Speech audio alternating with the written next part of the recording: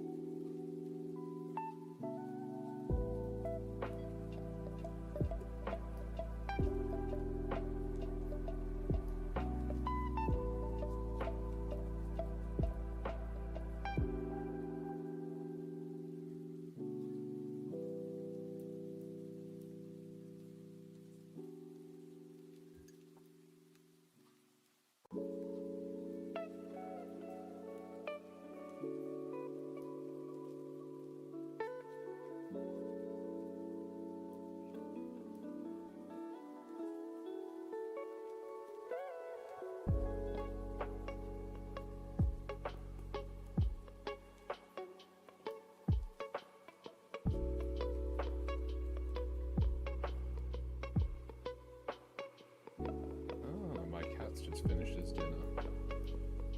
Is that right, Ivor? You've eaten everything. And now you have the post-eating yells. I understand, my boy.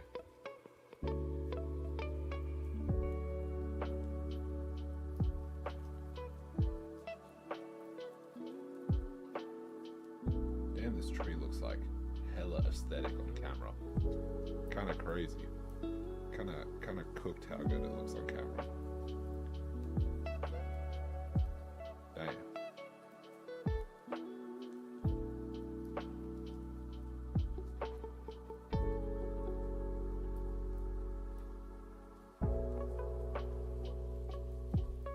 So applying this base coat, like literally just wherever on the bark, we're going to be painting over almost everything here. This base coat's barely going to survive, so you don't have to be too careful.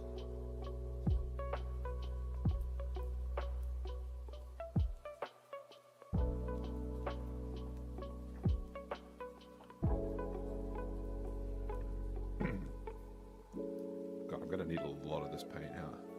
It's just dawning on me. I have mixed nowhere near enough. Nowhere near enough.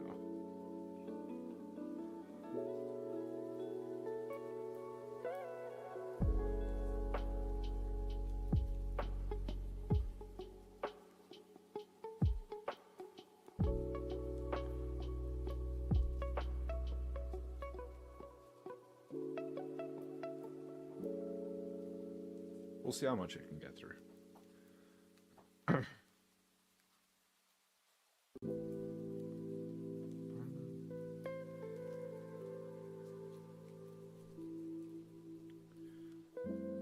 Getting community guidelines in my own bloody chat.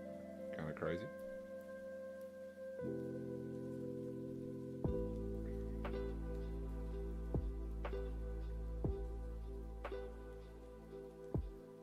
You can let a little bit of the black undercoat on this kind of show through as well. It's not too bad, especially because I'm trying to paint this looking like dark as hell. Hello, Ivor. What are you doing, huh? What you doing, little man? Is that right, Ivor?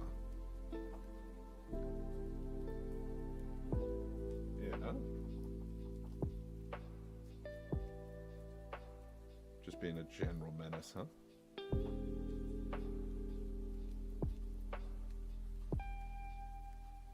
Oh god, now I gotta paint the fucking branches, bro.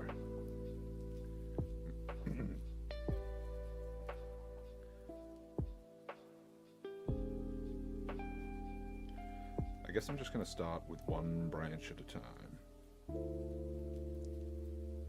I kind of want to do the like little talons and shit on the branches.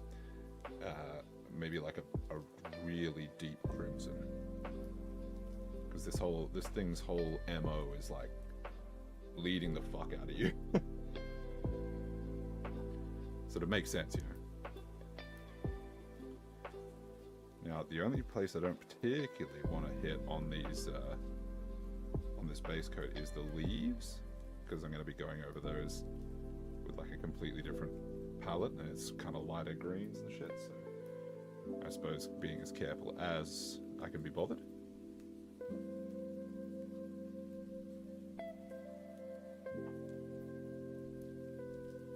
Which is honestly not that careful.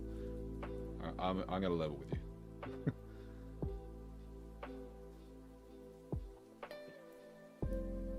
You know, I heard a lot of people saying that this model is like hella difficult to put together. Pathetic. Pathetic. That's why no one will remember your name, bro. This wasn't that bad at all. It wasn't good, but it wasn't like as bad as everyone's making it out to be. People acting like this is the hardest shit in the world. Dog, you've never assembled fucking all metal war machine, bro. Second hand, no fucking instructions. Just metal on metal. Nothing but super glue to light your way.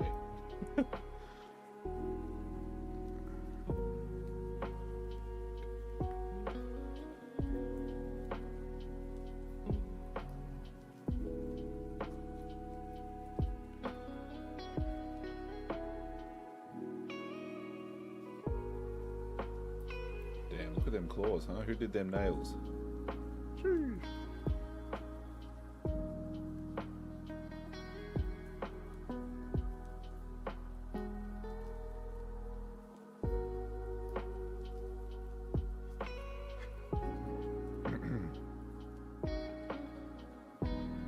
Yeah, it's the crazy thing, huh?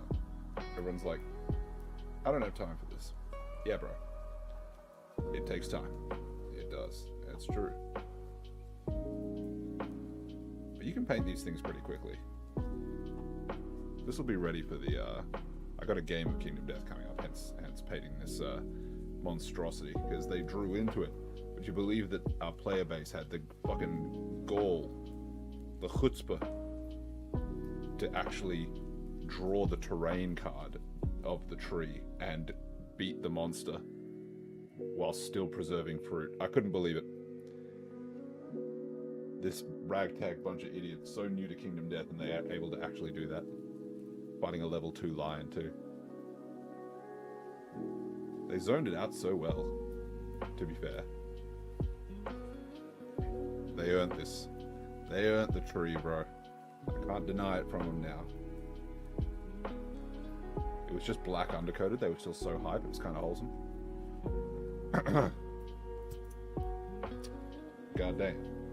There's going to be a lot of that. I feel like there's going to be a lot of that. This fucking tree is really hard to hold. Alright, where did that piece come from? There? Yes. Yes? Maybe. It's alright, we can perform emergency surgery, chat.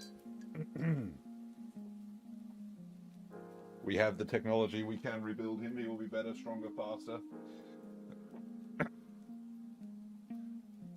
Where were you? Right there. Got the grip on it without even doing anything, holy shit.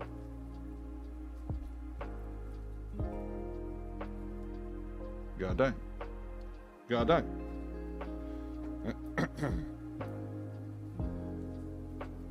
Hot gluing a wet model sounds a lot dirtier than it actually is. Where did I lose that other thing from? Is it there? Oh damn, I just snapped that chain. Huge. It's alright, we have the technology. I think.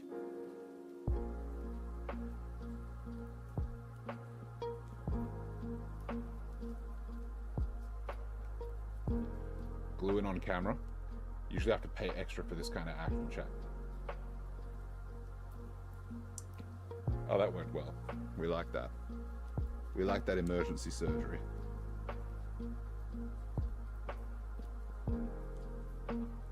I'm pretty sure this is where this came from. Maybe? Oh, is that working? Okay, a simple no would have sufficed.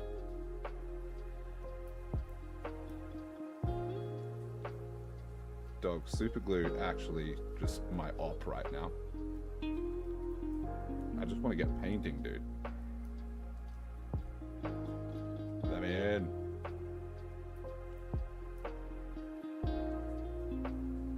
Did that work? No, I feel it falling.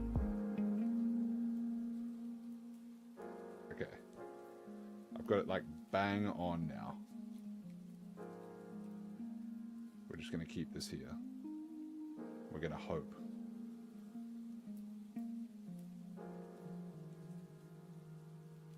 Yeah, it says, oh, there we go. That one fucking stuck. Alright, emergency surgery successful. It's alright, chat. We saved him. We saved him. He's alive. We had the technology, we could rebuild him. Now, where's my paintbrush? Give me back some of that fucking brown good. What are you doing, Ivar? How was your dinner? Was it good? I bet it was. You fucking love your dried pellets, Ivar. I know you do. He's like, ooh, same meal for the 58th time in a row. Don't mind if I do. This is really annoying to paint like this. That's right. The emergency surgery is fine. We glued it all back together. Promise I won't drop it again. I'm definitely going to drop this shit again. It's really, really heavy. It's like painting a metal war machine model, like a Warjack. Fatigues the hand. I need that. This is grip training.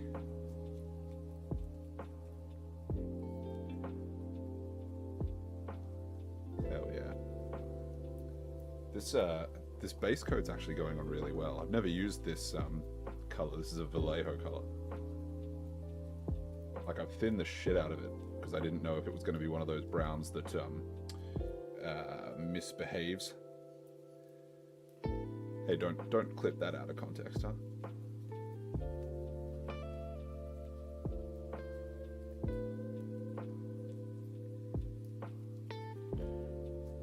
Look at that. You barely even know that I broke it. Maybe I shouldn't have put a base on this thing yet. Like, it didn't come with a base, but I was like, fuck, that's going to be impossible to paint without a base. But it's made it, like, almost unnecessarily heavy.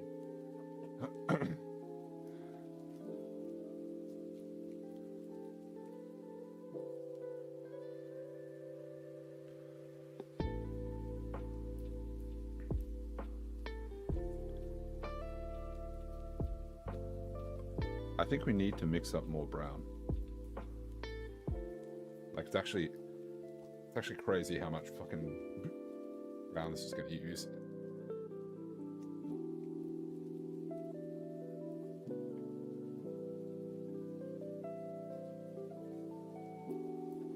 Using a black brown.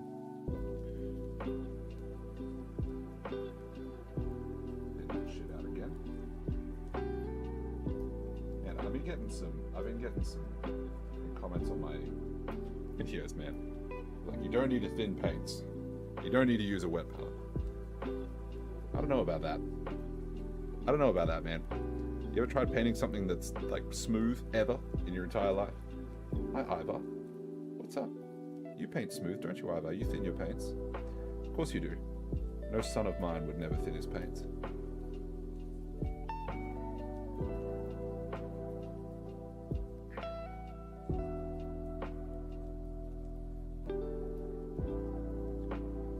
Okay, this around in sequence.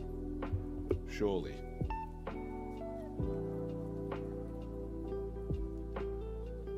I'm gonna be like going pretty rough with the bark here because I want it to be like a death tree. I don't want it to be pretty. I want it to be fucking gnarled and scary. This is the Kingdom Death equivalent of the Whomping Willow.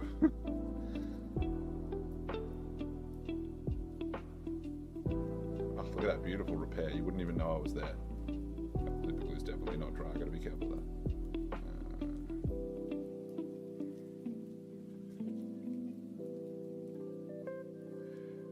How many times have we dropped it?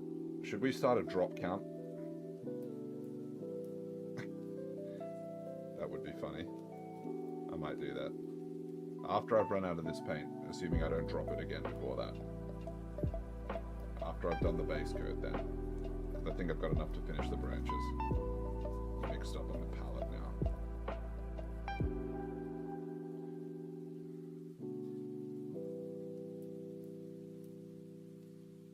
You ever think to yourself, like, man, I hope no one looks under this exact branch here and sees that I've missed like a tiny bit of fucking detail. And then you think to yourself, wow, how stupid is that? Like, people are just going to be playing the game, dude. They're going to, like, do the Squidmar version of just don't even paint the back. People don't even give a fuck about that, man. Paint on the back is a painter's shame.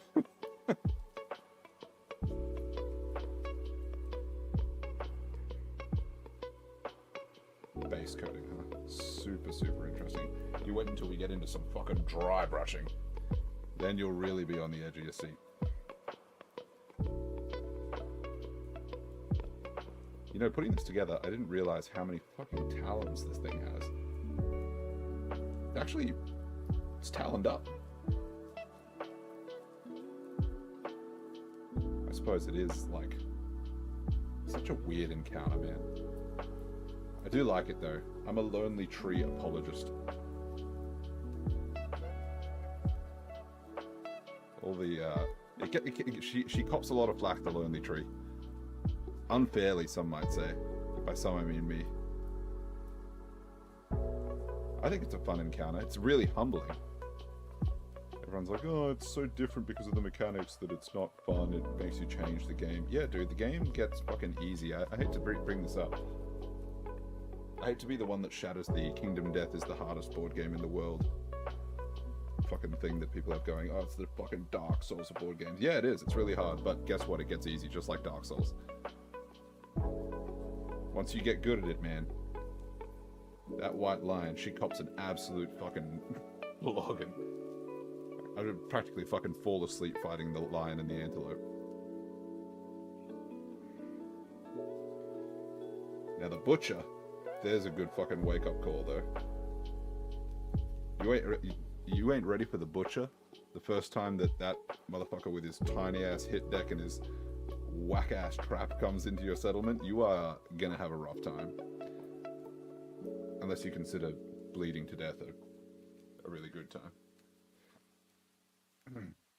Phoenix is one of those ones where it's like, you only hunt it so late game that you never really are fully prepared. Again, you can't really like, well, you can, I suppose, but you're not as familiar with Phoenix as you are with, like, lion's a stupid example, but like even antelope, which is, in my opinion, like the easiest level 2 in the game. But Phoenix is fucking hard, I will say that. But even then, you can be prepared for it. I think Tree, controversial hot take coming in. I think Lonely Tree, depending on when you get it, obviously, because it's completely luck-based. If you get it late game, you're going to absolutely fucking ruffle stomp it.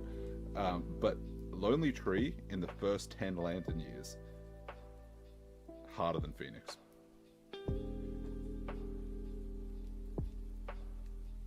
I said it. I'd say it again, too.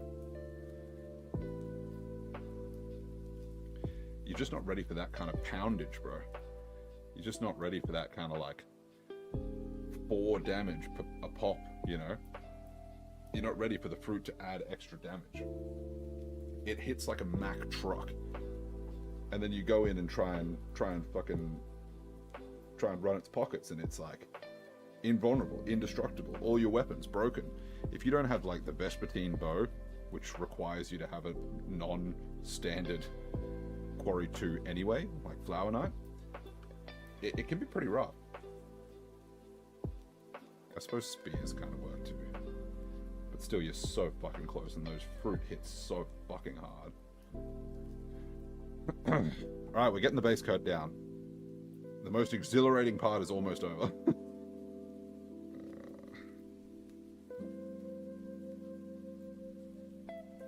Just so many branches, chat.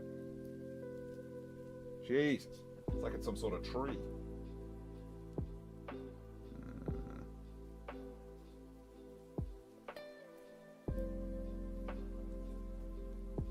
It's got pretty good. This brown's like not bad coverage. Not bad. Not good. Not bad. I have thinned it out a shitload, I suppose.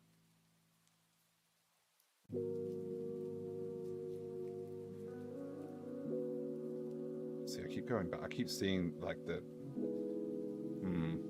Yeah, I'm not so sure about that coverage, actually. Who's ready for base layer round?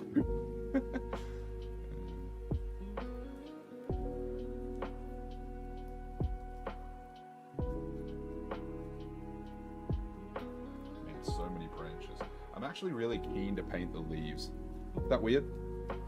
I feel like that's like non-standard. I actually have a good idea as to how to paint the leaves. And I'm keen to see how it looks. In before like the worst leaves you've ever seen in your life. Like actually painted by a 2-year-old. And I'm like, wow, that was so good. Well, you thought you'd get away from me, didn't you? Inside of that branch where everyone's eyes will be instantly drawn the second you put it on the table. That's the good thing about painting in layers, though. You're not going to get a lot of that because you're going to go over these areas with layers. You're not going to miss much. God, the hand's already starting to get fatigued. I can feel a second drop in coming. I'm like Skrillex. I'm calling my mark. I'm going to drop the base. You know what's weird? I painted like a shitload of Cardor Warjacks recently that are super fucking heavy, and I didn't drop them once, and yet I've already dropped the tree twice. So I am going to put a drop counter up. I reckon I can get this thing painted without dropping it more than 5 times, and having to repair it more than like maybe 3. Depends on how high I drop it from. I'm confident.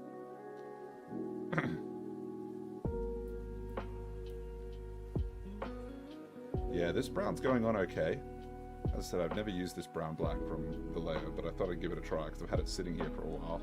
The coverage is okay. I do thin my paints quite a bit, so that could be contributing as well. It's alright. It's alright. Going over some of the dried areas there just to give them a little bit more body.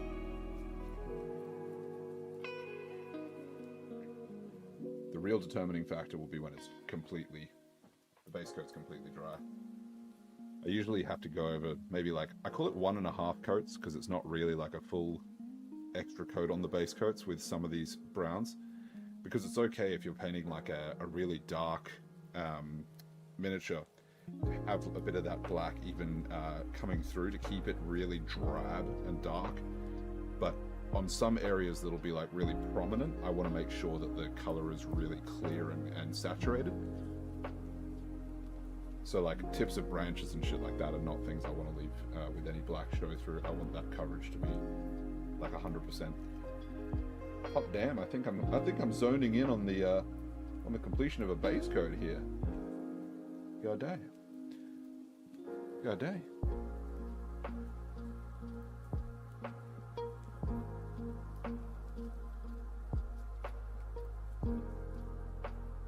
Alright, let's take a look at it from the weird angles now. Where, wolf. Woo! Missed half a fucking branch there. Jesus Christ. He's completely naked. Look away, chat. Alright, show me Show me them missed spots. Come on now, don't be shy. In there, gotcha, gotcha. God damn, that one was hiding in plain sight. Oh, there's like a completely unpainted area. Cool, cool, cool, cool, cool, cool, cool.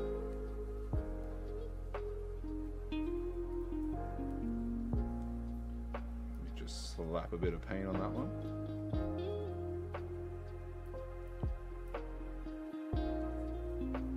Alright. Now, the actual base here with these like wooden-esque hands. I got a plan for these. And that plan is, hold your breath, chat.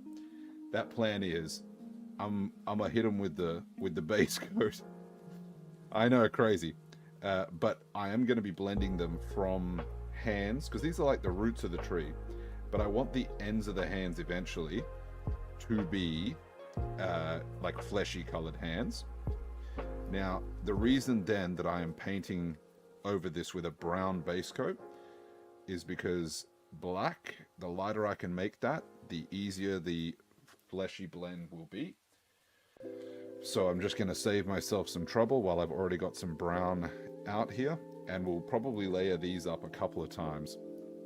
And eventually I'm going to make the stone faces like a chalky, like stony, burnished white. So the less I have to go over black here, the better.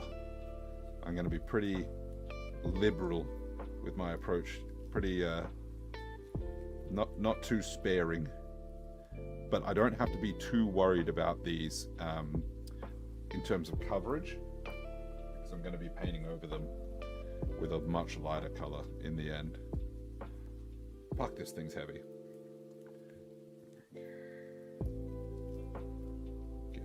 Get in there, get that up here.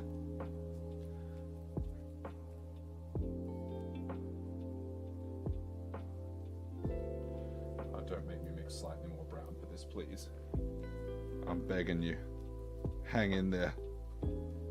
Just a little longer. My wet palette surely has enough to finish the hands on the roots. We're running low, we're running on steam. It's gonna be a photo finish.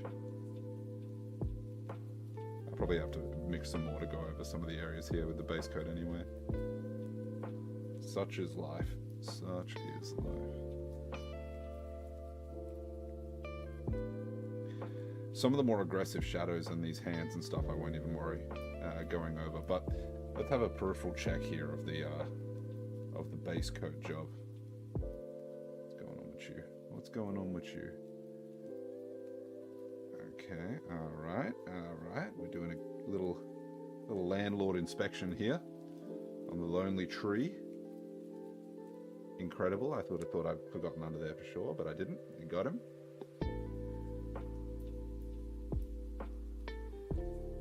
Alright. Okay. Oh, even under there, man, I'm so goated. Sweet. Now, usually here, I would be going over and doing some of the other colors, etc., before they all dried. I'm not going to do that here because otherwise when we go over to paint, because I'm going to be doing some dry brushing on this, when we go over and paint that, it will fuck up everything else. So it is just a case of now base coat 1 drying. In which case, it'll give me enough time to update this. I'm gonna put a drop counter in there for you, chat. I'm gonna do that.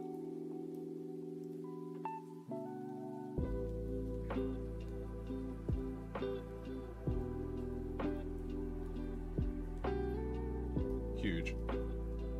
Actually, like well too big.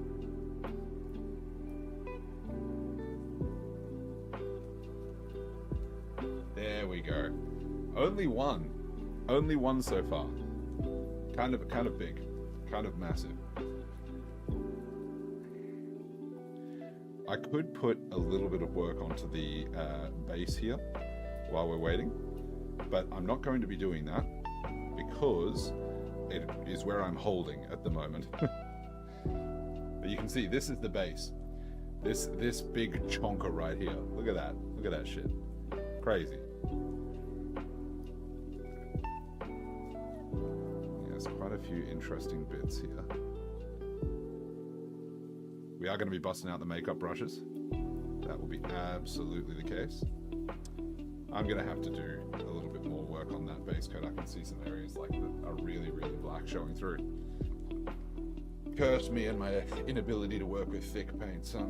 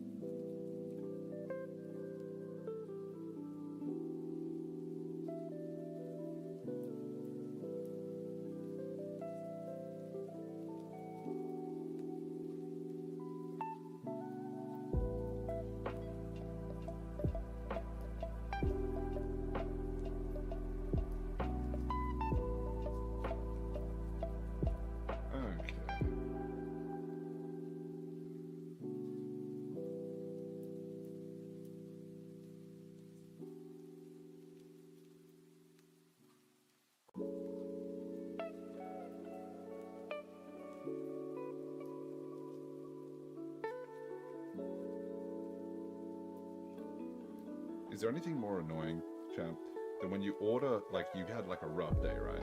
And you order some food, and you're like, hell yeah, this food's gonna heal me. And then the food comes in and they fucked up your order. Gotta tell you what, it's just brutal.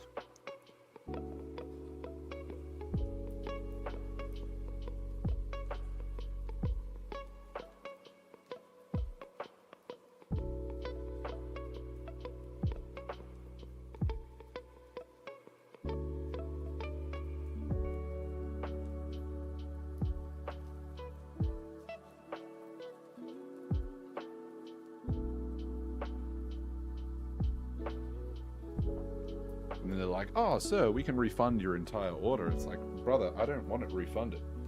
My food. I wanted the food, bro.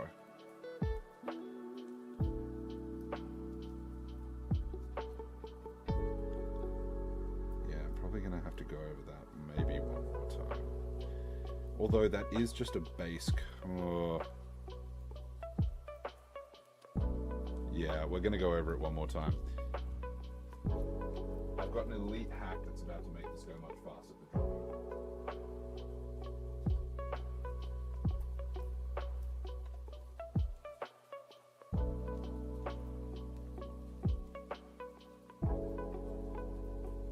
Hell yeah.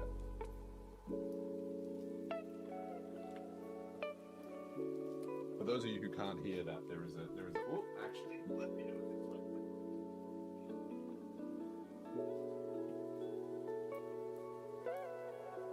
We got plans within plans here. Plans within plans. Trust me, trust the process.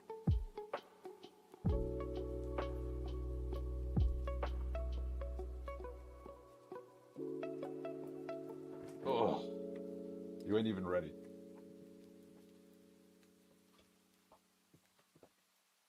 Hairdryer? No, sir. That's for losers. Real ones get the drying fan in here, bro. You can't see that, but there is a literal fan. I got this. This fan right here. This is our MVP. This is a real one. He's going to stop this drying process from being like 45 minutes. Oh my god, look at the work he's doing already. Sheesh.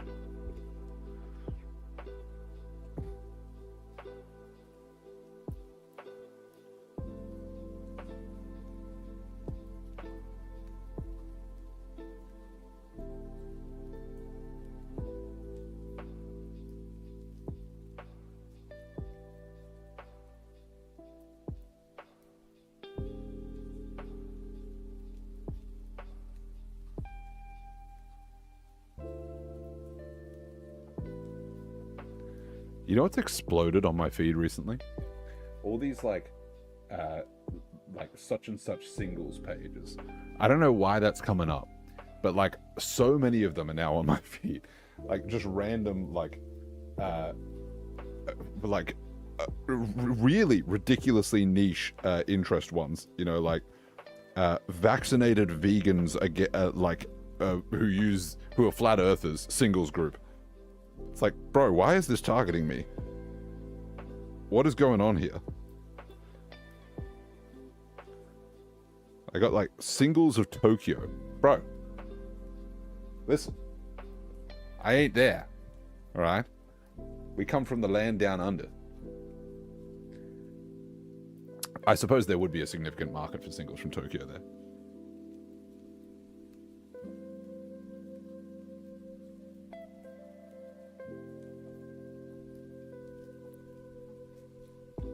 All right, let's spread the love here. Let's get the fan going, bro. Let's get him working.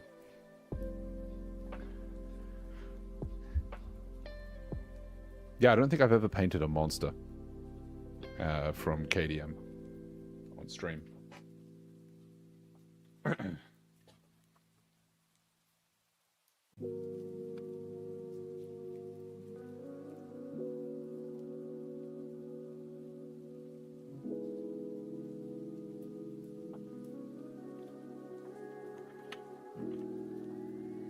It's like, oh, paint a monster, paint a monster, paint a monster. Best I can do is a fucking tree. That's the best I can do. Oh wow, that's actually drying that out really quickly now. Good, good.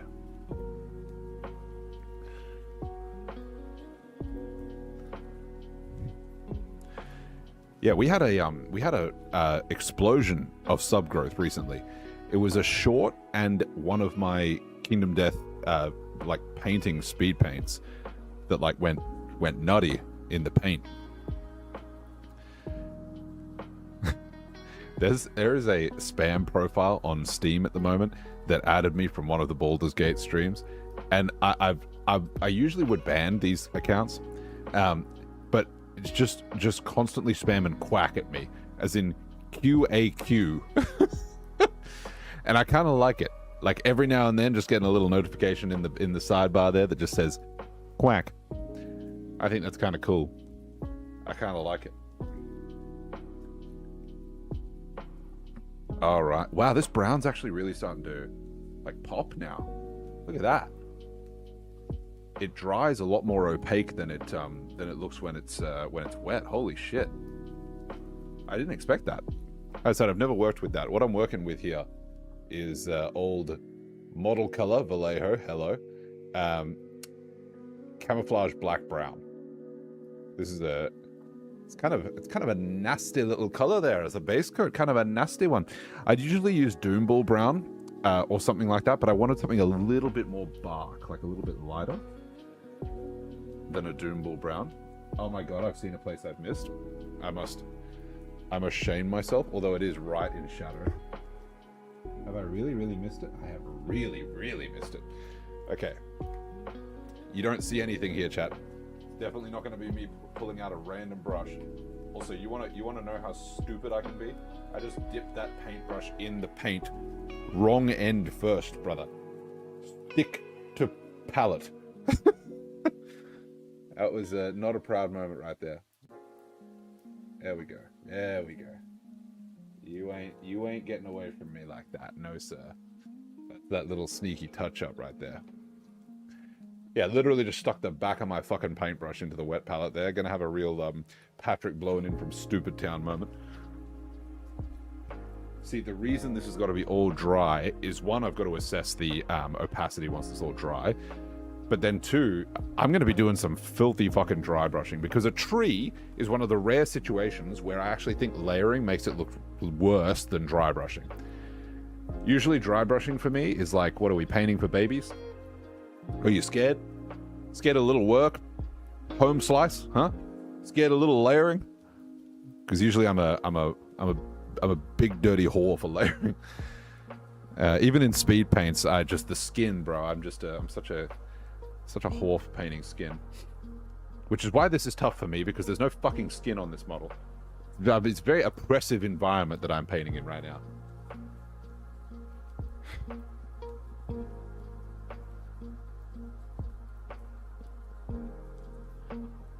Do you want to see something cool, chat, while we wait? Do you want to see something fucking sick? I managed to get this bad mamma jamma right here. Oh, look, I'm going to turn the light off so you can see it properly. God damn. God damn. Summer Archivist? Damn. Damn. That's going to be so fucking good. As someone who really enjoys painting skin, sheesh. It's going to be so fucking good. Yeah, I did manage to get one of the limited ones. Also, but for TOS purposes, how do I show this? Well, chat, you're just gonna see this. Alright, this is the Lonely Tree woman that comes with the Lonely Tree. It's focusing on my hand, fantastic. Oh, there we go. She's kinda, she's kinda topless. So, we just keep that like that. However, this will be the second little part. Also, I have the fruit for the Lonely Tree. But I'm probably not gonna paint those like as part of the stream. I'm not sure whether I want to paint those all differently to represent the different types of fruit that it can give. Or if I just want to paint them all the same because I'm being really lazy.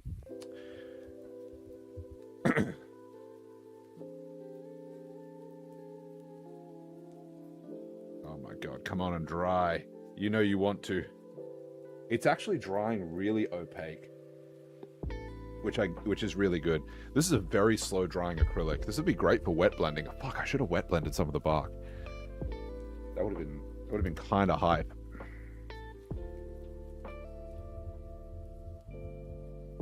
Yeah, the coverage is not bad. Not bad at all. Not bad at all. I keep seeing tiny, tiny areas here.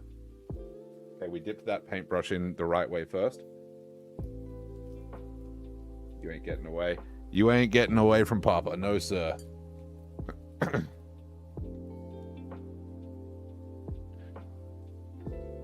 What is our next layer going to be? Our next layer is going to be a dry brush of flat earth. Can we get any flat earthers in the chat? Y'all are fucking crazy. I've been to Antarctica, brother. I can tell you. I can tell you it ends.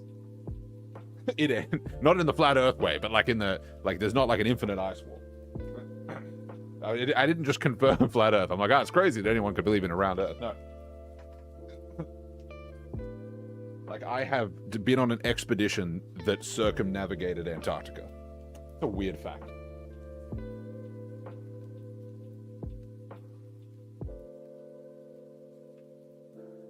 But I can tell you, you guys barking up the wrong tree. The Lonely Tree, and we're back full circle. Hello.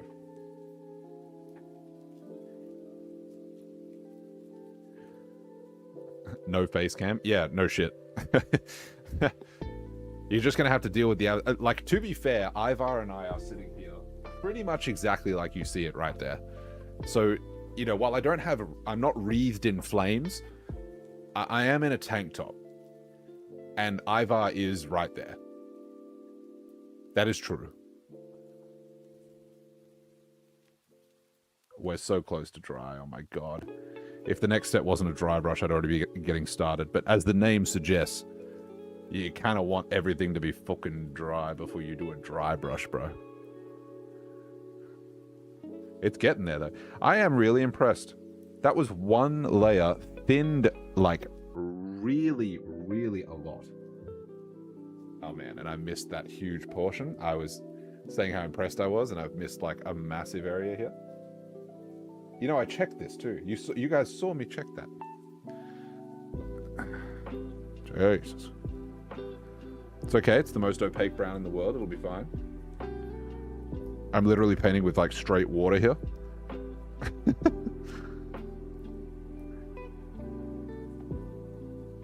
Literally giving it straight liquid, chat.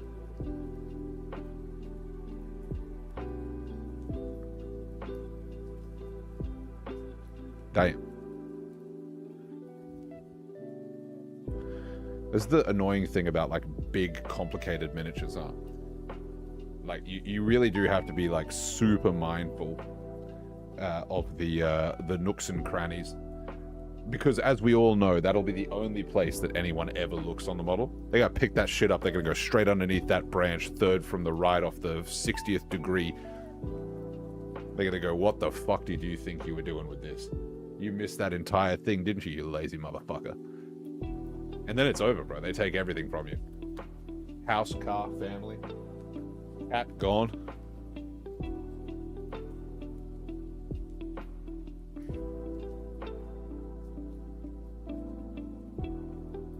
I'm thinking of painting up the Giga Lion and the survivors that come with that. The Giga Lion is sick. I don't know if anyone's familiar with its game, but god damn. It looks really, really good. Like, the White Lion looks like a Mattel toy, and admittedly it was sculpted a fucking long time ago. So, you know, it's like 20 years old. We can forgive it. But, yeah, the Giga Lion looks fucking dope. If it wasn't, like, one bigger than the, like, if it wasn't a 3x3 instead of a 2x2, I'd probably just use the Giga Lion as the White Lion. Such a fucking sick sculpt, dude. It's like the Nucalope, except I actually rate the Screaming Antelope. I don't think you'll have seen my Screaming Antelope. I fucking rate that sculpt still. Yes, it's kind of boring. They could have done more with the horns and shit like that, but I think it's still a cool model. It's not super dynamic either. Also, basing it is fucking abhorrent. At least with Kingdom Death, you don't have to do well, you can do a shitload in the basing, but if you're making it consistent with the game's lore, I mean, it's just like stone faces and fucking nothing. So, I personally don't spend all my time basing. I do that a lot for, like, War Machine and Warhammer and commissions. God damn, we're spending all the time letting this shit dry, bro.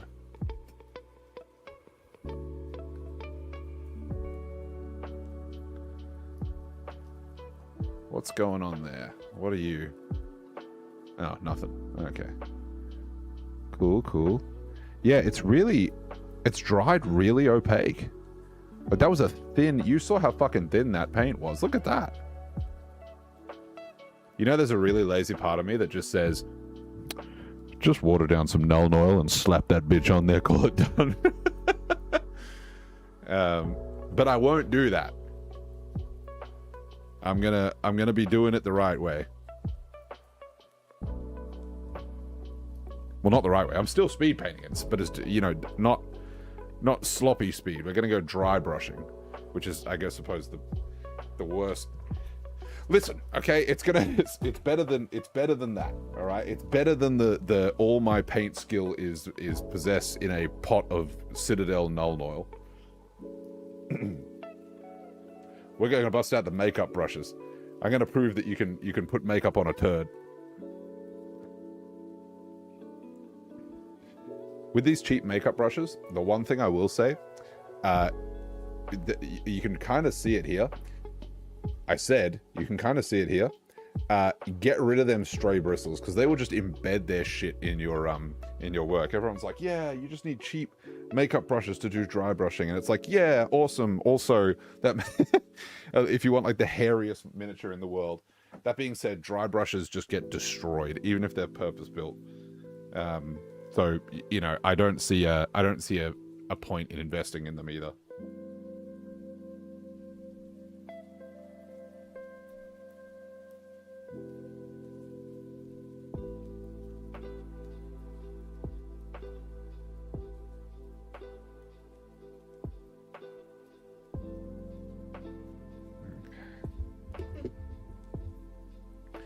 Surely we're approaching dryness. This is not a problem we usually have here. Too fucking wet. Ben Shapiro could never. That's a fucking crazy deep cut, by the way.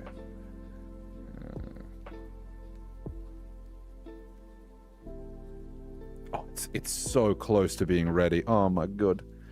I just want to rush it so badly. You have no idea. I want to get in there and dry brush it. Daddy. Hold on, did I miss a whole fucking area there? No. Okay, good. I was like, damn, what am I, blind? You know what's going to be controversial? when I thin this paint before using it as a dry brush. You heard me. You fucking heard me. I'd do it again too. You got no idea on my fucking paint thinning game. I thin everything, bro. I thin your mum. You are joking. I've just found another spot I've missed. Incredible. Huge game. No one warned us of his painting prowess, bro. Nobody knew. I even checked under these areas, man. This is so annoying.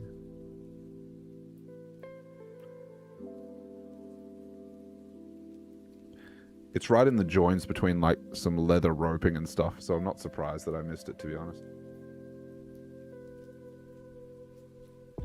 Okay. I'm gonna have to stop playing here. I'm gonna have to actually put some more fucking paint on this wet palette. It's a tragedy. It's a tragedy.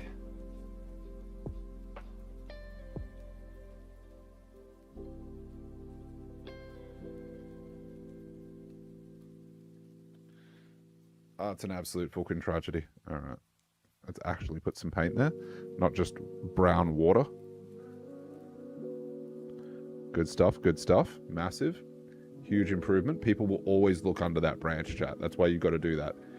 That is the first thing. When I pick up a lonely tree, the first thing I do is look under this exact branch and be like, if you've missed any fucking paint there, I'm going to clown on you, bro. Clown on you. You'll never recover. I'm going to drop this again. I can feel it. Damn. All right. I swear, no more. No more. No more of the black brown. No more. No more. But now we've got a pretty good idea of when that dries. I'm going to be kicking off this dry brush. I might even... Should I mix the paint now? I should, shouldn't I? I should get it ready. Now with dry brushing, it's like my most hated painting technique, but anyway. There's not going to be no airbrushing here either. Mostly because I'm in a room that does not facilitate me busting out my airbrush right now without gassing myself. But with dry brushing, the only time that I condone it, aside from like natural sculpts like this, is for like incredibly large flat surfaces where you have no airbrush. Then, brother, let me introduce you to my good friend, dry brush, because that is actually keynote for that sort of area. But you're still gonna thin it. Still gonna fucking thin your dry brush. Why do you thin your dry brush? You're just gonna wick most of it off on the page, because it makes the paint better. It just makes the paint superior. Damn, that's gonna take a while, isn't it? I was hitting it with straight liquid, straight moisture, straight H2O on the end of that brush. This is gonna stain the shit out of this brush too, because it's like a straight up just brown. Flat Earth by Vallejo, if I may say it in the original Scandinavian.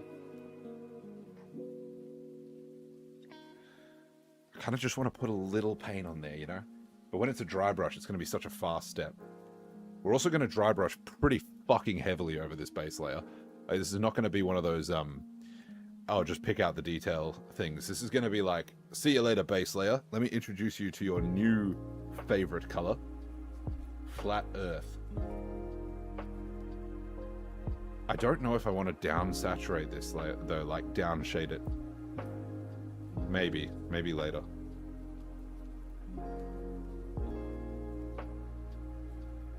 Do I? I kind of do.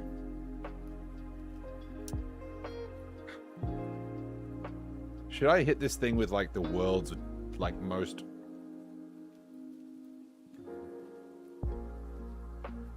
I kind of want to hit it with like the world's thinnest Nuln Oil.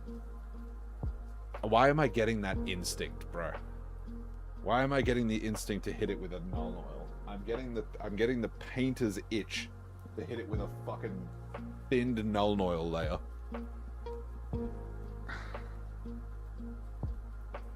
I kind of do want to do that. It'll make the it'll make the shadows so much deeper.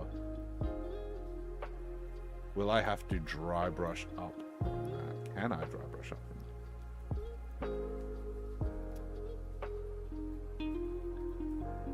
that? Fuck it. We're hitting it with a Nuln Oil. We're doing it. I'm a filthy, filthy boy for Nuln Oil. I'm sorry. Stop everything. We're hitting it with a Nuln Oil.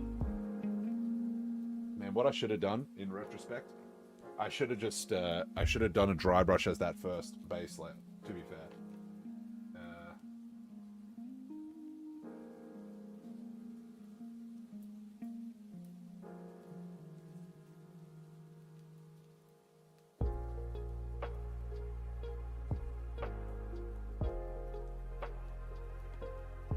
Alright, who's ready to thin the shit out of some Nuln Oil?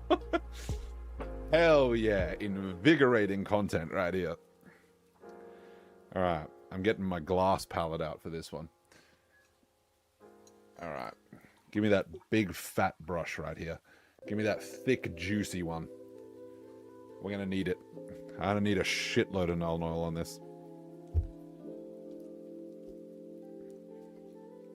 See, the good thing about doing this now is that if I monumentally, like, fuck this up with this layer of Nuln Oil, which I won't, because my painter's instinct is never wrong. But if I do, it's not going to be the end of the world. We can start again. We have the technology. We can rebuild him. I'm just going to thin that out. Maybe even thinner than that. God damn, that's thin. That's like a... Damn, that's thin. Woo! God, she's thin. She's going to fall through the fucking cracks in the floorboards. Alright, that is a lot of paint on that brush, though. Holy shit. It's alright, I can just move it around. Famous last words. Oh yeah, that'll downshade you. That'll get you there nicely. Nuln Oil. Yum, yum, yum. Yum, yum, yum, yum, yum. Yeah, I just wanted this a little bit... Man, we're going to need so much fucking Nuln Oil. I just wanted this a little bit darker in the recesses.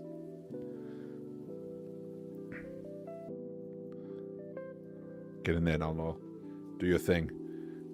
Make the painting look better.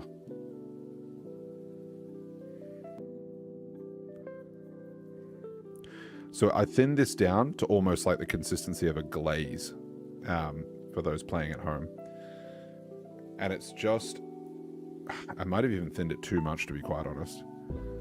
But it's just to start picking out some of the detail here. Excuse me, what the fuck is that?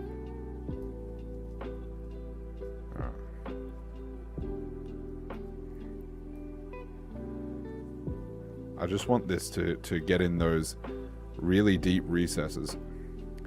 Mind you, on a sculpt like this, honestly, I might just go with raw Nuln Oil. We'll see how that dries. I'll see how that little bit there dries. In which case, we'll get the fan back out.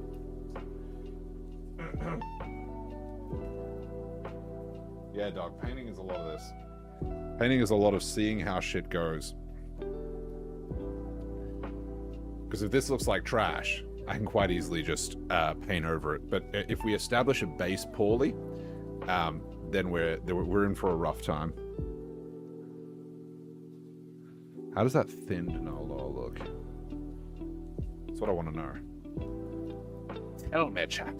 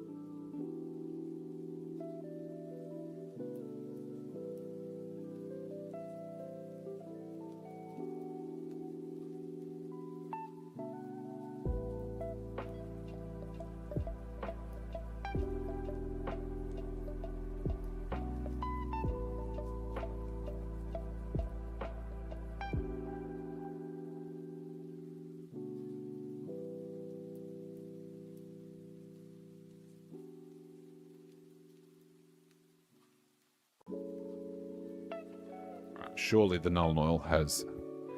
You know what? This is why you always let that shit dry. That has come up surprisingly as I wanted it to. Very rarely does that work. Very rarely do things happen according to the plan. That's kind of just picked out the shadows I wanted it to. Excellent. Alright. Now let's pour out a fucking gallon of that shit and paint the rest. Oh, the Null Oil tanks are really gonna feel this one. Make me work on a fucking glass palette. This is like literal slavery.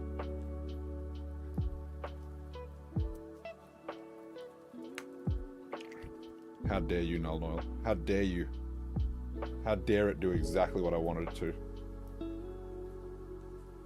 There's got to be an easier way to fucking portion out Null Oil. I feel like Oliver Twist. Please, sir, may I have some more? Null Oil.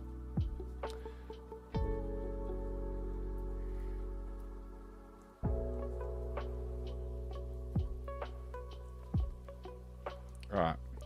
Got that thin as shit. Got that thin Null Oil, bro. That thin shit. Okay. Maybe even just a touch thinner. Interesting thing too, as well to note. I'm using the water from the brown. The reason I am doing that is to keep the color kind of consistent, so that if I'm using clean water in this Null Oil, it's not going to make a huge difference, but it doesn't blend as seamlessly in. Because at the consistency that I'm working at here, the residual pigments in the paint water, as I've been base coating, will make a difference to how this actually looks in the end. Not a huge one, but if you want something to look kind of nice, each one of these 1% things does add up over time. Hot tip for you. Dirty paint. Dirty paint.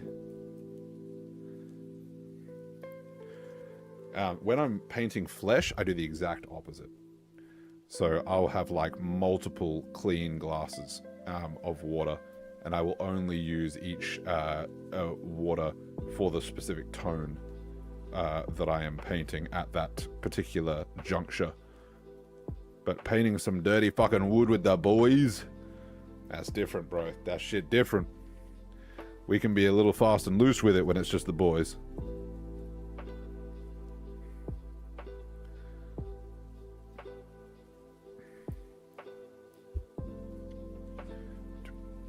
Oh, no drop. Huge. It's massive. The good news about this is I don't have to be like as... I'm definitely still going to be as pedantic, but I don't have to be, because there's really no punishment for missing a Null Oil apart with of a branch or something with this. It doesn't really change too much for you. It's just adding a slight depth of field to that color. It was too bright after it dried.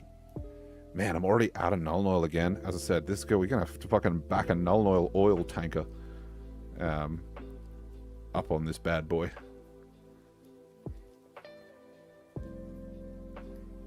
Oh God, it's so thin. This is literally like a glaze consistency. I would say, like, if this was a regular paint, like a layer paint, this would be like a 50-to-1 water ratio.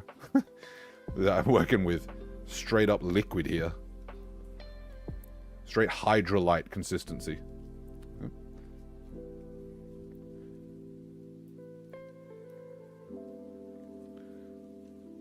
Oh, come on, get in there. Don't be shy. There you go. Yeah, that's looking good. That's a bit more like Kingdom Death, you know? Hell yeah. More Null Oil, Captain. Keep it coming. She cannot take it anymore. Nonsense. She's still got plenty left in her. Actually, just like poverty portioning here, trying to get like bulk of a Null Oil out of the tin. Very degrading experience, you know? Very emasculating. I'm losing aura. Oh yeah, that's a nice consistency right there. Literally just looks like like black water. Excellent. That's exactly what I want. Let's get in there. That first bit where it's like quite heavily pigmented, because that's the part that I was, you know, has been in the actual direct paint pot. Move that shit around, dog. Do not let that part just sit on the miniature. Obviously, that's much more important at like a smaller, neater scale than this. I'm just kind of like slapping this shit on here, but do be mindful of that. If you're, well, when you're painting a proper, like, neat miniature, you would not use the same brush that you use to portion out the paint. But, still something to keep in mind. Tanks and shit like that. Trees. Like we're painting right here today. Welcome back to Burke's backyard.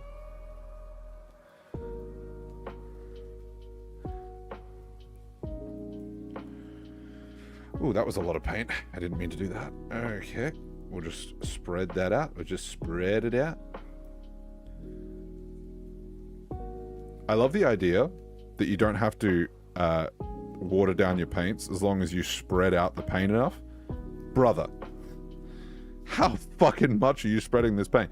How? And also, that paint would dry so fucking quickly. Like, yes, all right, that's all. That's a very sexy theory you've got there, and everyone who doesn't like thinning paint's like, oh, finally, my time has come. But the Chad paint thinners will realize that is all thick paint propaganda. That's all by the man. Those of us who have woken up will know that that's just paint propaganda that they tell you to keep you as sheep. Okay. They don't want you to unlock the pure zen of thinned paint.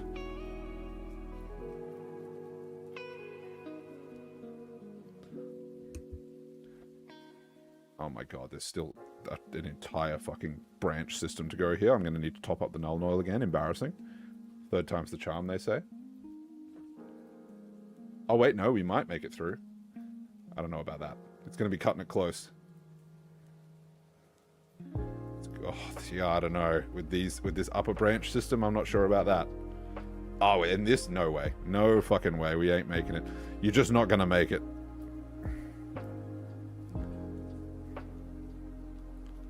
Man, that's a tricky area to paint. That's going to be annoying to dry brush. What are we doing? What are we doing? Not going to drop it. Oh, yeah. Building up serious hand stamina here. I can crush an apple with my grip right now. I did that video when it was a trend. I tore an apple apart. It wasn't as hard as I thought it would be. Like, two-handed, like, just break it in half. I thought that was going to be like one of those things. I'm like, I got no chance of doing this. But it wasn't actually as hard as I thought. Chase your dreams. As long as that dream is portioning out fruit with no utensils. Other than that, we're just not going to make it. Oh, yeah. Actually, I think we have made it. Holy shit, I think we've made it. Holy shit, I think. Holy shit, it's Jason Bourne. Jesus Christ, it's Jason Bourne. Alright, and with these Nuln Oil bits as well, a lot of the like heavy pooling on like random parts of the branch, usually I would be like kind of crazy about getting that off and not letting it dry in like blotchy areas on raised portions particularly, which as Nuln Oil is known to do. But because this is just literally part of the base layer, and we're going to be layering over the top of that shit, it doesn't really matter. And I don't care. So, oh my god, an entire branch? You're kidding me. I've forgotten one entire branch. This entire area here has not been Nuln Oiled, and I don't have enough. Fuck. That's annoying. We almost made it too. Almost got it through. Whose fucking idea was this, huh? Oh yeah, just add a layer of Nuln Oil, it'll be fine. Be totally Gucci.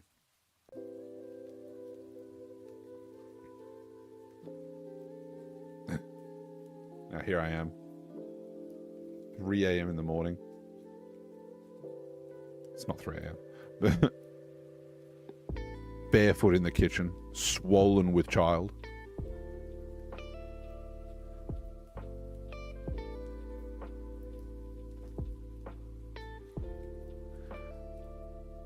We should introduce a counter for how many times I fucking cut myself on this model as well. It is sharp. I keep missing the branches accidentally, and, well, not missing them, hitting them with my hand.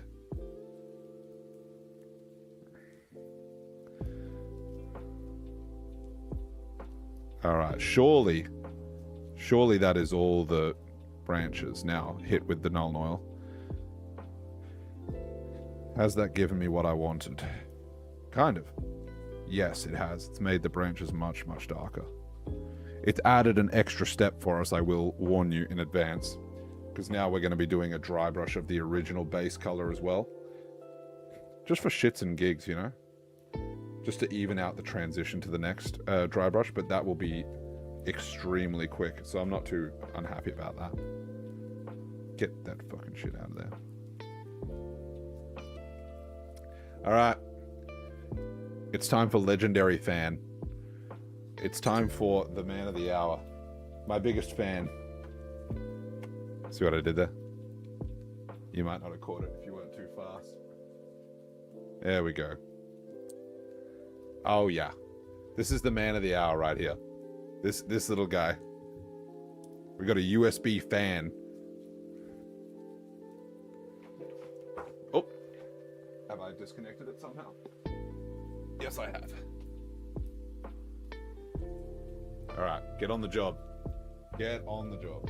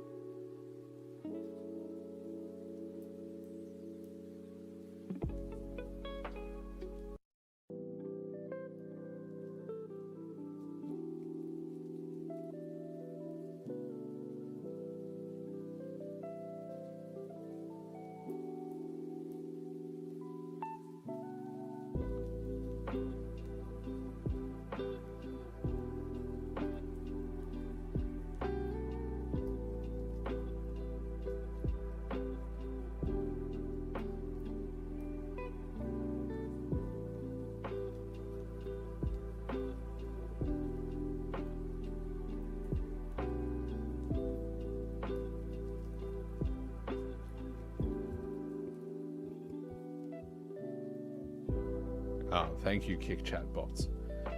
Huge.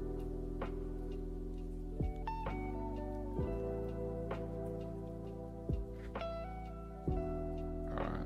Come on, Nuln Oil. I know you can dry. I've seen you do it for others. I wish you to do it for me.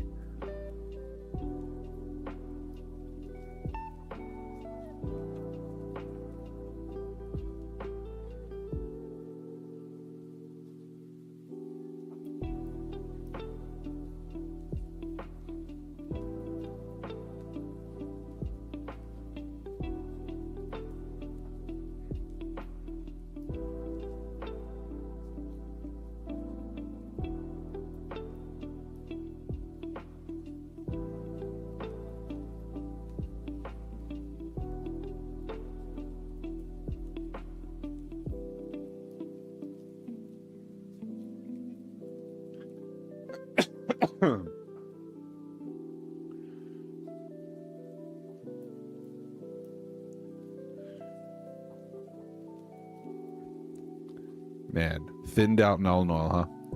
Who would have known that it takes a long time to dry? But see that, like, see how it's looking a lot more like bark now? Like, it's got the deeper shading in the recesses and shit like that. I probably should have just started with a dry brush of that base layer, to be honest, or started from a darker one. But that's exactly what I wanted the Nuln Oil to do. So I'm pretty happy with that, chat. It was a good idea. I almost didn't do it too.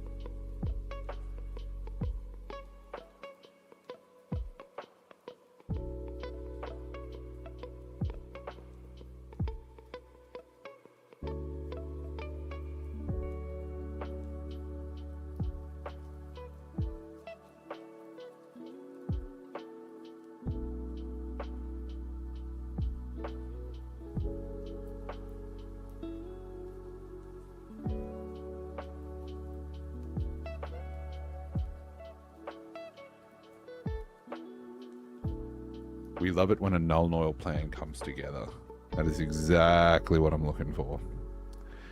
Now, I said this introduced another step here because we will have to dry brush the original brown color back up now because this Null Noil has made it way too dark. If we were to just dry brush the next bark color on, it would look like shit.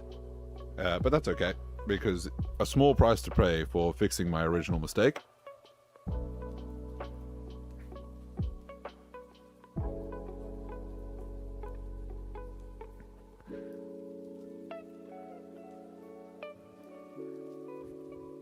And the good thing about dry brushes is they dry fucking quickly.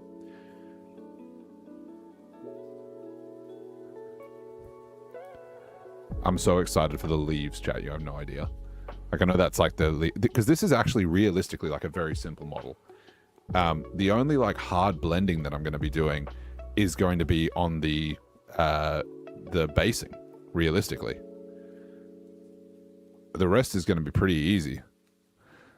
Because I mean, you'll pick up the detail in the accoutrement on the branches, but the leaves I'm going to be essentially painting in a like blotch style and then a speed paint over the top. Pick out some of the highlights. It's going to be pretty simple, and I'm going to do like 3 layers of dry brushing, but it's not going to be that hard. It's not going to be a difficult model to dry brush.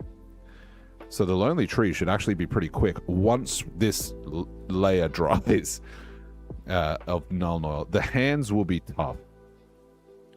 The hands are going to be interesting to paint how I want to paint them. But we'll see. We'll see how that goes. And then it's going to be annoying to, of course, paint the fucking stone faces because I'll need to layer the shit out of that. Actually, realistically, I could do a gray and then I could do a white over the top of that, and then hit it with a speed paint, and then do a white dry brush. Oh fuck! Am I gonna dry brush that close to those hands? You're right. I'm not gonna do that. I'm gonna layer that. Come on, Null Noil. I know you can do it. I know you want to drive for Papa. You stood down there, Ivar? Ivar just like tongue deep in his own asshole there. Very attractive. That's my boy.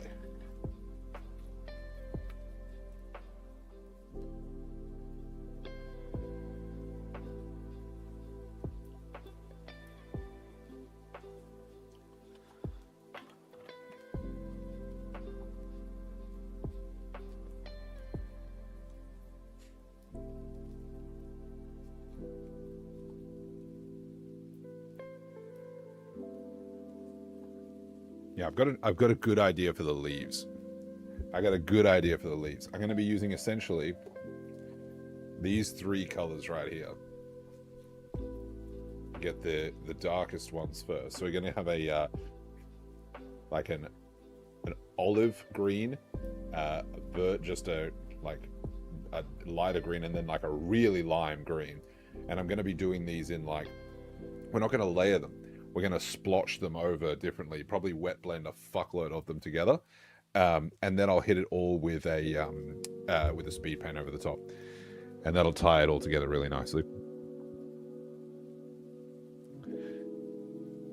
I said I needed to put this together because the current hunt that the current Kingdom Death group that we are playing with, they got this Bad Mama Jamma, the first hunt event. It was like their first hunt. They got the Lonely Tree terrain card placed into their hunt. So that was interesting.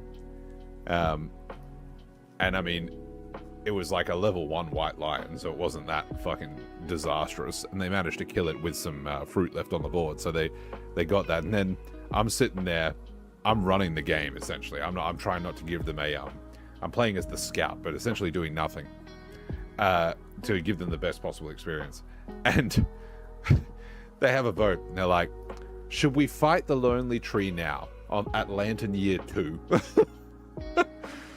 And I'm sitting there just sweat on my brow, like, probably not. Hey, probably don't do that. A whole village fucking gonna get brought down by that lonely tree. I think it's a toughness 11 at level 1, and like toughness 17 at level 3. I just don't think they got it in them, you know? I mean, there's some brave amateurs, but they just... I don't think they got a whole fucking lonely tree in them. Would be cool to see a level 1, well, not level 1, but like a Lantern Year 2 showdown against the lonely tree, though. Also, they don't realize that whoever eats that fruit is gonna die, which kind of sucks immediately. But hey, at least canonically they get laid first. Am I right, boys? You know? At least they fuck a tree before they go out. You know, not many people can say they have the sheer chutzpah to fuck a tree.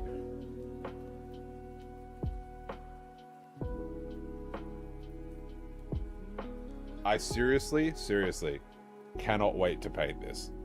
The Archivist, bro. Oh my god. Oh my god. Look at her.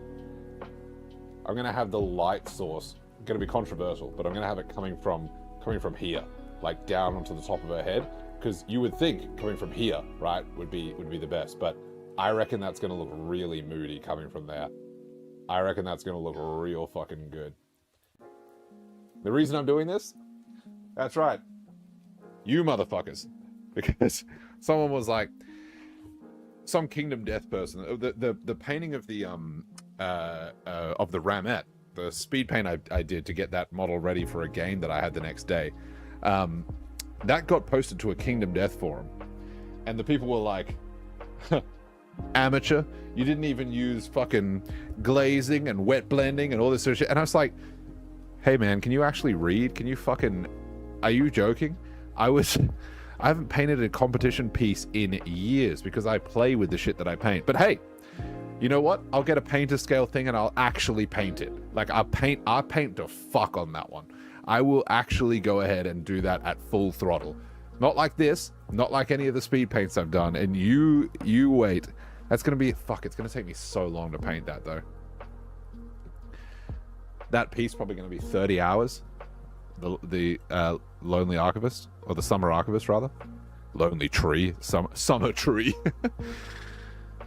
Oh, no, you son of a bitch. You're taking so long to dry because I mixed you with so much water. I regret nothing. I did what I had to do to win. Get out of the frame there. You're trying to steal the show, Null. No one can know. No one can know all my painting talent is in a pot of Null. When I started off painting, like 10, 12 years ago, literally all my talent was in a pot of Null. Like, until I put that fucking Null on there, that model looked like shit. And I never used to layer up afterwards either. I would just, like, tie everything together, get my, like, details carved in by the Null, thick as fuck on there too, you know, and not just in the recesses. We go over that entire son bitch. And it looked alright.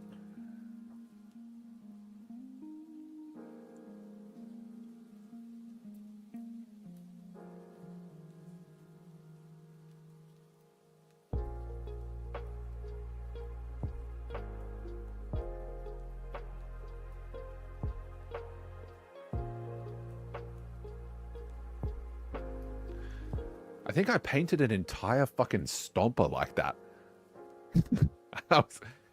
Yeah, we had some dark times. We had some real dark times.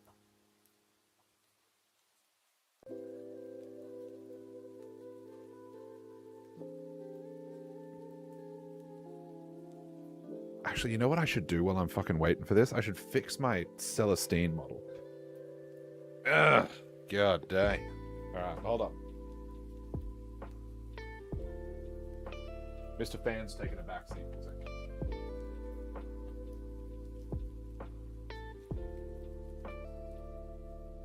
Oh. Yeah, this is the Celestine piece that I painted. Yeah, that's right. That's yellow. That's yellow, baby. You want to see a fucking competition piece? There you go. All you fucking people on the speed paints that are like, you didn't even glaze, you didn't even do this. Shut the fuck up, bro. There's a reason. And yeah, that's right. That's the OG Celestine, huh? The OG, the real Celestine. I just finished a sword, bro. I gotta put that shit back.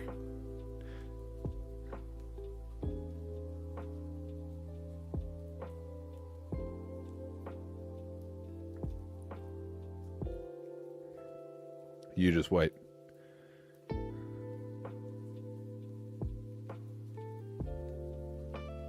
Oh, yeah. Oh, yeah. Yeah. Yeah, how's that? Huh? How's that shit? Okay, admittedly, I have not finished her, her cherub jump pack thing. But there's your fucking actual blending. That's a black base coat up to yellow, motherfuckers. That's right.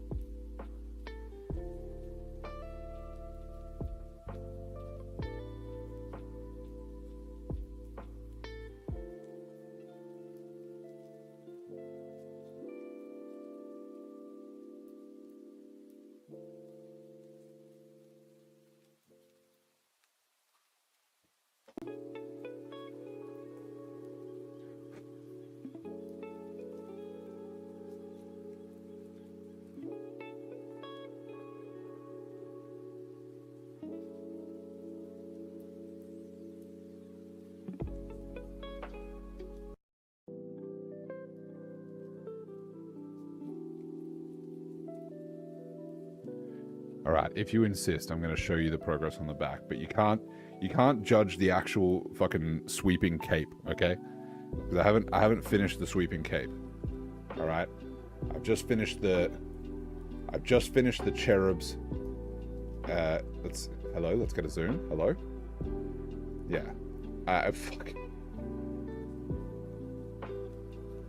Okay, I bet that's been knocked off as well, but who cares?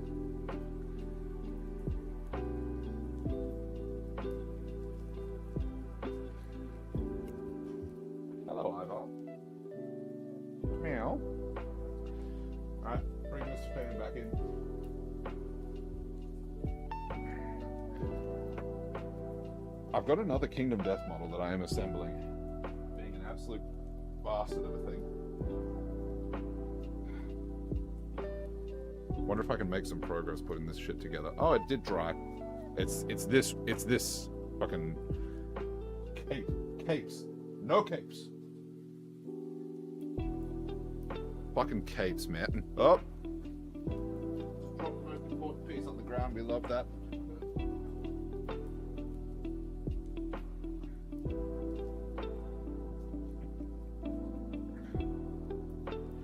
You wouldn't be lost forever, would you, piece on the ground? You wouldn't do that to me.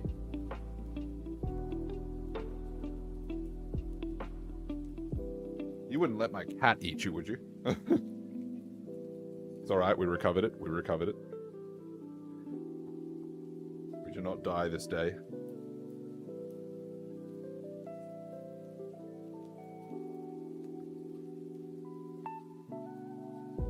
You know what? I need the image of what this bitch looks like. I do.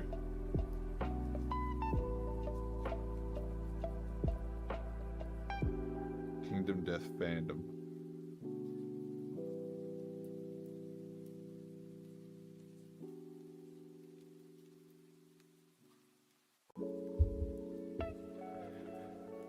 You know, it's not the only, like, there's a lot of annoying shit about Kingdom Death, but the sculpts that were limited editions being so fucking hard to find legitimately, I don't want to support no fucking pirate action, but dog, they're just simply not available.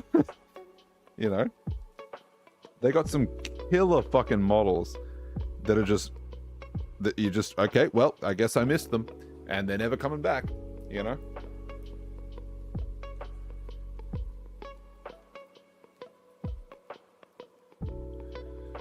Guess that ship has permanently sailed.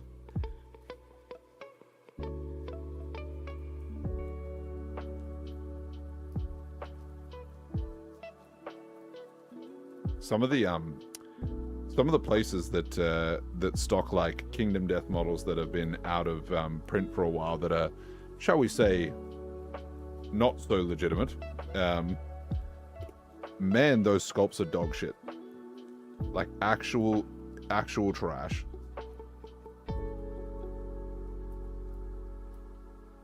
because they're not made in like the original resin, or they're just made in like fucking cheap plastic, absolute dog shit. This is the one I'm working on at the moment. Again, this one is a real Kingdom Death miniature, but like the if you want to say like trial a scheme, like what I did for Aeneas when I painted her, him, her, should we use the original pronouns, or should we use the ones where she's, are we going to acknowledge the fact that she's a dude, or are we just keeping this like one of the bros, you know? But either way, when I painted him, her, I wanted to test a different type of skin for Aeneas. And the only way that I could comfortably do that was to get Aeneas from the Kingdom Death shop, and then get me a Yo-Ho-Ho and a bottle of rum version, which I could barely fucking paint because it was, and you know, quite deservedly so, I suppose, you know, it serves me right. L piracy. But God, that sculpt was trash. Holy shit. Compared to the real one, dog. I couldn't even test what I wanted. It was dog shit.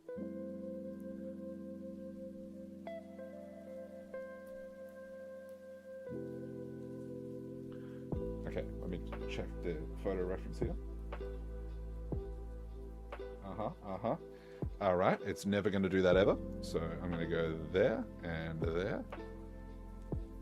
Yeah, okay. Where is that coming from? Impossible.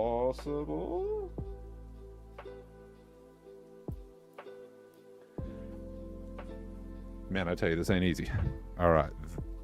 It's supposedly coming from underneath her hand and then attaching to, like, there? Oh, baby. Excuse me? All right.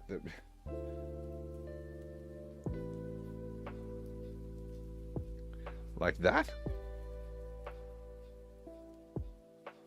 Am I going to have to melt this into place? You wouldn't make me do that. You wouldn't make me do this, Kingdom Death. How dare you make me...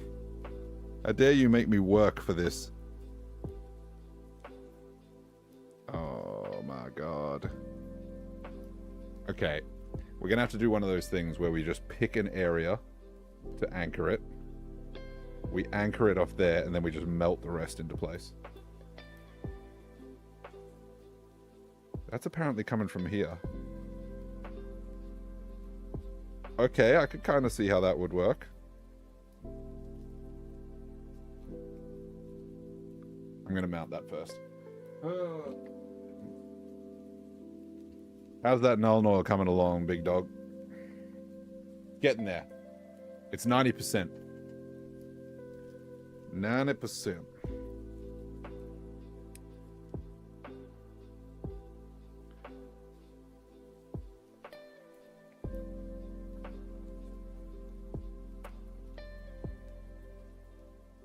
Is this separate? Yes. Okay. Doing a Kingdom Death side project while the main project is just sitting right in front of me, doing nothing but drawing. It do be like that.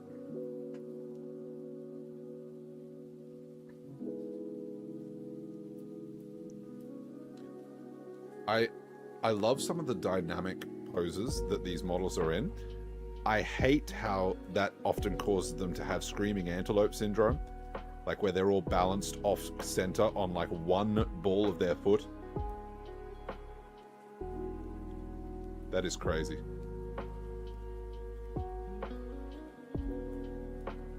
Like how the fuck am I supposed to... How am I supposed to balance this bitch? You know, like she on like the balls of one foot hitting a Neo from the Matrix. Look at this posture, dog. How am I... And I have to add a big fucking cape to this. And we'll figure that out later. That's what I've been toying around with in the background here.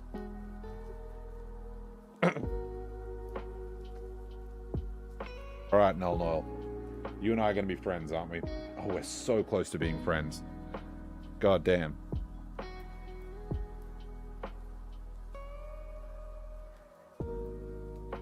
I swear this paint...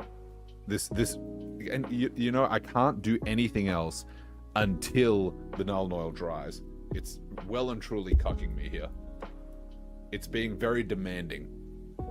Because the next step is dry brushing, which means fucking up any detail that we add in early.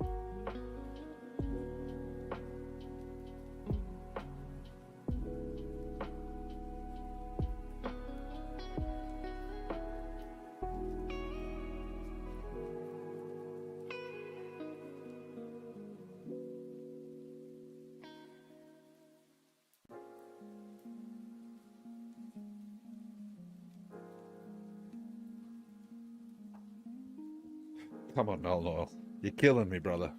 You're killing me. Okay, he's actually listening. He's drying. Like a shocking amount. All right. It's so close to being ready.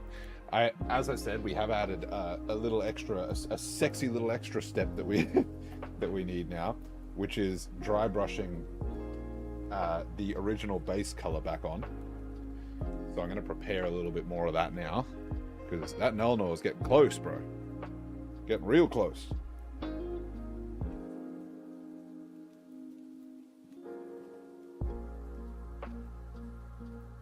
Hell yeah. Alright, where are we at with that? God damn, almost completely dry. It's just over here now that needs the work. Let's tilt this fan down. Oh. Come on there. Get up in there.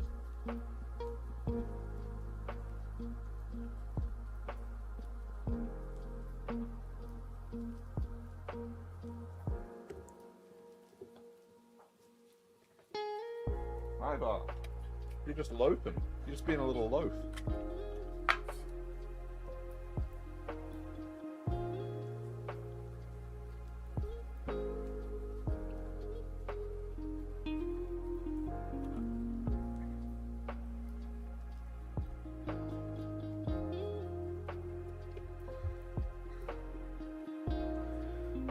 Come on, bro. I see the drying powers that you have displayed for others, and I wish the same for me, Lord.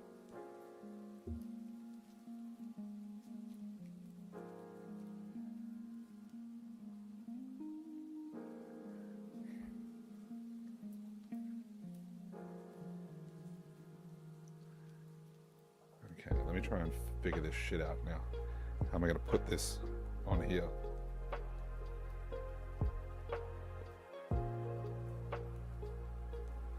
I don't want it coming from like...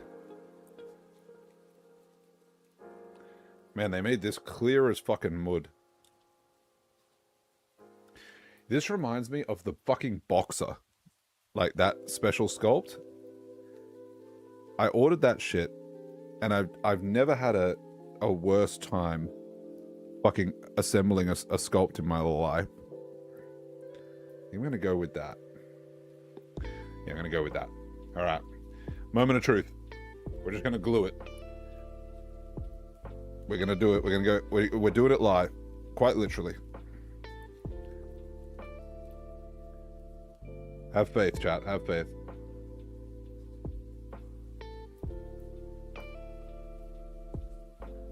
Come now, Super Glue.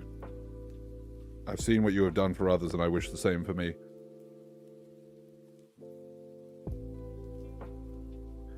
Okay. I've successfully glued my thumb. This is a good sign.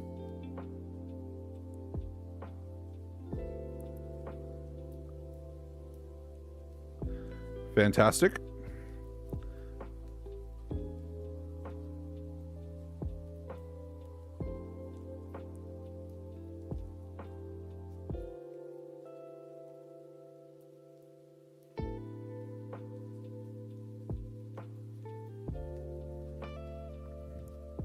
I tell you what, I think we nailed it.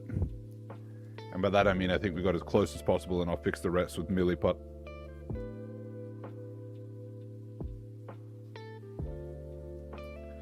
Oh, you're telling me it's not going to glue? Absolutely huge. I love that.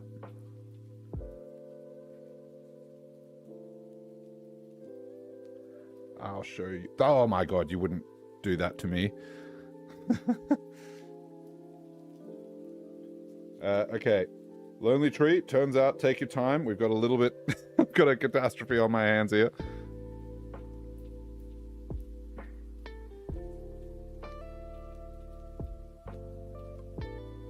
Okay, surely it will kill.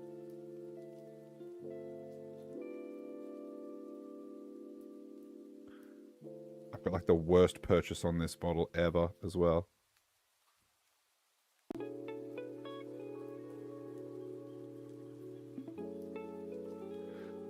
Okay, I'm just gonna hold it like that for like 5 minutes, see if that works.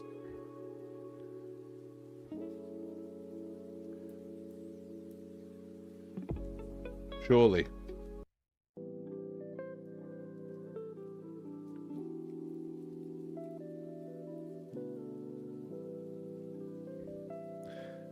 Chat, you have no idea how hard this thing is trying to just not glue.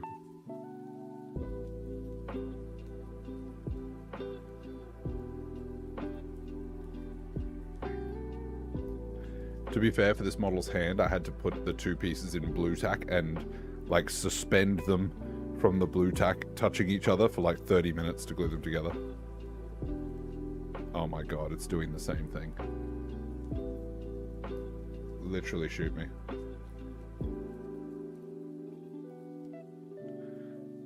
How is this possible that this is this terminal? Oh my god.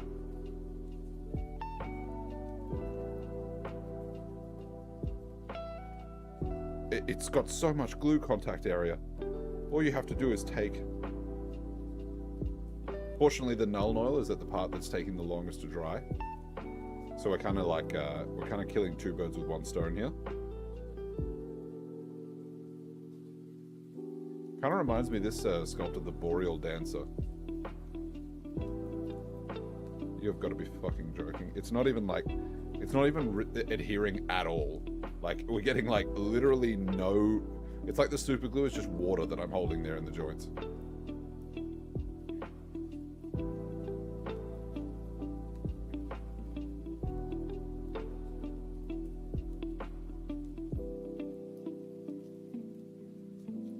Dog, you have got to be fucking me. Like, this it literally is not resisting. It's not gluing at all. It's like... it's doing absolutely nothing. Which we love to see.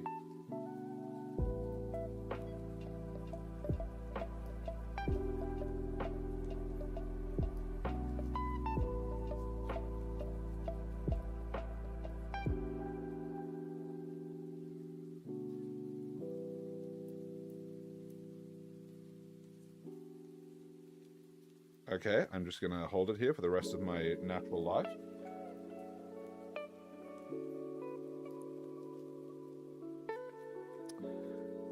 Actually the worst. Actually the worst.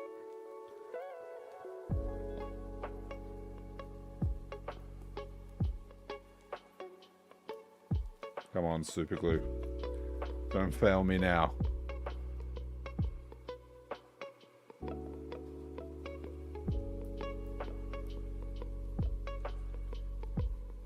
Dog, you are actually kidding me. Like, there's so much glue area here that is engaged.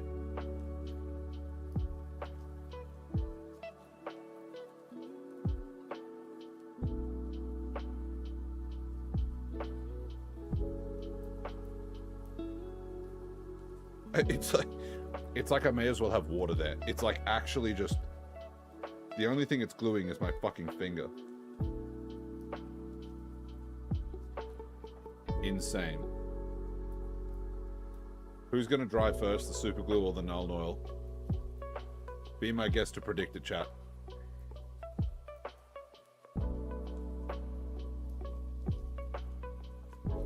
I'm gonna lose my shit. This is crazy.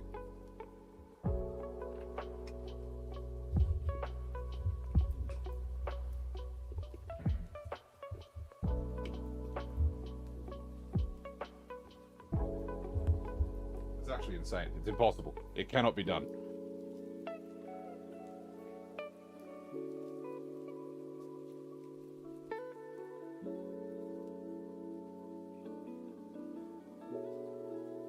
Like, this model cannot be glued. It's fucking impossible.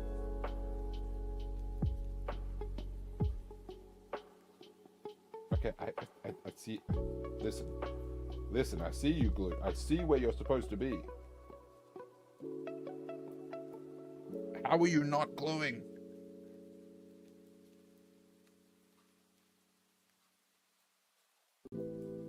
Insane strats here. The super glue just actively fucking me right in the face. It's even like tacky now, like, cause it's been drying for a while, and it's still just like, nah, bruh. Super glue, best I can be is be super fucking annoying.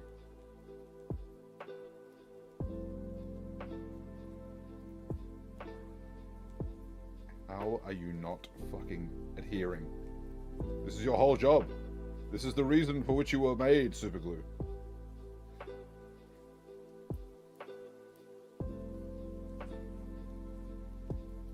This is your reason to exist, my friend.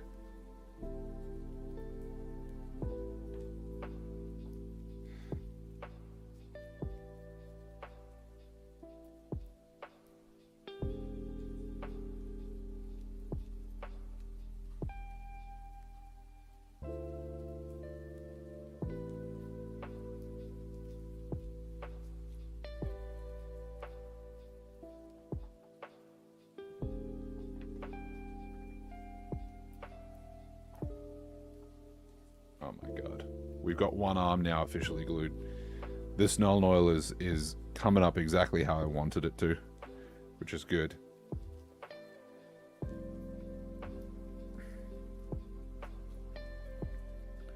Probably not going to do a whole lot of,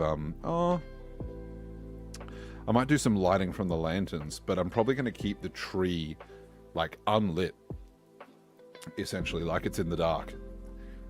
So, you know, the brighter colors and stuff will be kind of uniform, but not very bright at all.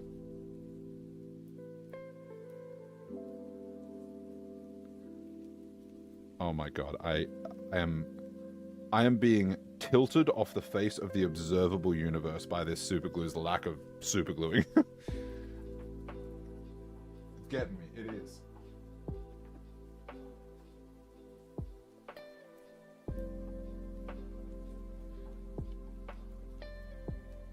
I'm trying to glue this fucking cape on. Let me tell you, this is an endurance trial right here. Oh, you wouldn't do the whole cape. Come on.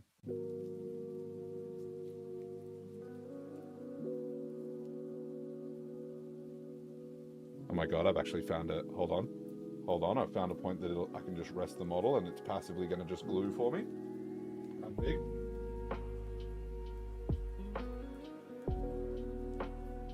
Alright, huge.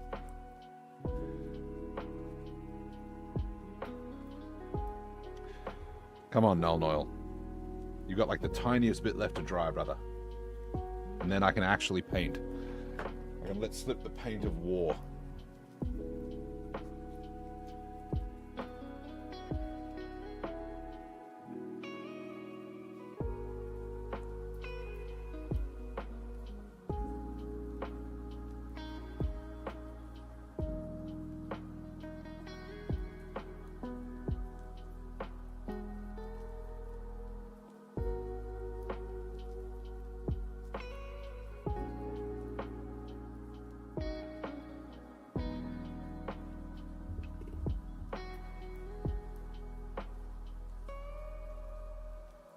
It's so close to being dry, chat.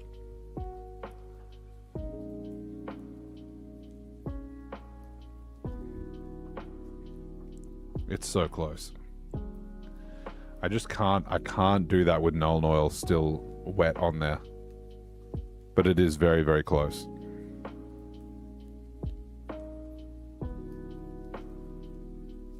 It's just around the base.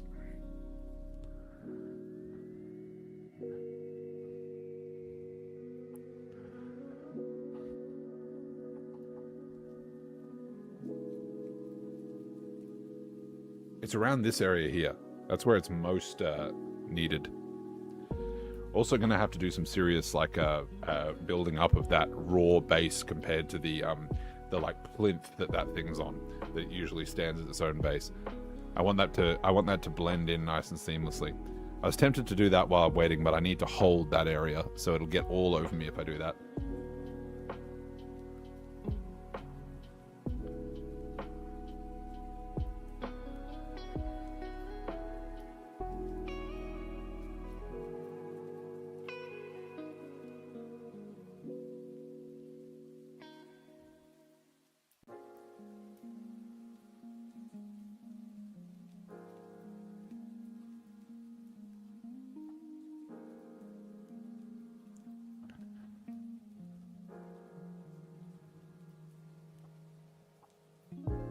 Come on, Null Noil. I know you can do it.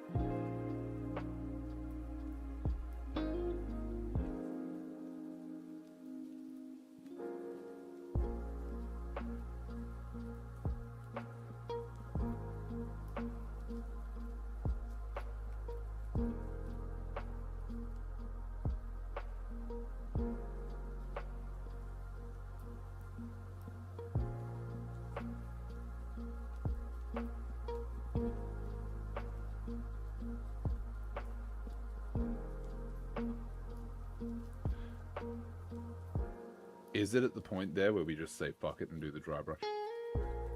I think it might be. I think it might be.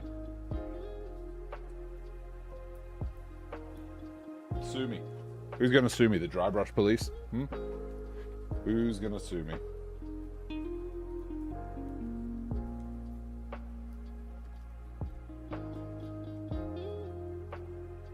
Alright. We're gonna start with a dry brush of the original base coat.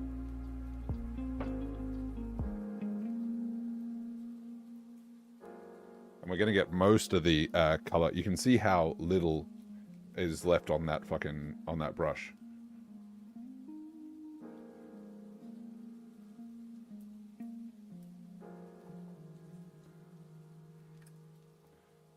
We're gonna go pretty fast and loose with it here, because this is not gonna make a huge difference to the overall coloration, because this is just re-establishing the raised areas of our base coat.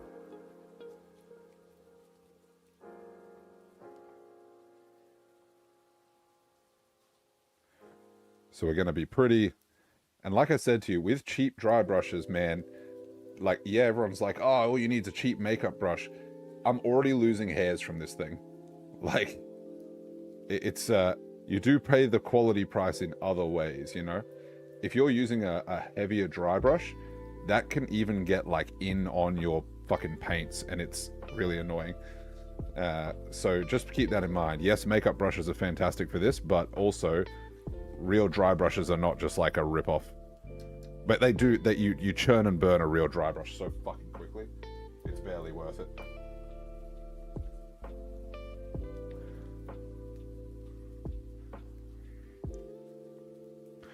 So we're able to even just establish a little bit of the lighting in here right now. Like I'm gonna pay most of the attention to the branches that have you know, the outer branches, or the like hooked claw parts, just because those are the parts that are going to be particularly exposed to not light. As I said, we're not going to do a traditional light source for this because it's supposed to be a tree that's just in the dark, but they will be susceptible most to the survivors viewing.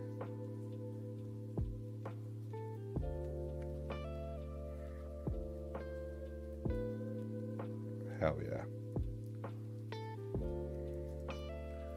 Alright, and you notice that I'm not doing a lot on the inside here. It's because there's not going to be a lot of light that makes it through to that inside portion. But we'll just hit that with a little something something. Oh, almost dropped number 2. Almost dropped number 2. Kind of big save there. Kind of a huge save. Almost dropped number 2. He almost got me.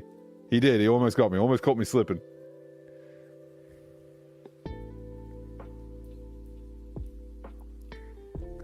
Okay. Good news is dry brushes dry really quickly because they're dry. And that's what they do. So we can essentially just get the paint out of this. I usually don't go to the same dry brush more than once, because drying these to the point of actually making it a dry brush again, like the name suggests, takes a fucking age. So I usually go to a different brush, which I will do here. I'm gonna fold that paper over. Okay, now you're gonna see here, let's show here how much brighter this is going to be, this flat earth. This is a significant dry brush that we're gonna do here. But you can see why we had to re-establish that base color, because otherwise this would have been like a super jar. It's already going to be quite the step up. And we're going to do quite a heavy-handed little dry brush over here.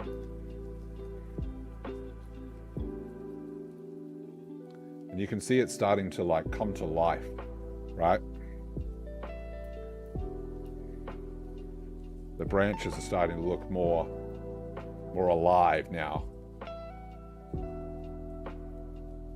It's sometimes cool to me just how much life you can get from just adding that first layer. I think that's like one of the most rewarding of the layers. Like look at the like difference. We're starting to get like an actual tree look to this.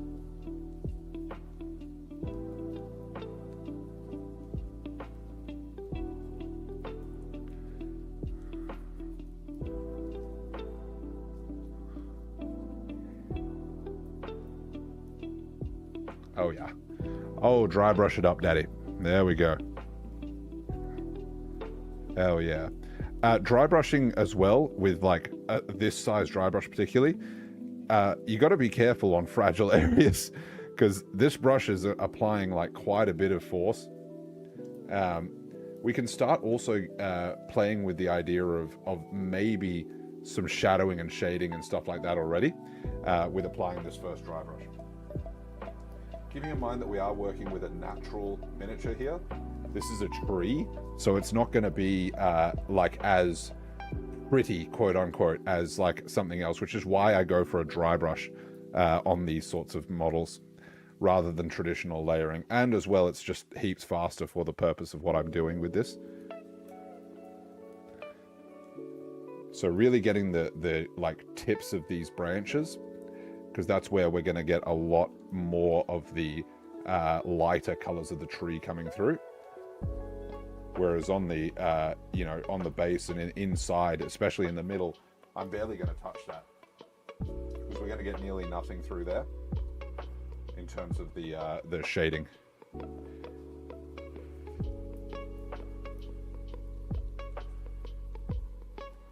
Oh yeah, oh yeah. Give it some life, brother. Give it some life, brother. Look at that. Starting to come up real good. Oh, I almost just broke that lantern off again. Unreal that I haven't dropped it on the dry brush, because I'm really kind of putting it in here on this dry brush. But you can see there that the tree is starting to look like gnarled bark, right?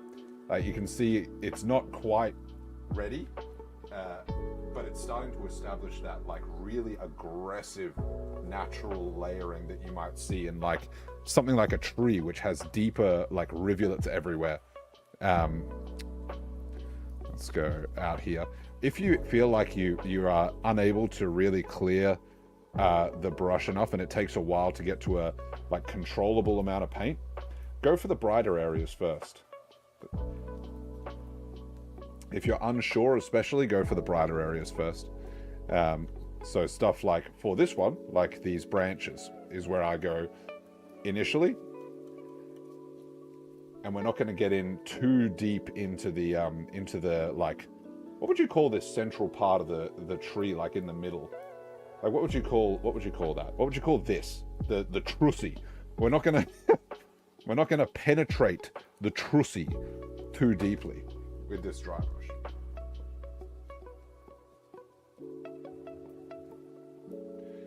All right, where else do we got to do here?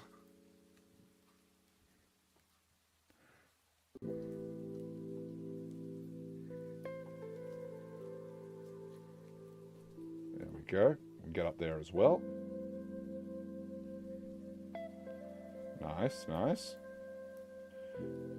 As I said, you want the branches really here. This is where we're going to do the bulk of this this dry brushing. But we're only picking it. This is only the first dry brush, so don't be too stingy with it. We can still get in there a little bit, but we want that central part to remain almost untouched by the dry brush.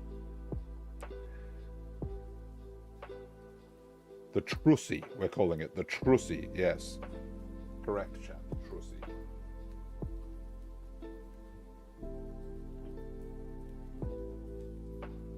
Okay, good.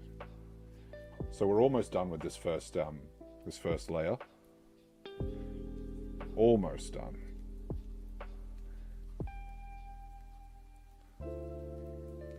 Pick out some of this stuff on the hands here as well. As I said, you're not going to be too scared of getting these hands or these faces with the dry brushes, because it's going to really come up nicely when we actually go and do the whites and greys, etc. over those ones. This is quite a heavy and aggressive dry brush, as you've noticed, but there's still a little bit of discerning in terms of picking out the areas that probably aren't going to be as bright. Also unreal that we haven't, there we go, I found it. See this little hair in here? This motherfucker? This is what happens with these cheap dry brushes. You gotta fucking watch that. Everyone touts the praises of these cheap dry brushes, bro. And yeah, they're useful, they have their place, for sure. But fuck, man. Sometimes it's better to pay the extra money, you know? If I'm painting something like to a very, very high standard, and for some reason I'm dry brushing it, oxymoronic statement, but I am going to use the best tools, you know? I'm not going to use fucking Jumbo Jim's makeup dry brush. I'm going to use a proper, like, Artis Opus, or something like that, like a proper texture brush. All right. I think we're about good on that first dry. Look how that's changed the tree already, dude. Look at that fucking tree. Now that's starting to look gnarly. If we hadn't have done that Nuln Oil, this would have looked a lot shittier. But see how we're not touching too much in here? That's going to create our, like, I don't want it to be lighting, because this is supposed to be a tree that is in Kingdom Death in the dark, that bleeds you and is you know, it's not going to be lit up like a fucking 4th of July parade, okay? It's not going to be lit up like a Christmas tree, but we still got to create some form of depth in the model. The depth is important for realism, and it also helps create detail in a model that sometimes, like this big fucking tree, doesn't exactly have the most like eloquent detail, let's say. Like a tree has broad bark, but it doesn't really have, like, quote unquote, like, detail. Like, there's not a lot of, like, edge highlighting to be done, or a lot of, like, areas where you can really make the model shine. And creating your own form of lighting is part of that. If this tree was like a normal forest tree, very different conversation we'd be having, because the lighting would be a lot easier. All right, we're going to go up to the next color. I know, chat. Keep your excitement holstered. It's finally time for the third thing. You thought thing number 2 was wild. All right, we're going to get thing number 3, and you ain't going to know what's hit you. All right.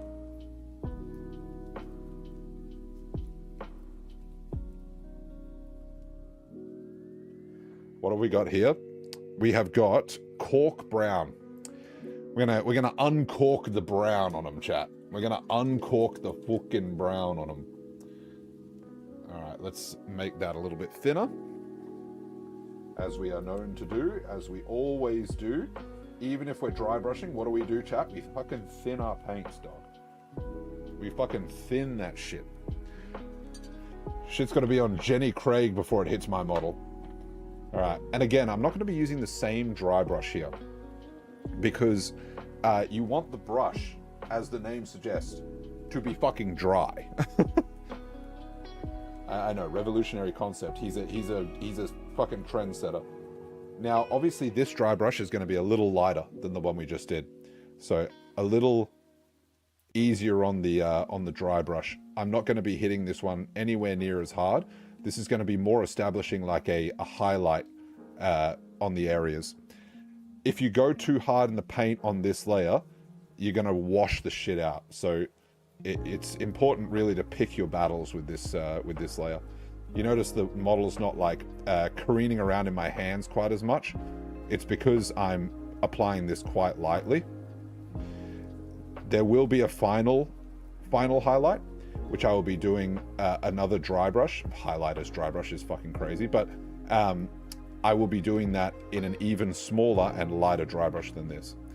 But you can see already how that's starting to add, and you see how I'm staying away from like, I'm hitting these parts here, these raised parts, but I'm staying away from like the underside of certain parts that wouldn't be exposed to any like visibility much at all. So there's still a little bit of method to the madness, despite it being like dry brushing, which is painting for babies. There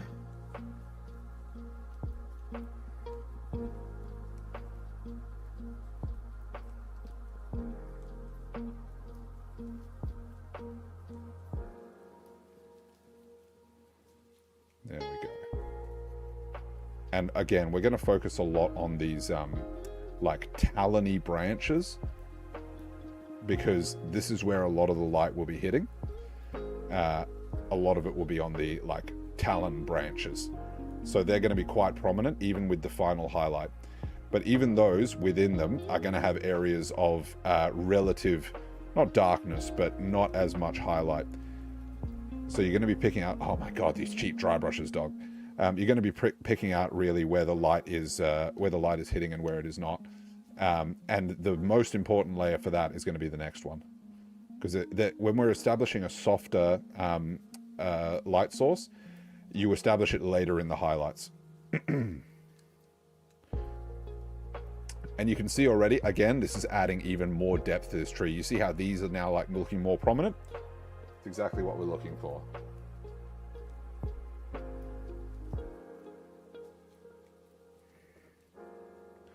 Excellent.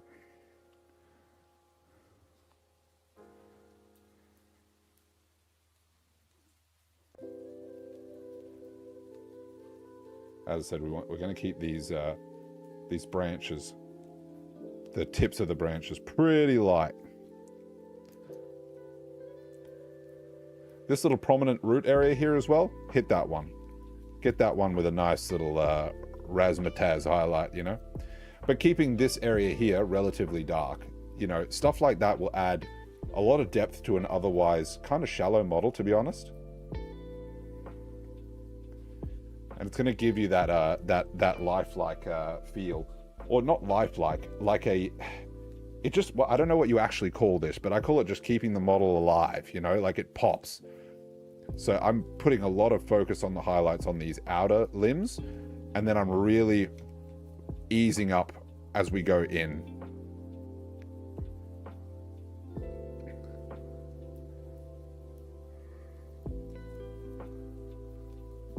Now we can go with these hands pretty heavily as well, mostly because, as I said, we're going to be doing them white in the end.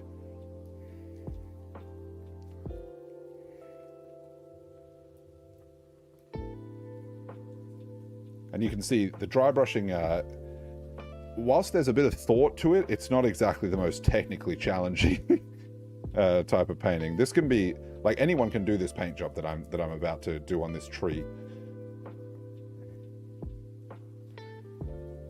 But again, we're keeping a mind over the thing that adds like any amount of technical prowess to dry brushing whatsoever, is keeping a mind of where your light is coming from and keeping a mind of what would be affected by that, or what is in this case going to be visible to an attacker, right? So what parts of the tree would be the most prominent, and lighting those the most with your dry brush. So hitting those with the lion's share of the dry brush. And that for this tree is going to be these spikes. So we're making sure that they're covered, and it's going to be the more prominent like ridges on the trunk.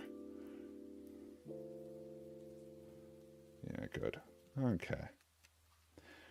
We're being very sparing in a couple of those areas closer to the trussi, as it was being called. We don't want to, so I don't want to hit a highlight like in here.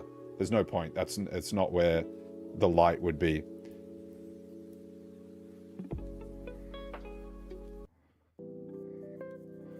There would be on top of these, so just be a little mindful that some of these areas here which are gesturing up will create shadows underneath them, but not behind them. Does that make sense? So, you know, this would have a shadow in the joint, but it would not have a shadow on the top. From the view of a survivor attempting to fell this tree, we just got to keep that in mind.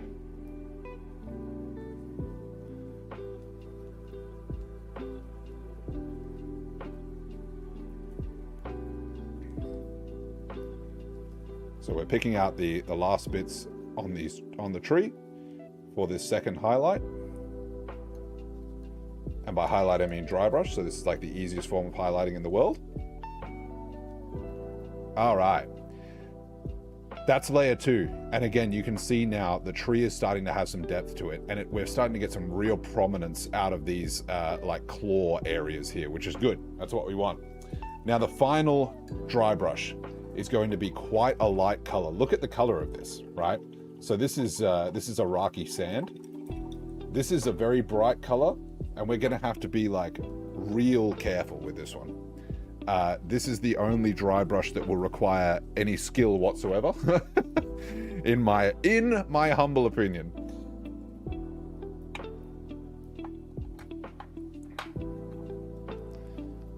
So I'm gonna bring out the actual dry brush here for this one. I ain't gonna use no shit brush. We're bringing out the heavy artillery.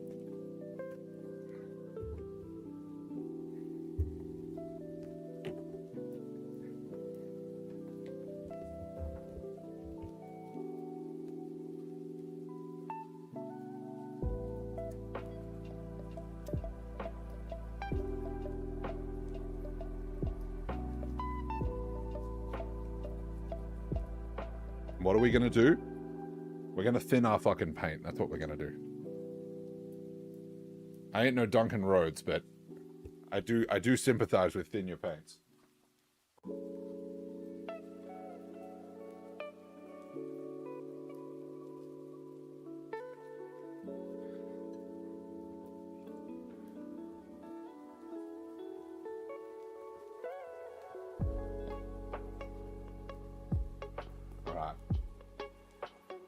We're going to take almost like 99% of the paint off that brush, almost like when you're layering, almost like when you're glazing. And we're just going to go very, very sparingly over these areas here.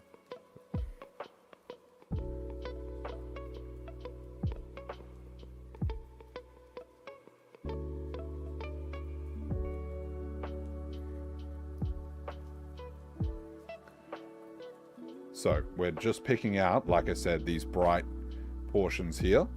We might pick out the brighter portions on the trunk, but we're going to be pretty careful about where we're actually putting this highlight, because not every part of the tree is going to be hit by this one.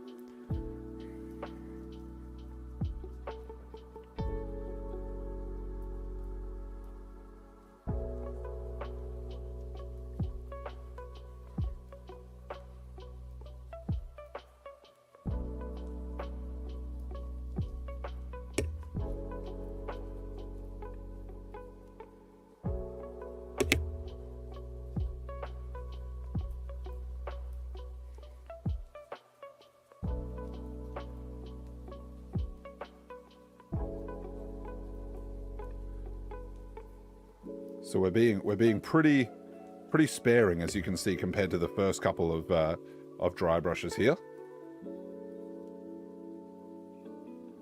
But we're still picking out the areas that we wanted with that more prominent highlight. Mostly, we're spending most of our time here, as you can see, around the actual, what do you call these, spines of the tree? I don't know. They're around the branches with the talons on the end. There we go. We're going to pick out just ever so slightly some more areas here. Good. But essentially, what we want... Yeah, there we go. So you're seeing that these are now very, very prominent. Let's even that color out a little bit. There we go. Fantastic. Now, anything there that I've made a little bit too light, I will sometimes go over again with the previous colors dry brush. But the reason that I like dry brushing for like terrain, aside from it being much, much easier and much, much faster, is because this is the look that a tree would have, right? So trees are not going to be inherently like it's sort of perfectly layered in textures. It's going to be textured, right? It's not going to be like an organic perfection. It's going to be organic chaos. So in that aspect, that's largely the tree bark completed. What we're going to be doing now is we're going to be going on to the leaves. Now the leaves are going to be, I'm going to be doing with 3 separate colors, and I'm going to be doing like a sort of, okay, splotched is not the word I'm looking for, but we're going to be doing it seemingly at random.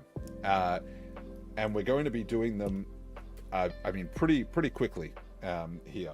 And we're going to be then hitting them with a mixing sort of wash right at the end.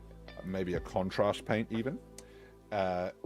Just because I want that sort of more natural appearance, because not all leaves are one color. This is very much going to be one of those times where it's like, chat, you're going to have to trust the system here. You're going to see me using an extremely old brush. You're going to see me using some shit that you might not be 100% comfortable with. And as I say, you just gotta trust me. Do you trust me, chat? Do you trust me?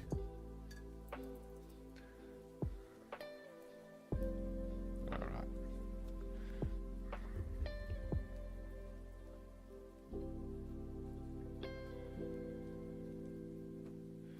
Okay. What I mean by this is we're going to be going through and doing bits like this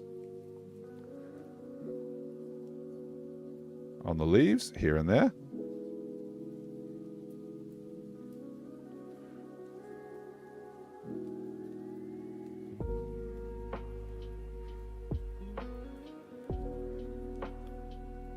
We're not going to be too sort of picky with where this is going either. We're just going to be doing this pretty much at random, actually. We're going to be a little careful where obviously it joins onto the trunk and stuff like that. But you see I'm using like a pretty fucking mangled brush here. All right, this is not a precise exercise is what I'm trying to say.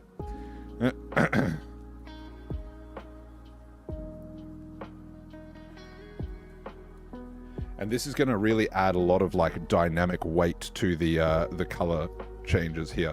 Like you're going to get a lot from this that more than you would get if the model was just leaves colored in a couple of different colors. This is going to look a lot more natural, but it is completely random where I'm assigning these colors at the moment. We're going to be doing something, the dreaded wet blend, chat, the dreaded wet blend. And we're going to be doing it almost completely randomly, which is fun. Because some of it will be wet blended, some of it won't be. And the only determining factor is how close to the end of this particular layer it was.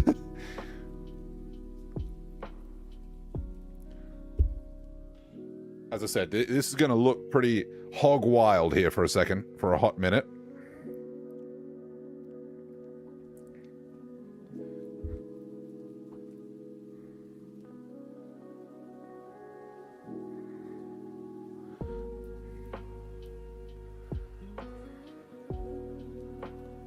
go.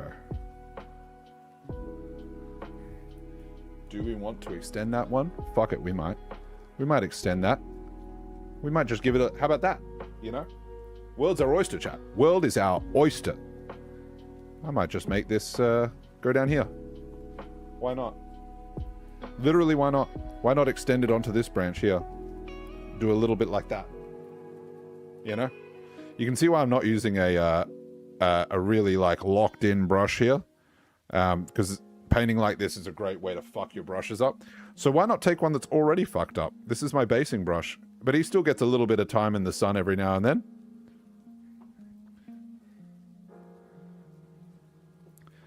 Well, let's pick this one out. Let's pick that guy out. He looks like he should be in this color, doesn't he? Yeah. Awesome.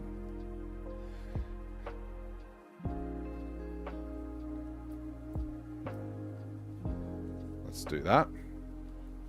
I think maybe one more little touch on here.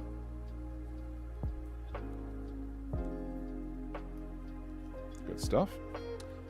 Then let's go to a different patch of leaves. Probably come in here. There we go.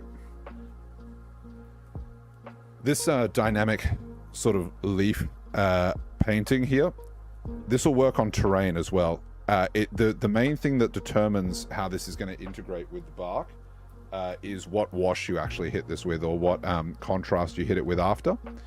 So it's not so dependent on like these three colors. These three colors are a great base.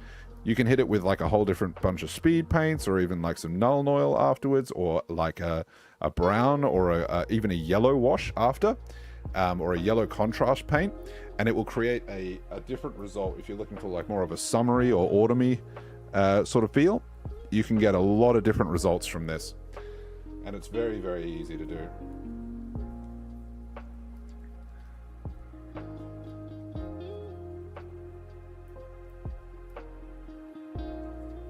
Being a little careful around where the bark already is.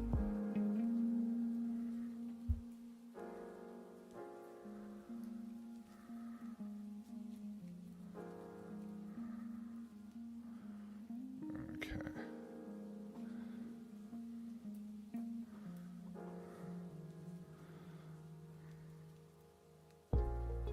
Now you can see from the color of this, we're probably going to have to hit this with a couple of layers on these little patches. That's fine. That is absolutely fine. Welcome to Two Thin Coats. I'm your host, Timu Duncan Rhodes.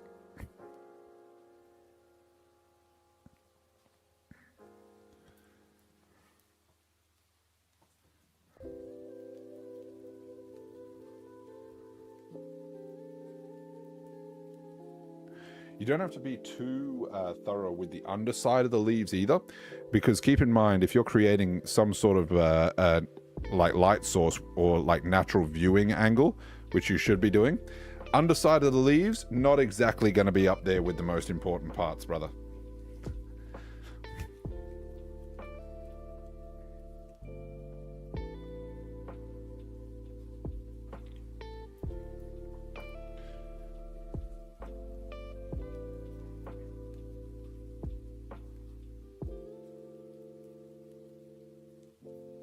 Mixing up some more of this paint because we're going to need quite a bit of it, because there's a lot of leaves on this bad boy.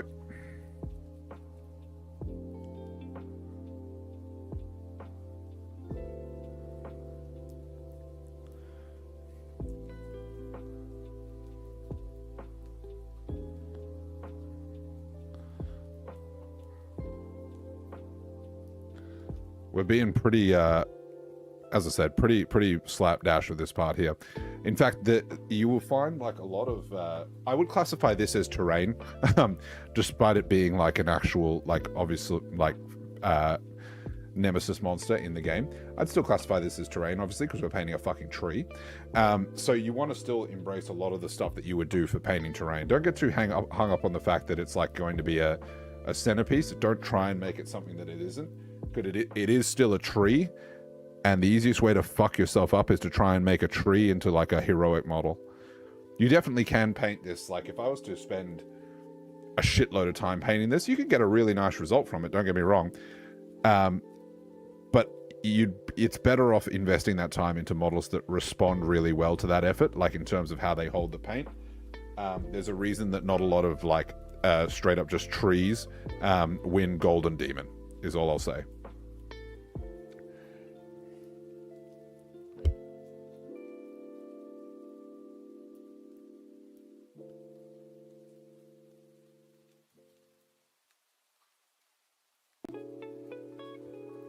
We're approaching a point here where we're going to be putting essentially the second layer on this color. And then after that, we are going to go to one of the other leaf colors. And we're just going to start filling in the gaps at random.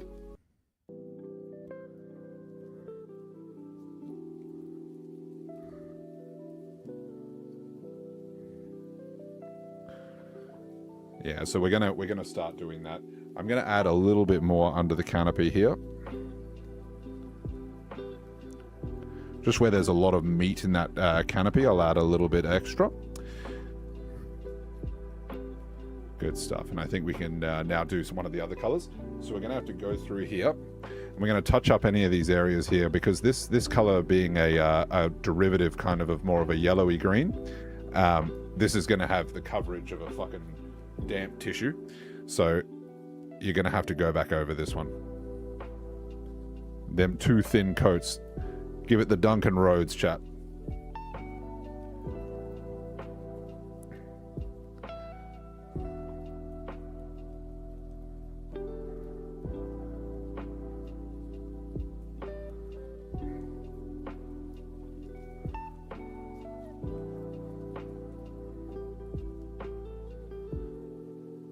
Now, any parts that you do get on the other, because there will be parts where you get it on the bark.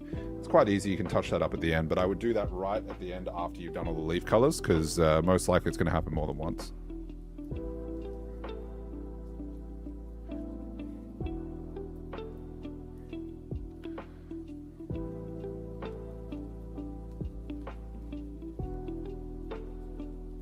Hell yeah.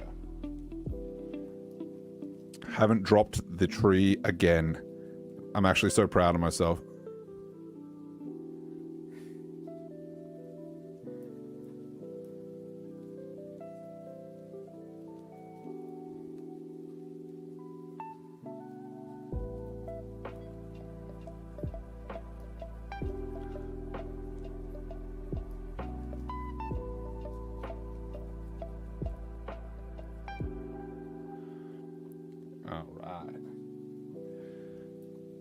Sometimes these get so subtle that it's actually hard to remember where I put them, because we're doing essentially like I know it's a green, but we're essentially doing like a yellow over black here, which is why this is it dries like that.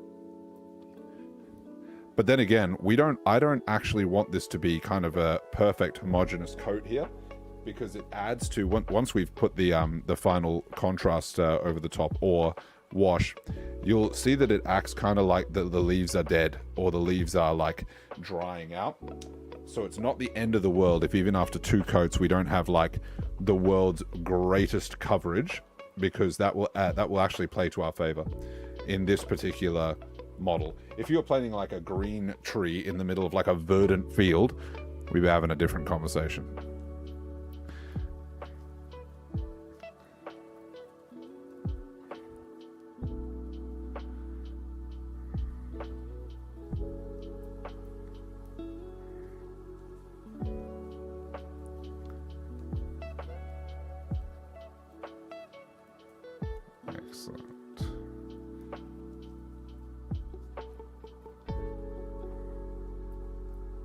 See on the areas there, like particularly on the top where gravity is playing much more of a role, that it'll almost act like a wash over the top of this area. Like this coverage is, admittedly, like I said, I'm thinning the shit out of my paints, but like, man, you put a yellow pigment in something, you're just going to get this sort of coverage every time.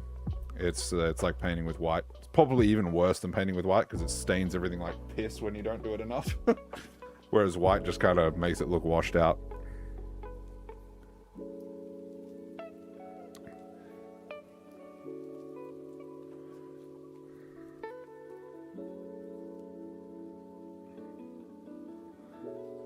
Okay, we're almost finished with this first leaf color.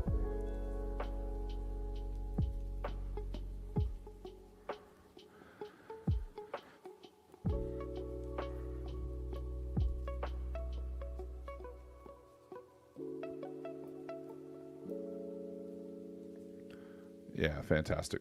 Now, keeping in mind, because we're on a wet palette here, and also because we just got, plenty of this paint, we can always go over this one as well. I'm going to wait until it actually completely dries now to even do any of the touch-ups. But I'm going to use this opportunity to use the forbidden shinobi technique of wet blending. Which is going to be heaps of fun. We love wet blending around these parts. And I'm going to use a substantially different color for this. This is going to be olive amarillo. So still keeping in like an olive family, but this one a lot more green than yellow.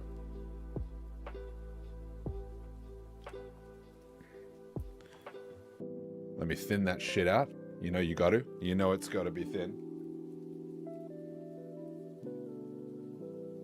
Oh yeah, nice and thin, baby. Good shit.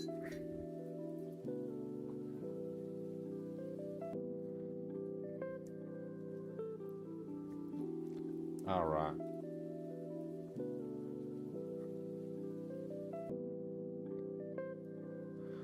And we're not going to be too worried about accidentally engaging the other paint either. In fact, we're going to be kind of happy to do that. And that's going to be our quote-unquote wet blending. It's like the most mid-wet blending of all time. But like this is ideal if we engage the other paint because it'll give that natural foliage look.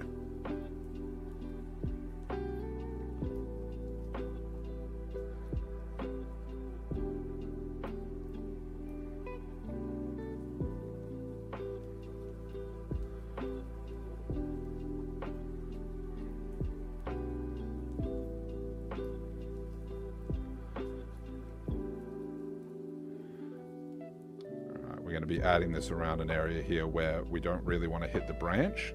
But again, if we do, it's not the end of the world.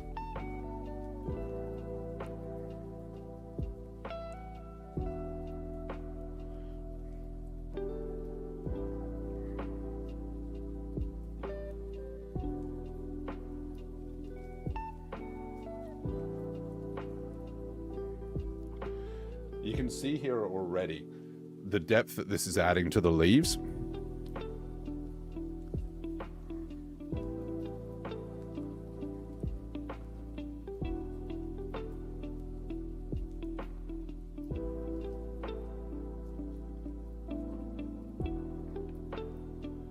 This is going to make it look like an actual tree.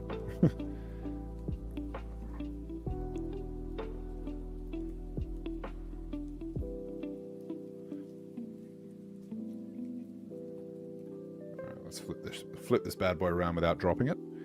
Huge play.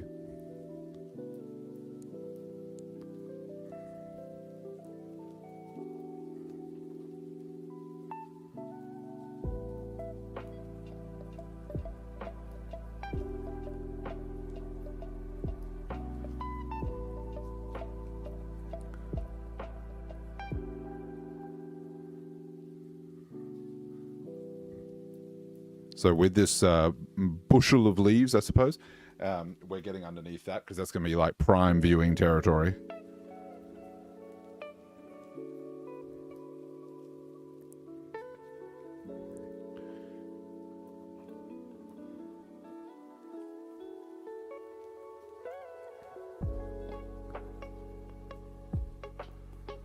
Trying to keep the layers relatively separate.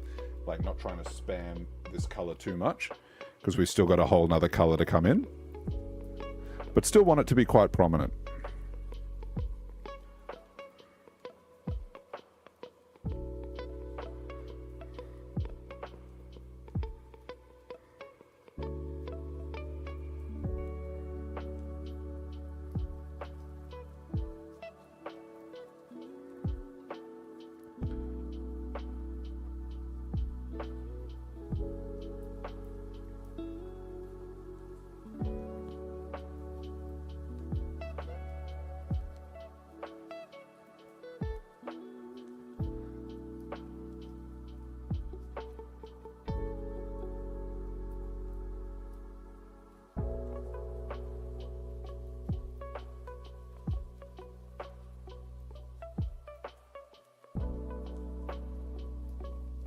This olive green is probably the darker of the leaf colors that we're going to be, or the darkest rather of the leaf colors that we're going to be putting on there. So we want a decent amount of representation here because this is a pretty dark young man here that we're painting.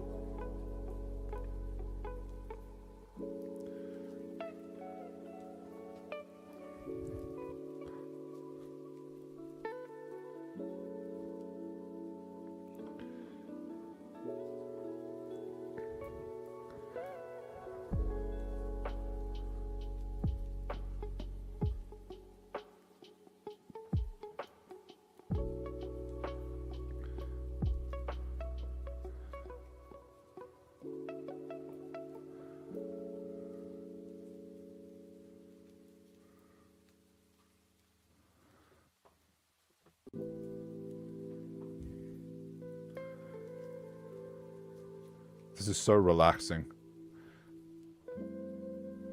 This is one of those like painting tasks where you just zen out, bro. This is what we call that good.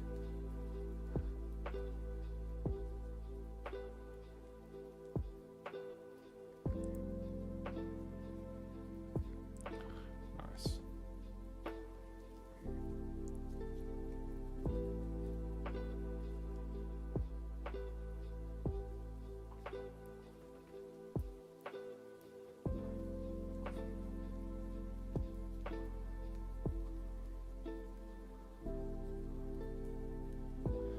I'm feeling like we give this one a good spine of olive green.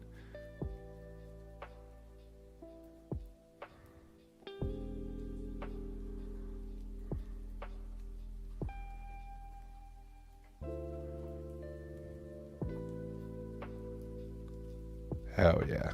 That's what I'm talking about. All right.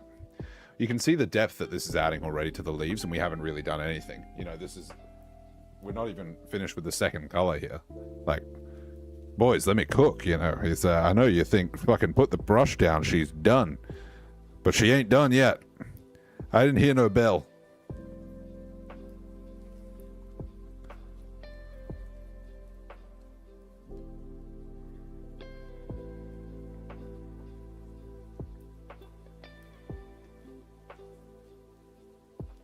I think I might even have to top up this paint. I'm using so much of it. I even put out extra. Crazy. The usage. We ain't sparing no paint.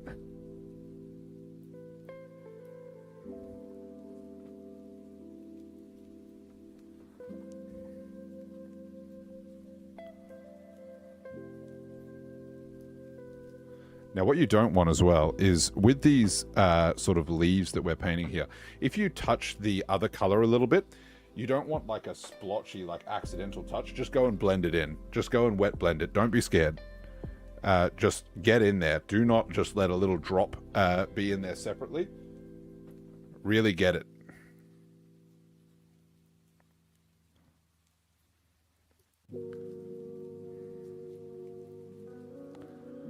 Hell yeah. I'm going to top up that paint.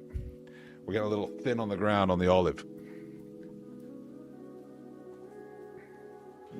It kind of looks like a diseased cow right now, don't it, chat?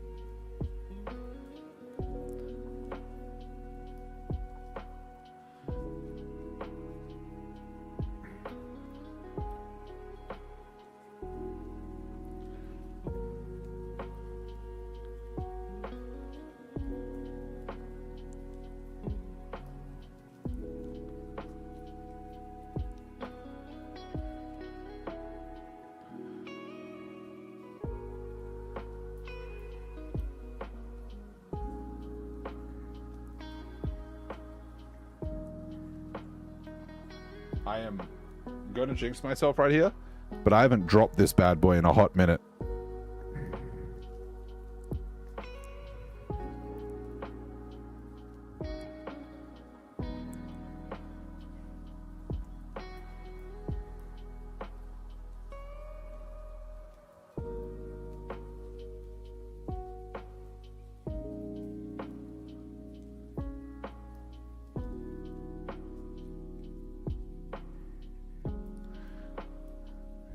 Oh, hell yeah. It's coming together. I love this part because this is where you start actually seeing it do something.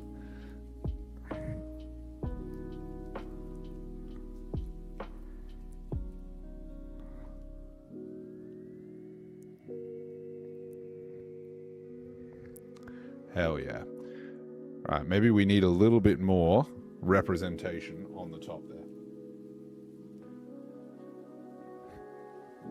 Yeah, I think we do. I think we need to go in here. I think this part's calling our names.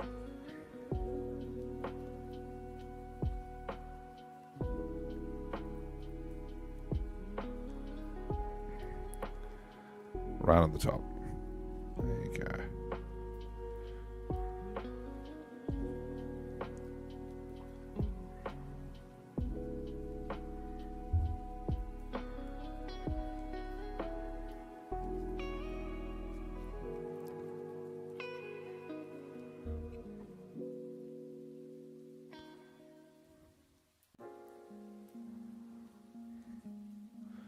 All right.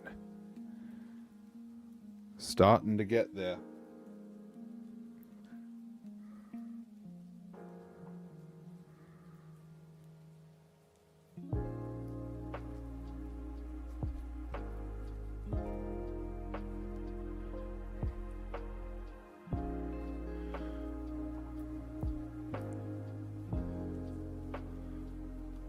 I'd say probably an old brush is like ideal for this, because this can be kind of punishing on a new brush to do this kind of textured material on a model with this sort of like paint application. It can really fuck your brushes up. So just be a little mindful of that. That's why I'm using fucking the old warhorse here. Do we want more on the top of that? Not really. Maybe a little bit here.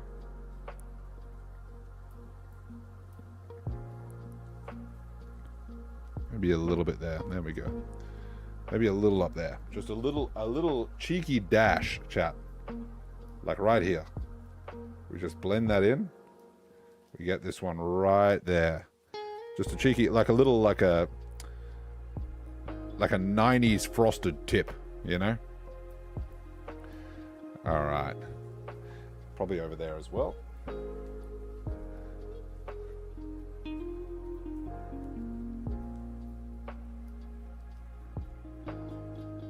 I'm gonna run a little edge trim around that one. Good.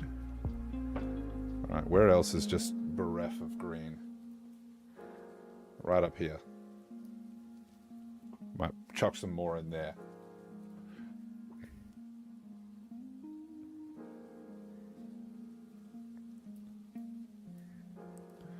Good. All right. Now we're going to be hitting it with the next color, I'm pretty sure. I can't see anywhere else that I'd like to add to that. And then we're going to fill in the rest of the black. Now, this is going to appear as if it is our brightest color so far. It's going to look like really bright compared to what we've painted. Keeping in mind, we're going to be hitting this with a contrast paint afterwards. So, you know, it is going to calm down a little bit, but this is going to be lime green. This is going to give it a real, what we're using this color for in the end is to give it a real kind of sickly look. But what we will see initially is it's going to be looking like a spring forest. So it's going to look fairly out of place initially, but keeping in mind that this olive green that we just did, for example, that is going to get down shaded so fucking heavily that it's going to look like almost like a brown. So this is going to bring the and this is what I meant by trust the process. You remember me saying to you, you're gonna have to trust me? You're gonna have to fucking trust me, chat.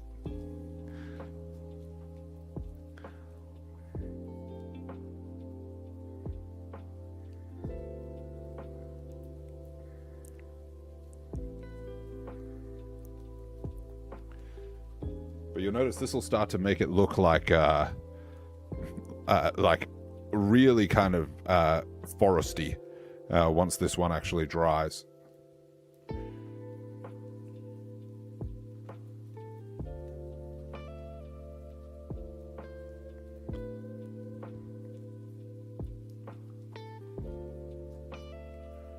The reason we've left quite a lot for this one is because I want this lonely tree to have like that sickly living aspect to it once it's all done.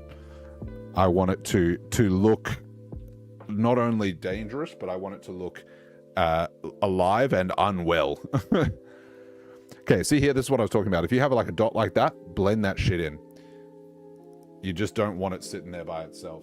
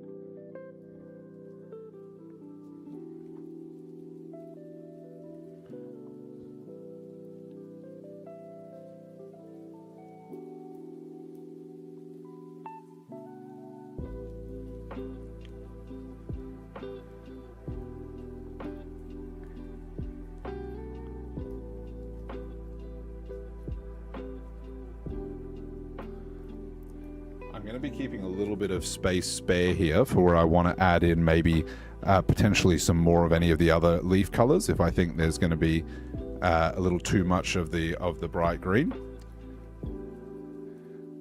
So there'll be a couple of areas where I do that, but there's not going to be many.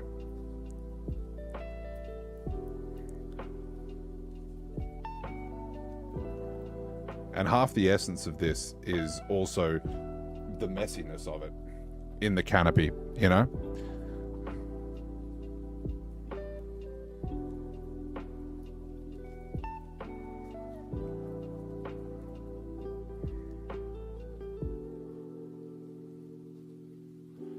Destined death.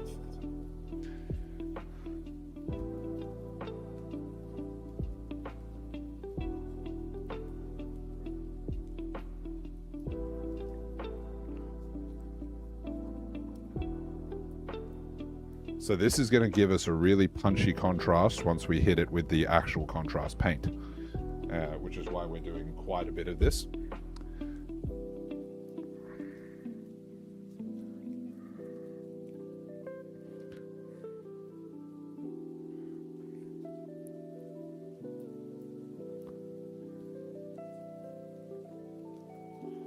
But this is essentially as close as you'll get to paint by numbers.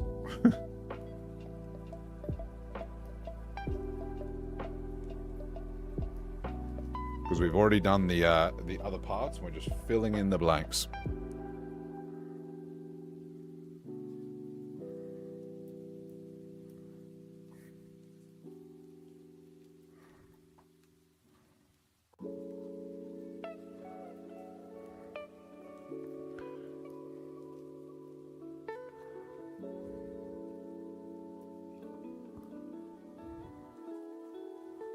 So like right here, for example, I'm going to be leaving a little bit extra space because I want a different color in there.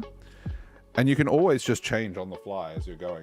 So, you know, it's not a precise science painting fucking the base coat on leaves.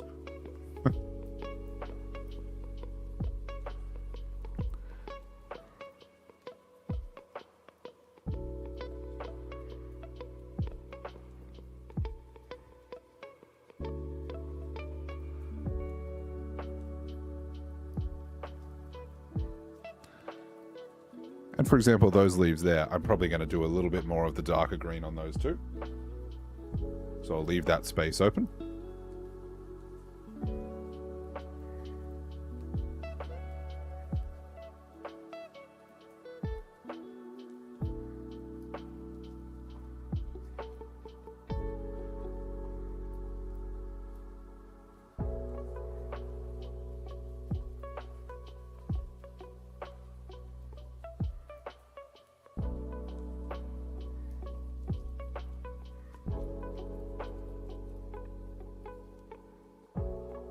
Hell yeah.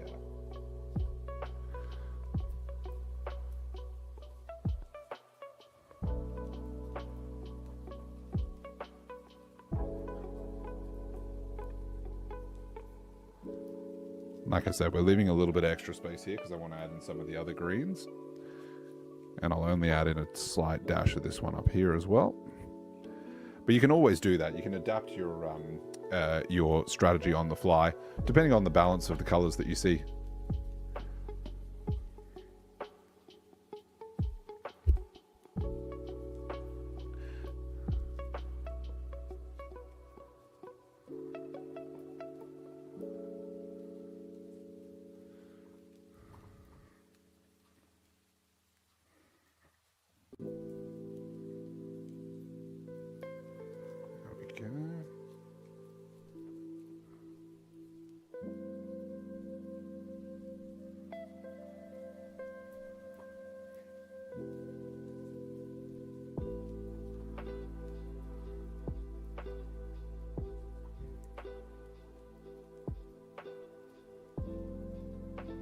Fantastic.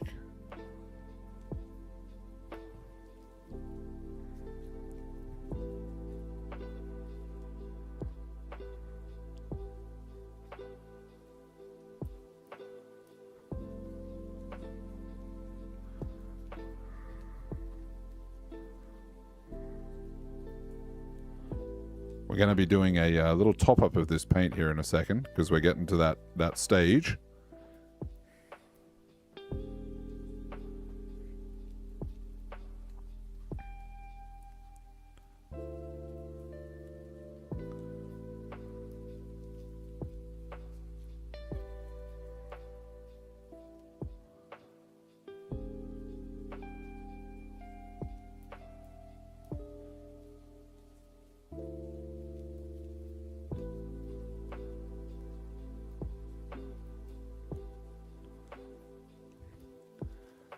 Nice. So we're starting to get a little bit of a feel now for what's missing and where in terms of these highlights.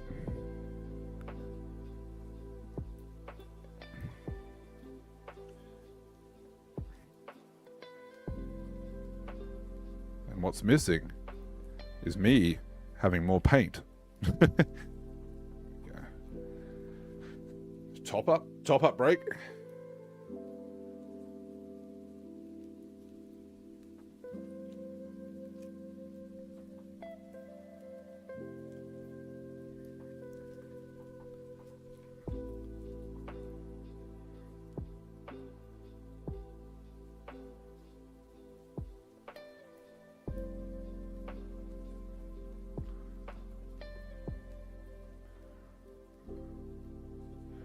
I knew you'd come.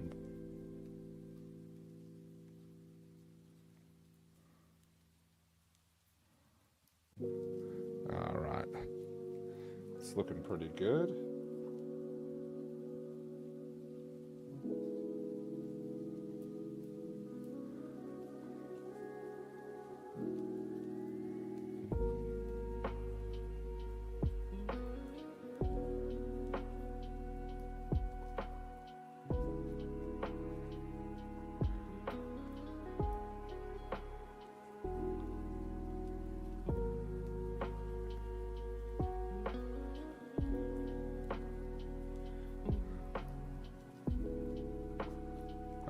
Let's get onto this last little canopy here.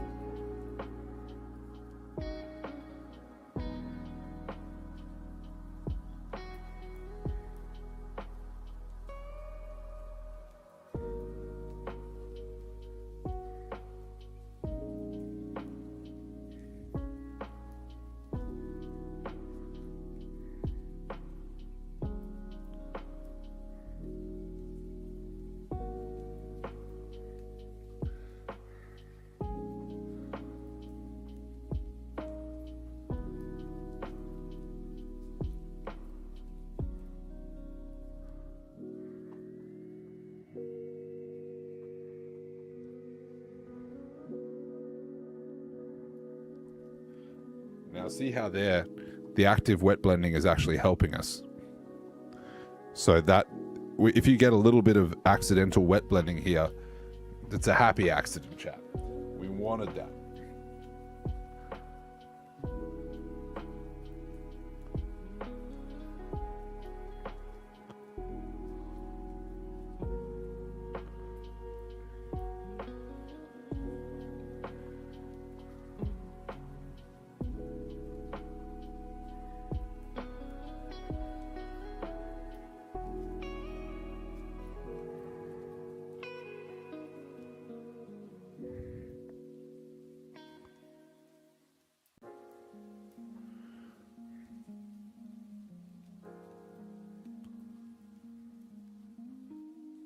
This is the most chill zen a painter can possibly be.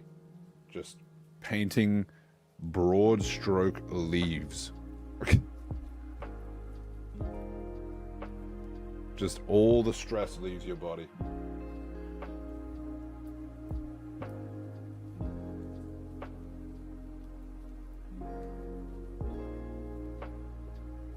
Gonna need to top up again. This is a thirsty yellow, bro.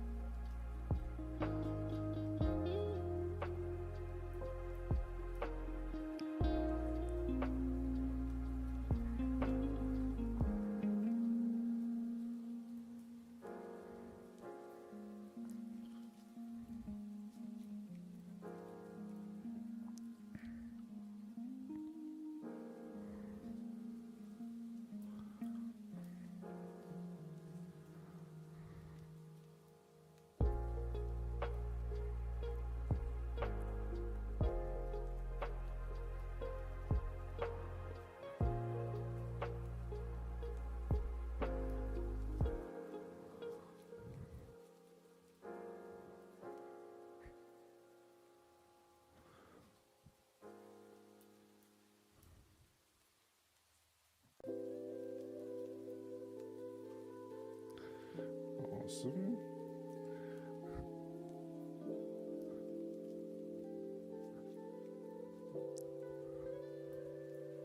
Now the good news about this is that while these dry, we can actually be doing something, unlike with the dry brush or with the Nuln Oil initially.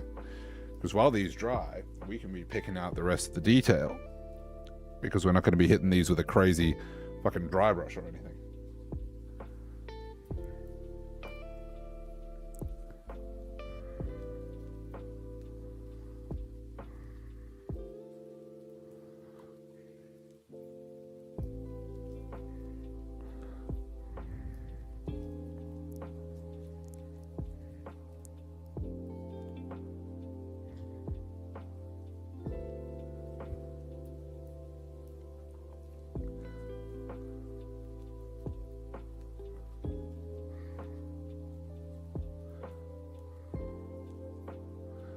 Excellent. Do a little on the top of here, and then we might go back into some of our other colors.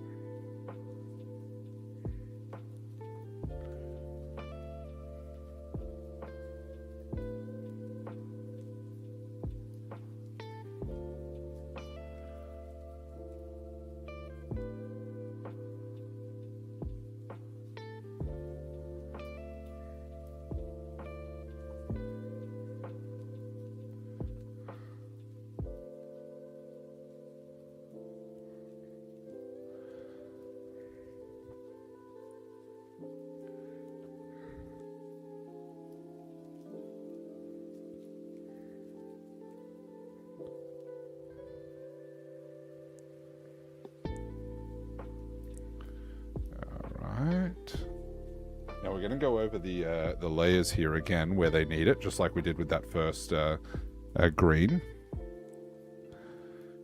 Just to pick out any of the... As I said, it's not as important because it'll make it look more sickly if we kind of leave them a little bit.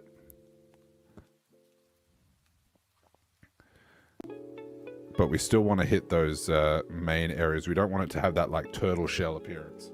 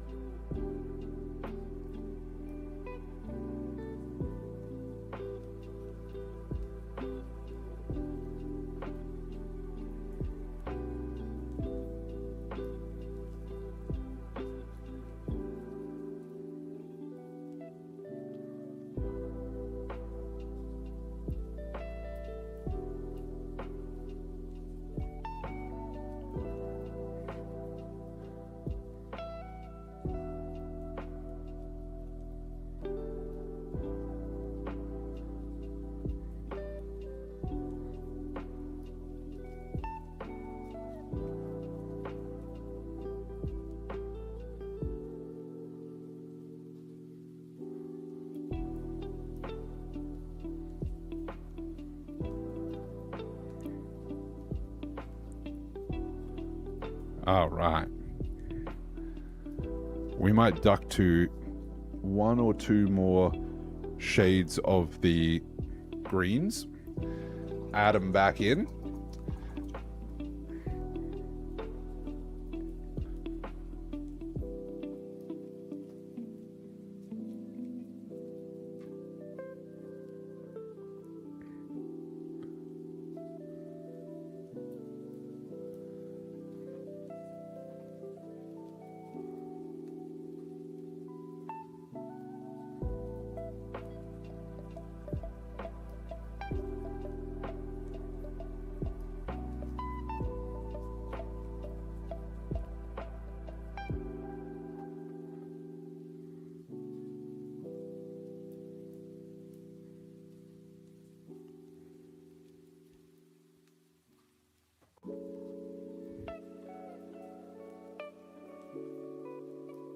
Do that with the darker green.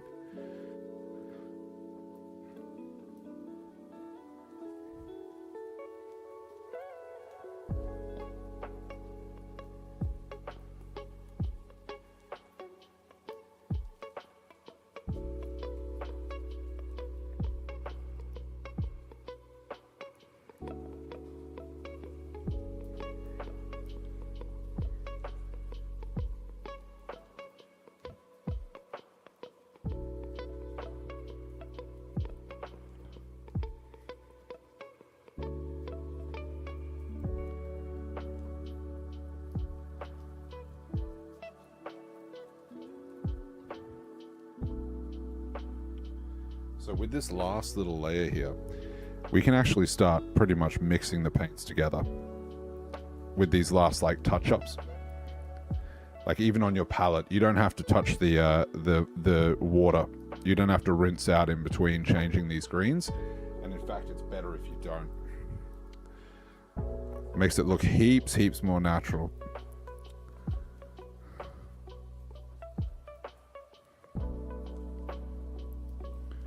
I'm just essentially looking for anywhere here where we could add in, you know, where I've left some black to be added upon.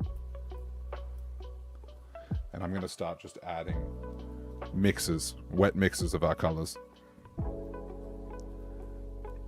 This is going to make it look pretty well mixed together here.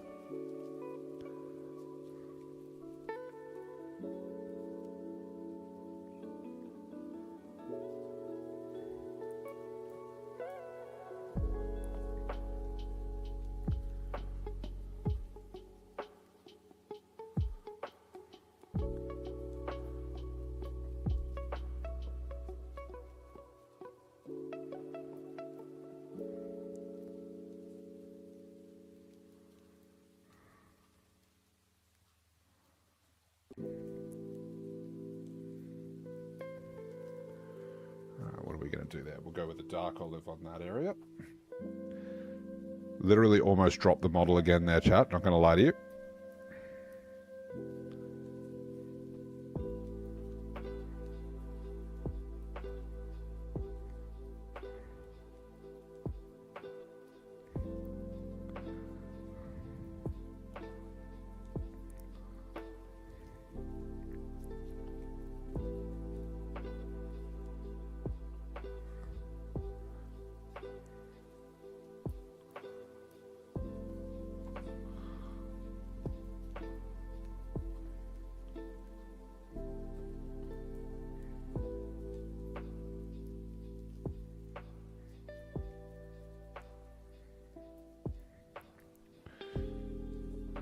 Darker green in there. And you can see I'm being pretty aggressive with how we're actually putting the paints over each other now. It gets sloppier and sloppier. That is intentional.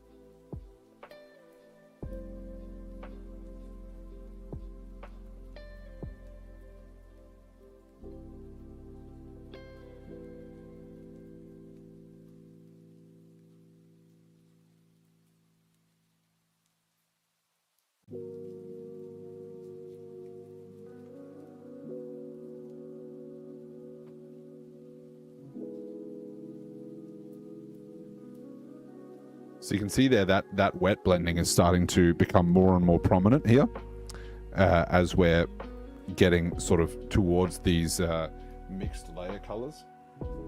And that's intentional. I'm just kind of now re-blending the colors on the palette and hitting them. We're just trying to keep a little bit of dynamic color in the base coat here before we go over and hit this with that that contrast wash to put it all together.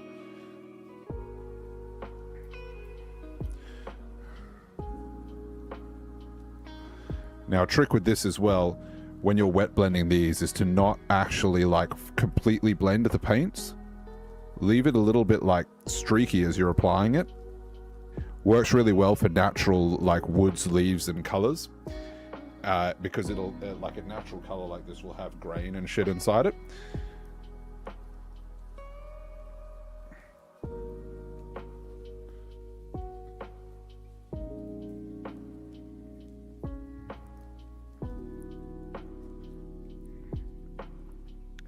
Now see how that's already starting to like tie it all together? All the colors have stopped like jumping out individually and they're starting to pop at the same time, which is what we want.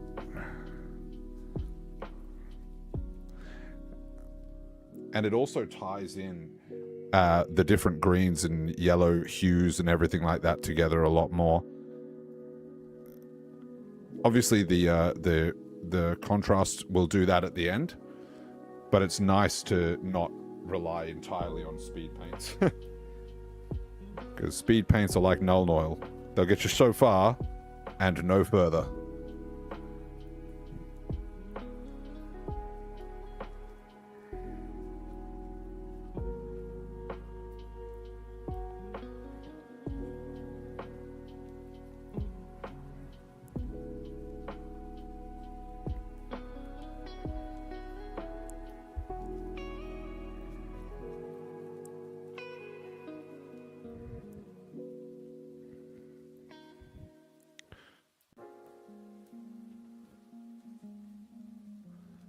I'm making sure that the canopy here, we're not missing a huge amount. So we're going on the underneath side where there's actually foliage, and we're going and hitting those areas.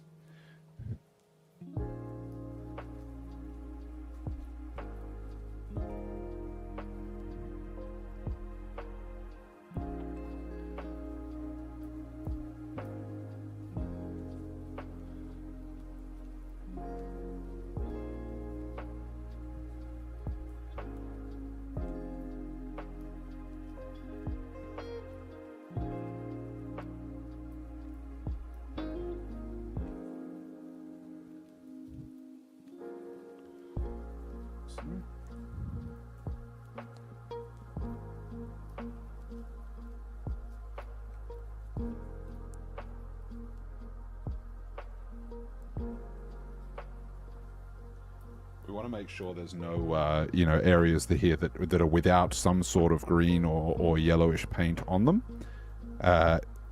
Especially because when we hit that wash or contrast over the top, it's really going to show up on an area that is like grey or black. Well, not so much black, but definitely grey.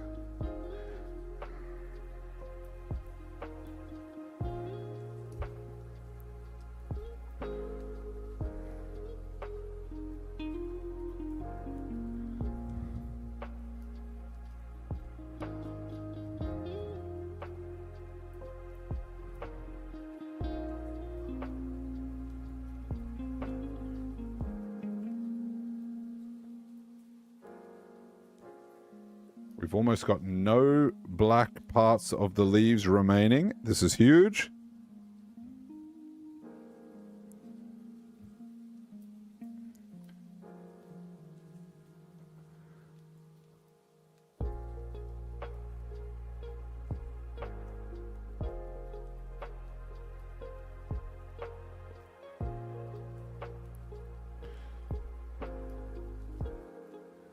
We're going to go underneath these ones.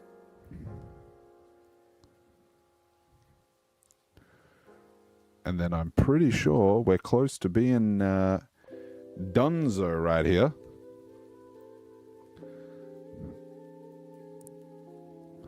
At least with these, at least with this portion, with the greens.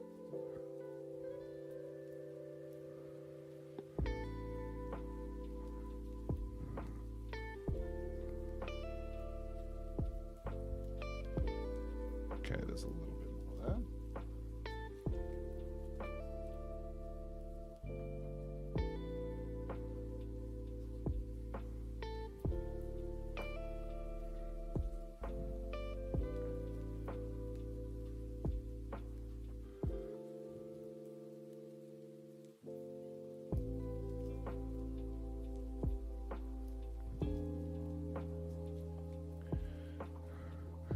Paint the back of that area there.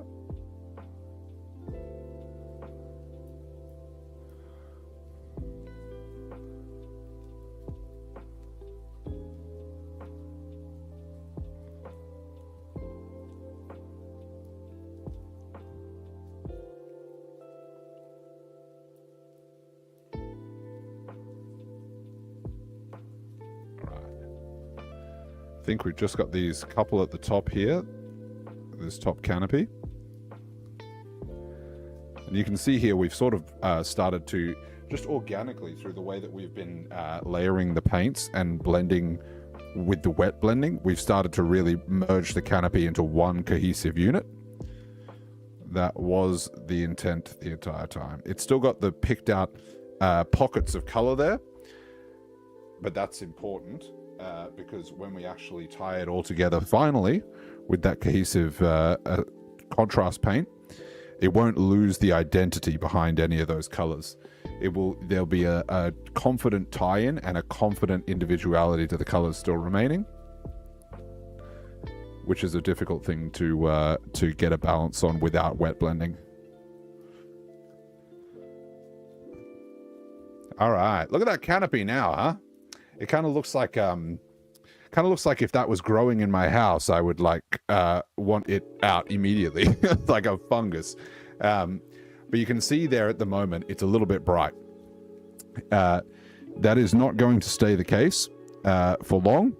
But at this point in time, until we've hit it with that darker contrast, it will be a little bit out of place, let's say, until we hit it with the tonal contrast. But essentially, what I'm going to do now is I'm just going to go through. I'm going to make sure that any parts on the very top here are opaque, completely opaque. So any parts where we're going to be getting a predominant amount of like show, I don't want the black showing through at all.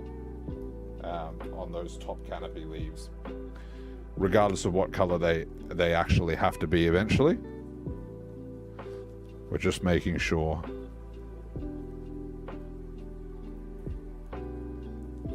You can also use this wet blending technique to really blend the lines between the different colors. You see how we do that sort of here, but I kind of like some sharp delineation as well.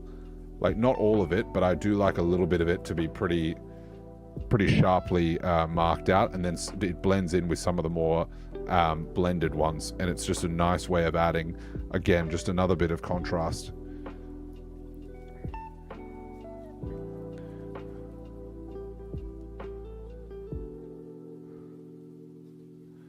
Very good. Very good. Okay. Now, while that all dries, let's start to pick out some of the metals. Let's do some of the easy shit, chat. Do some of the easy shit.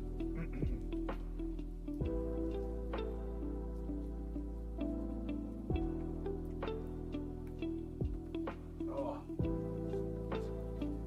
Just had to find my metal paint. I hadn't used it in a hot minute. I've been doing all these organics.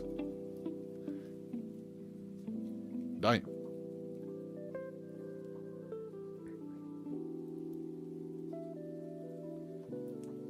I've used so much of my palette, man. This is gonna be interesting to find enough space. I'm gonna have to change my my palette out soon.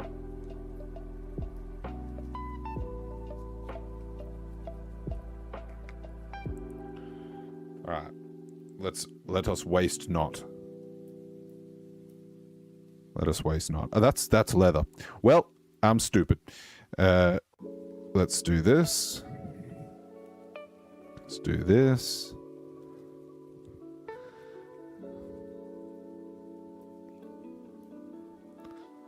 Now the chains we're going to have to pay quite close attention to because they're on the bark. But all this shit here, whatever parts of it are metal, we can sort of just do it to them, you know, with the big brush, with the big Gumby brush.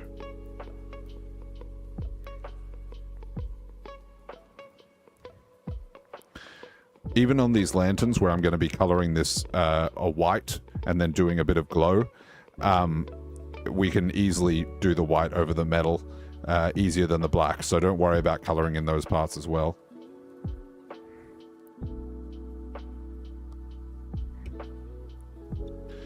The only reason I'm still using big Gumby brush here is because I don't want to waste paint. But that's about all that I can get out of that. So I go into a Citadel base brush here.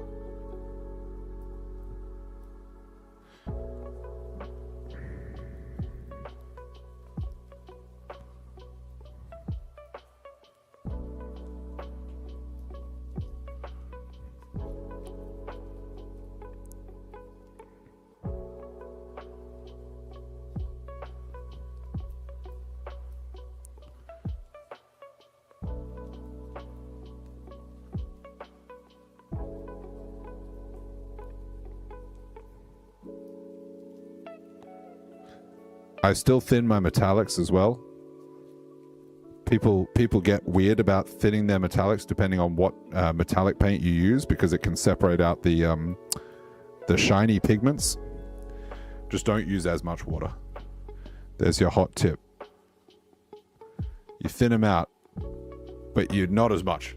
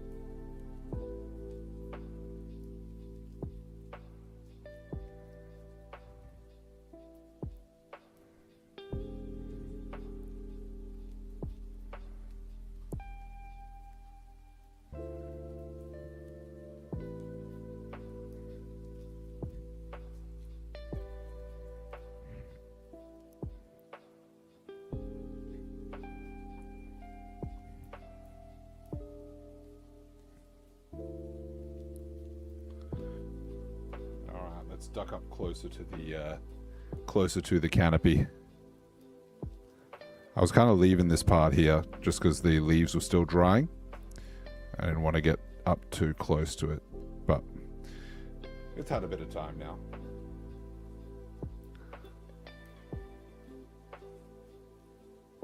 Instantly put metal on the leaves, huge.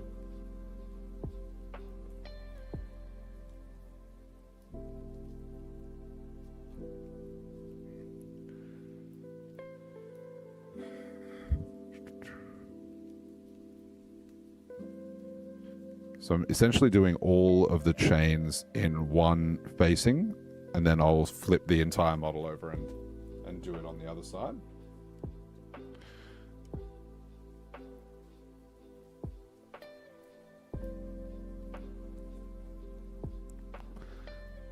It's not the most end of the world thing if you do get a tiny little bit of splash over onto the bark.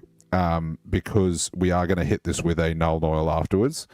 So if you get it right on the join there, that will be taken care of by that Nuln Oil. Don't fret too much.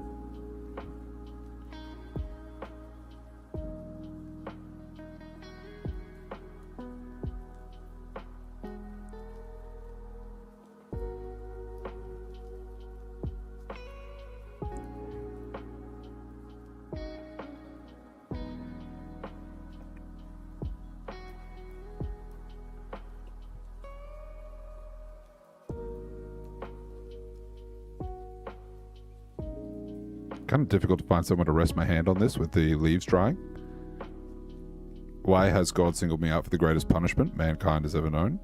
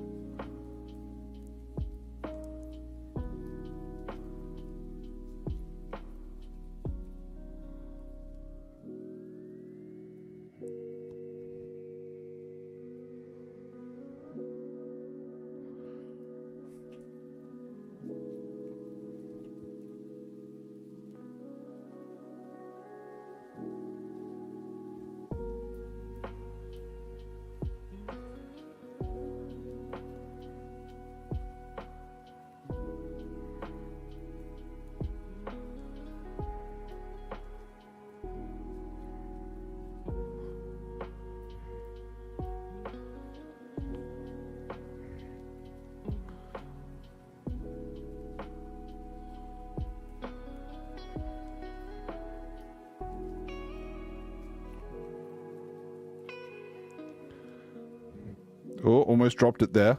Almost had to update the counter. Just checking that we've gotten all these.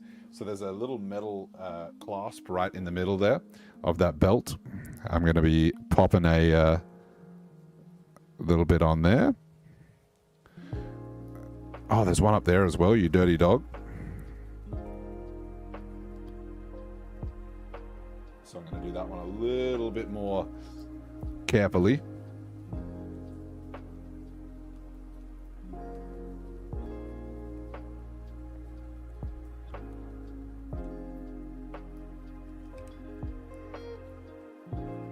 Yeah, good. Good. All right. Oh my god, there's got so many fucking accoutrements. Alright, that axe is made of stone for sure. It's that primitive shit. I'd have to paint that with metal. That's going to be a nice grey. Why? Because I determined it so. Also, I've just remembered I didn't paint the lanterns on here. Let's get those painted. let's not forget anything and have to go back and add metals.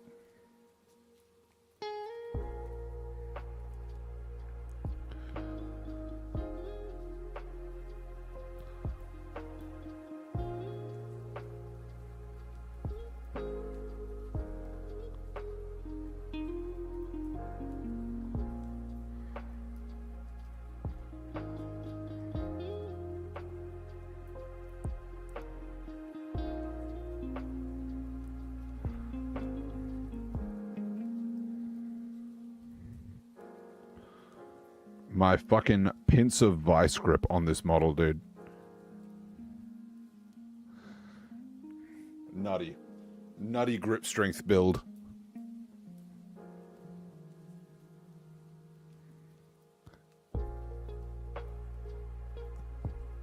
This is like that thing they do in Strongmen where they hold a really heavy hammer in front of them. This is exactly the same. Potentially this is even harder.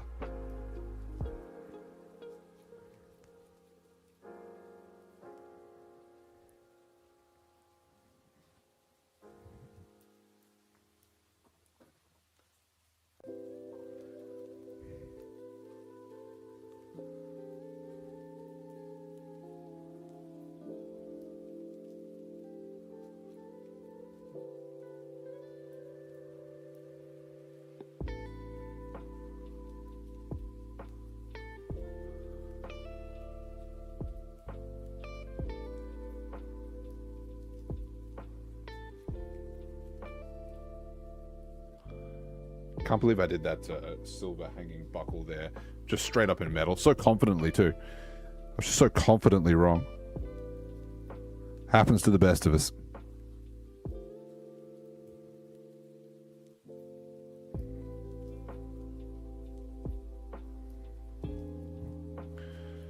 Alright, we got one more little bit of metal at the top there, or a couple actually.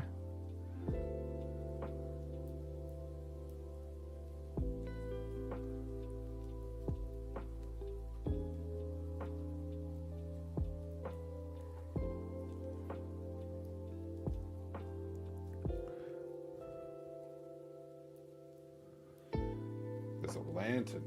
There's 2 lanterns. 3 lanterns. God damn, this tree's gonna light itself up. In fact, I'm gonna have to paint that.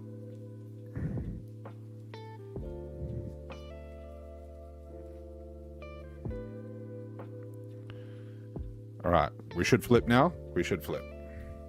Hell yeah.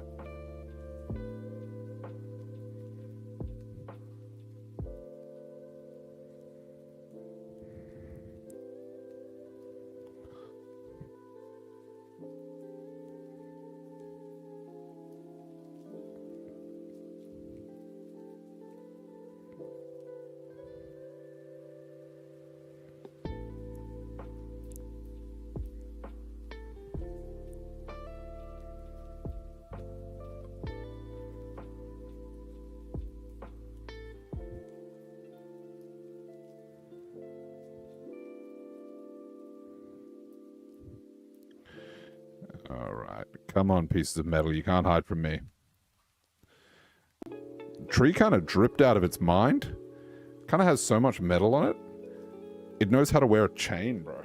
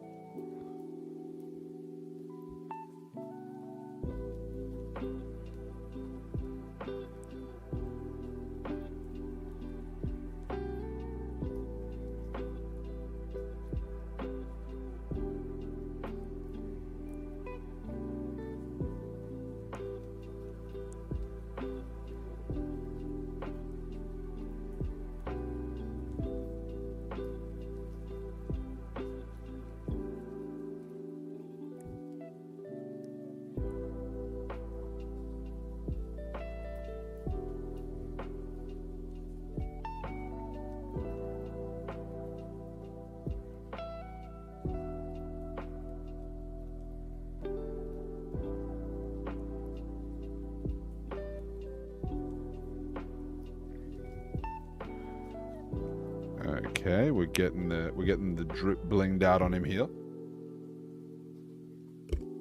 Yep.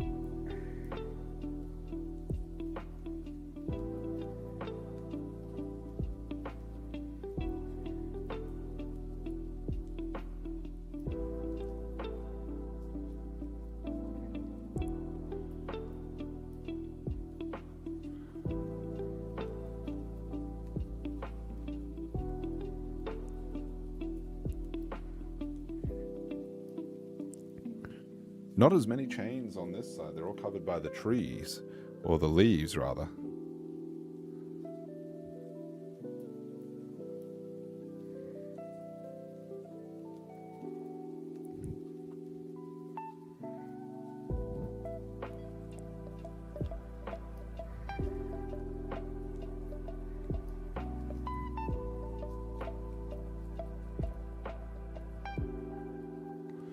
Okay, next branch. More chains, please. Oh my god, there's still so many. Oh, that's in a fucking annoying position.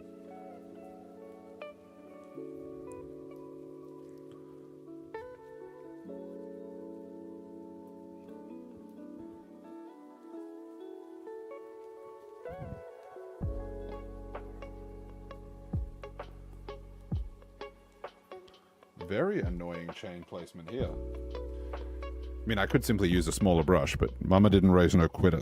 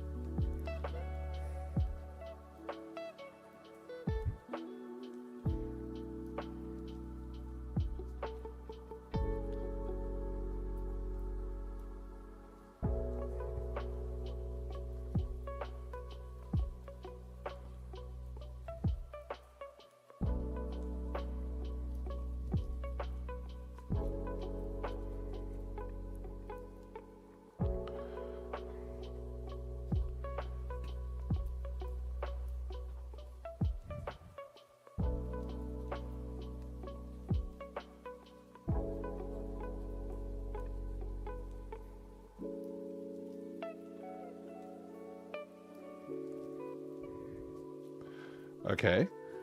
Kind of getting the chains. Kind of getting them.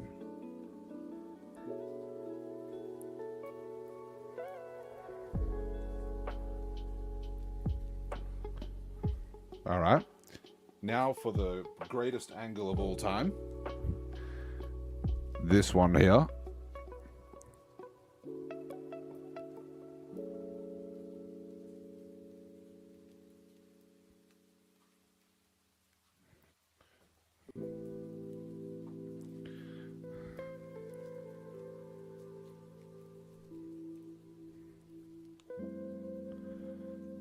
Oh my god, these chains have got to be the worst one on the model, right? Right? He said, hopefully. He said. Oh, it's a good thing this model's really like light and easy to keep in position while you're doing fine detail.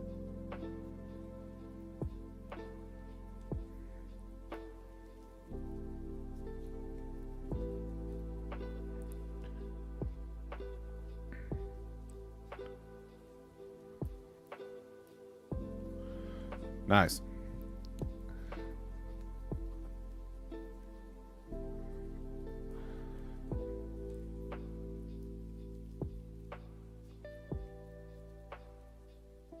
The leaves have dried, allowing me to have a purchase. This is huge.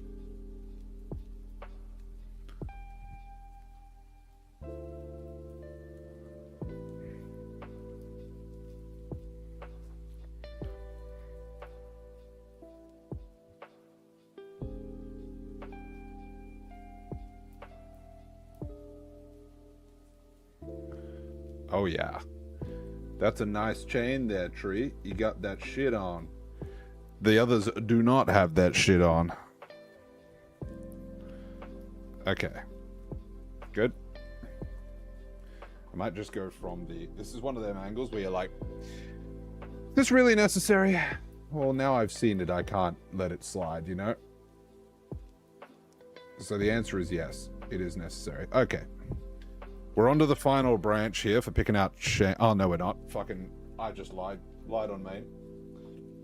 You know what? I'm going to do this small chain here, this fragile one first. This is the one that I repaired. Because we broke it, like, almost first thing that happened when I dropped the lonely tree.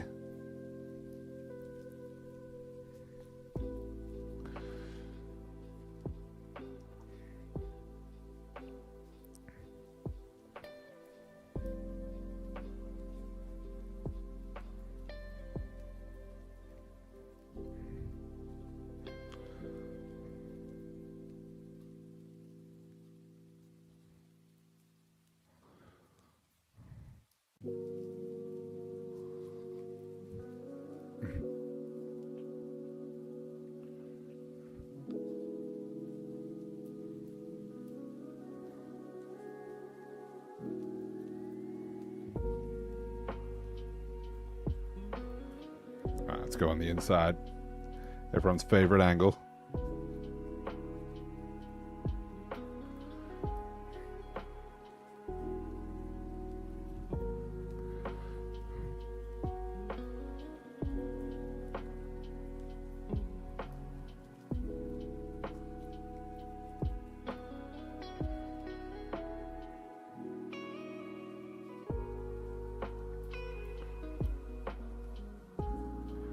This is a thick-ass chain.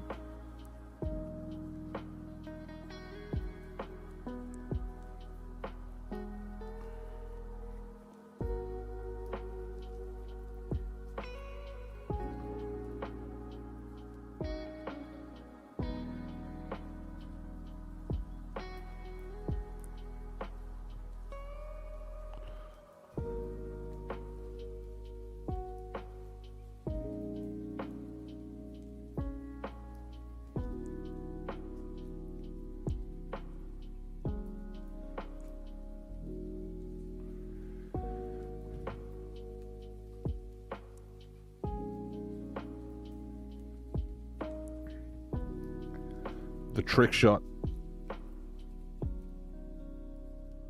Hell yeah.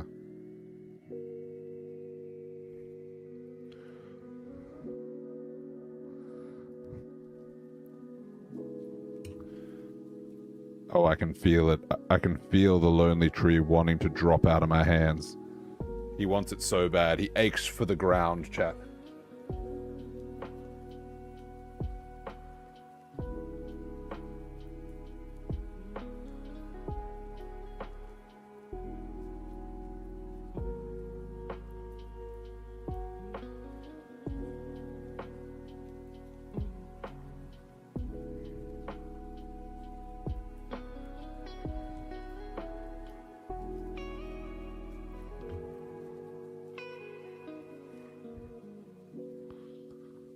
Do we have any other visible chain on there?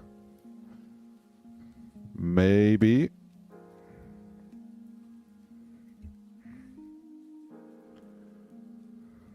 Oh, right in between the branches, you dirty dog. Oh, thank you. Thank you, freaking stones. How you doing? To be fair, whilst it's coming up okay, the model sculpt itself is doing a lot of the heavy lifting. Because this lonely tree is cool as hell. Also, these are only the base coats, aside from the actual trunk. So it's coming along. Oh, you're painting as well? Huge. What are you painting? Is it Kingdom Death or is it something else? Can't be Kingdom Death. There's only like one person ever painting Kingdom Death at once.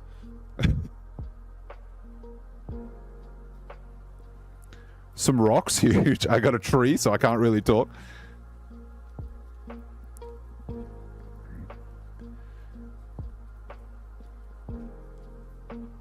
Cement figures, as in the figures are made of cement, or they are like textured as cement. Like, are they actually cement? How do you paint that? If they're made of cement, that'd absorb so much paint. Holy shit. So porous. The first one. Okay, yeah. You're painting and typing? This is a skill I do not possess.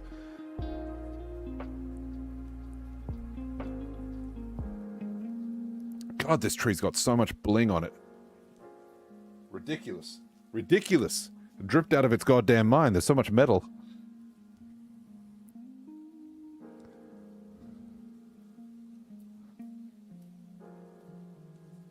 Can't wait to have to fix up all of this base layers that I'm just playing with absolute contempt here. I'm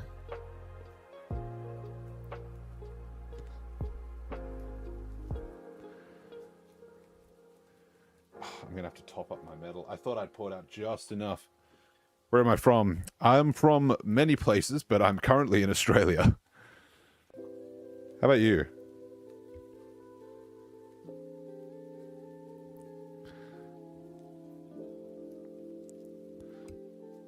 Peru, yo.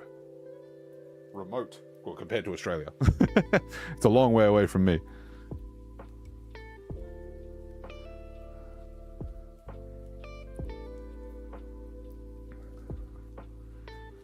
Oh my god. Do we get in there? Yeah, we do. We do. We get in there. We've got enough to do that.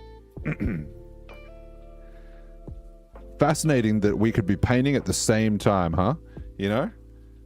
Someone from Peru, someone from Australia, just putting brush to miniature at the same point in time. World's beautiful like that.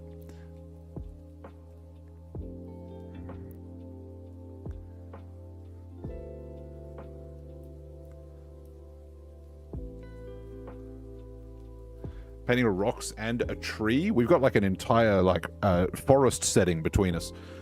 That's all you need, right? Rocks and trees. The creatures are overrated. It's really all about the rocks and trees.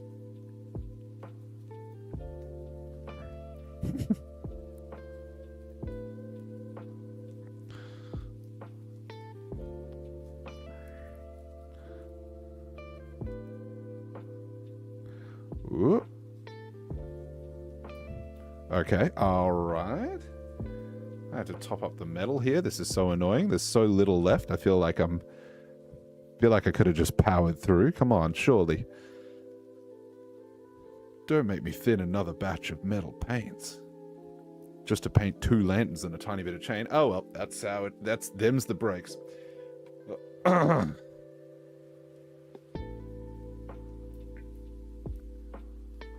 them with glitter.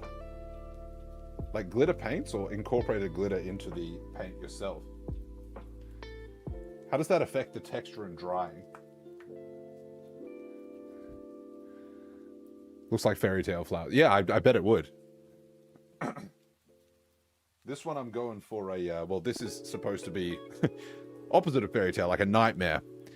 So yeah, the tree has hands coming out of the bottom and it eats people. So I think glitter might be a little bit out of this, out of the price range of this particular vibe. Oh, so it's an actual, like, glitterific is an actual glitter paint. I've seen some of those before. I've never used one.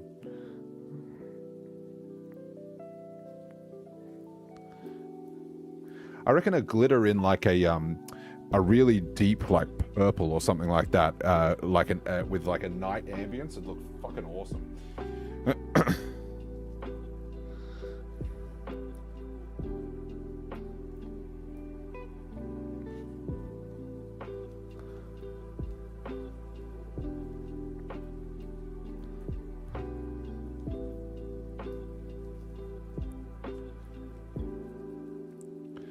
Surely, Lantern, we cooperate with each other and we paint normally.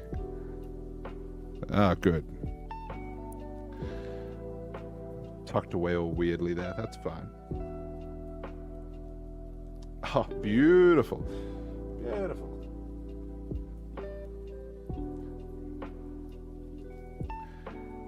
See, what they didn't realize is that that part of the branch that I'd already painted and will now need to touch up actually wanted to have a bit of metal paint on it.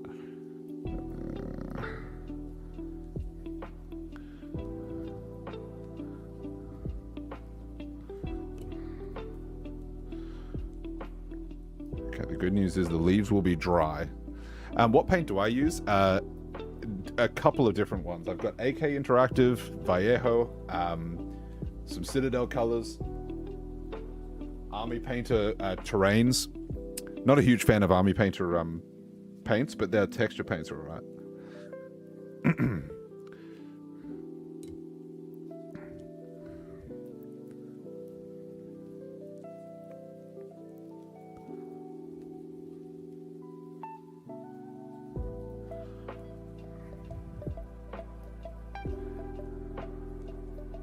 How about yourself? Do you have loyalty to one brand, or are you a person of many paints? Oh my god, that's a big bit of leather. Okay.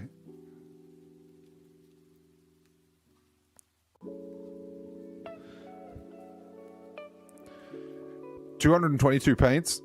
I can believe that purely because you said that you have used a glitter paint.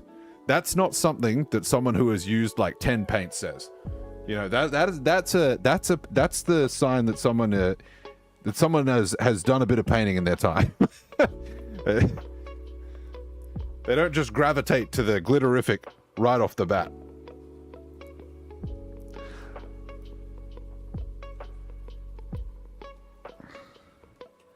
Oh, I see you there, little metal clasp. You thought you could escape? No, sir.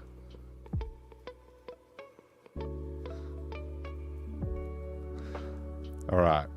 Is that all the metal that I needed to pick out? Potentially. Oh, no. I see you. Okay, surely it is leaf contrast time.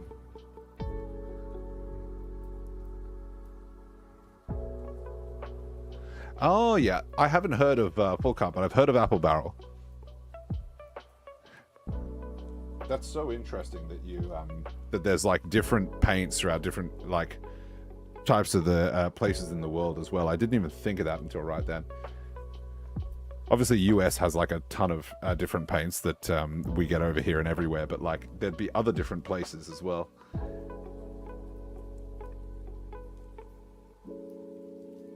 You thought you'd escape me, didn't you, Chain? But I see you. All right, that should be all.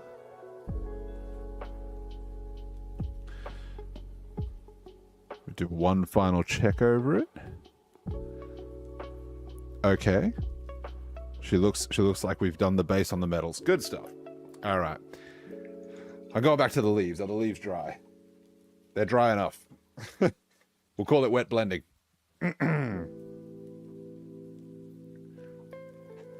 All right. Let's get it.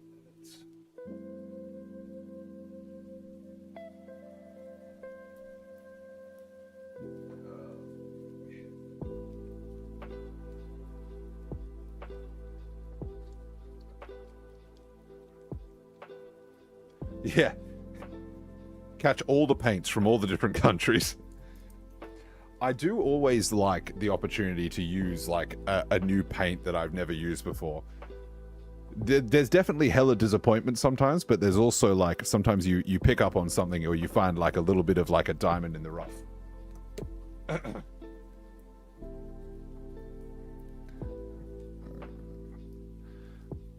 I think I should do the bone on the skulls. Yeah, let's do that. Let's do that.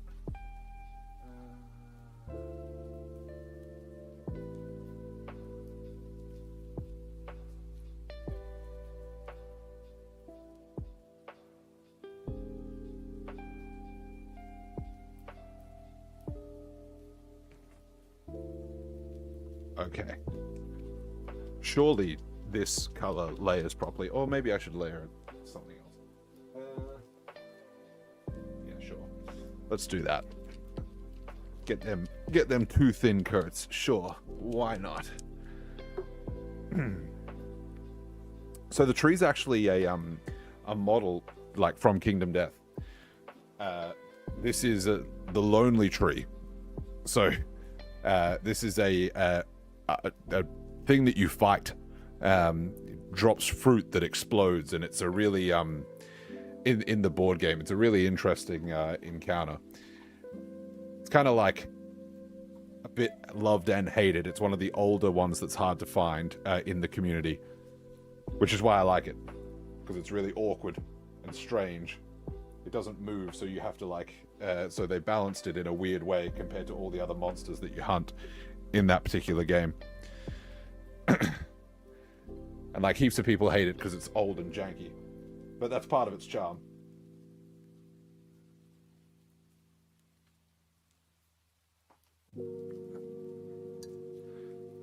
Alright, let's actually use a real paintbrush for this. I've been using basing and layer brushes. Let's actually get something serious on deck here. Actually going to be painting for the first time in the entire model. Huge. Okay. Going to do the base layer on these skulls.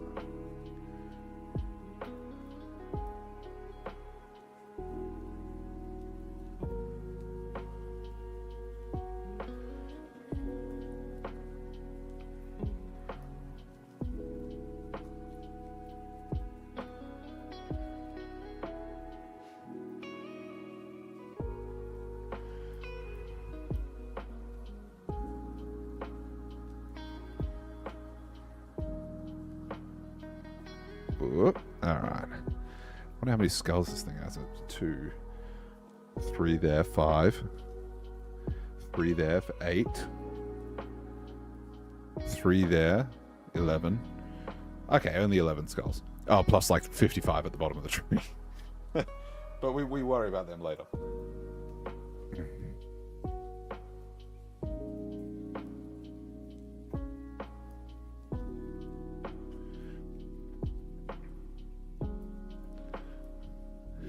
My work. That's such a lovely way of saying it. Yeah, so I do live streams here, but let me link this in a second. I do have a couple of things on YouTube and Instagram, etc. I'll link that in just a moment. There we go. Where are we? Oh.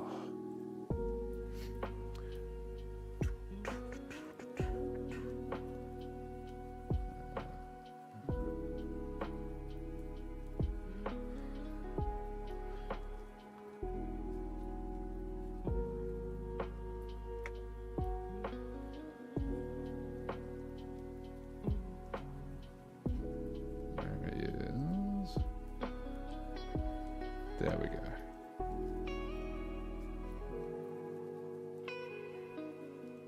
Right there. Right there. Work is such a lovely way of putting amateur paint jobs. That's so flattering. I like calling it my work. My great works. My tabletop standard painting. I'm going through kind of a Kingdom Death run at the moment. I've always been painting things, but we've kind of got a group together that is doing a lot of Kingdom Death, and I'm sort of turning all the grey plastic into painted plastic, if you know what I mean. They're forcing me. My friends are holding me to a high standard. I have to paint the models or they won't play with them.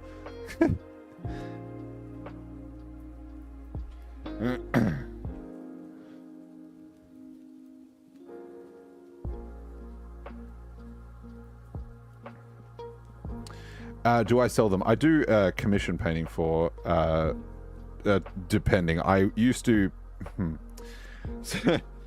I don't have as much time as I used to, so I only do tabletop standard stuff at the moment, like I'm doing here.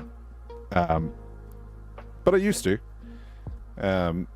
Now I've got work, etc., so I don't have as much time. Although recently, I was... one of my videos hit a Kingdom Death Reddit, and people were like, "Oh, how could you do this as tabletop standard when you didn't even use wet blending and yada yada yada and yada yada?" And I was like, "Dog, I don't have 15 hours to spend on one model. I'm sorry, but I have half a mind to. So I actually have a model I'm going to be painting up like I used to for like comp standard. I'm actually pretty excited for it, to be honest. Admittedly, it started out with like spite, because I was like, man, I just don't have the time anymore. But now I'm like kind of motivated for it. Saw the model come in and I was like, oh hell yeah, that's gonna be good.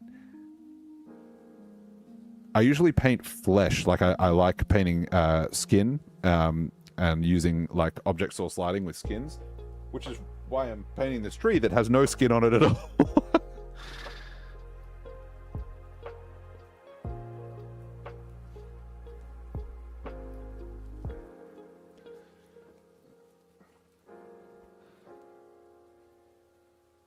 Gotta have the lonely tree. It does have it does have a little it's got like 6 fruit that hang off it that I have to paint, but it also has like a little Maiden of the Forest thing. You paint cartoons and anime. I think that's like one of the best, like, do you mean 2D or 3D or both? Because that's one of the best use of like vibrant color palettes, I reckon, in my opinion. That stuff is cool. Both, yeah. Man, huge respect for 2D painting. That shit is hard. That is like unironically so much harder than something that gives you like a 3-dimensional ability to see where the edges and lights and all that sort of shit should be. I am hopeless at 2D painting. I couldn't draw a tree.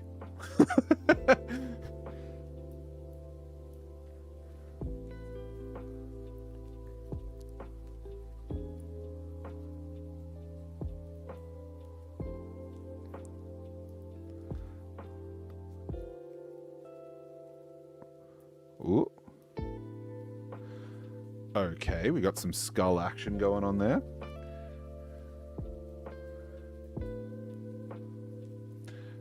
All right. God, there's 6 skulls on this one branch area. How macabre. How awful. Ripperoonie.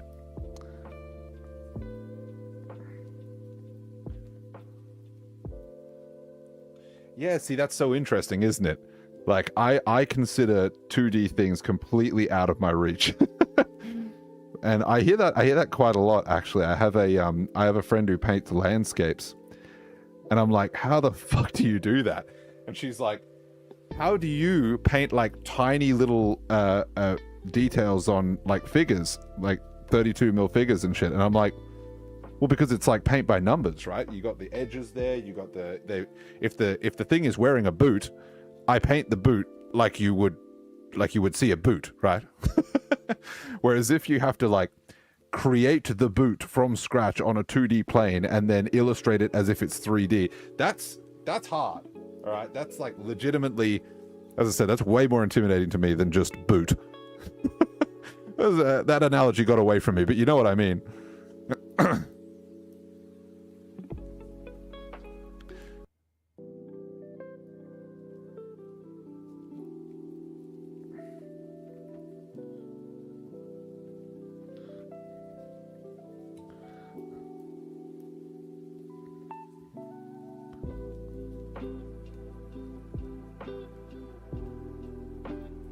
Oh, all right.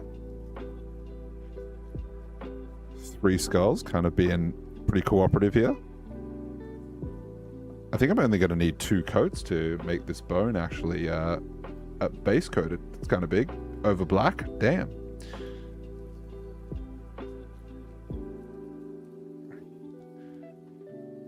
Can't wait to paint the entire base of this in white over black and have to use 58,000 coats. It's gonna be real fun. Can you tell that I'm saving that to the end? Yeah, see, again, that's interesting because I like seeing people do 2Ds. That's so weird. It's called balance, I reckon. That's what that is.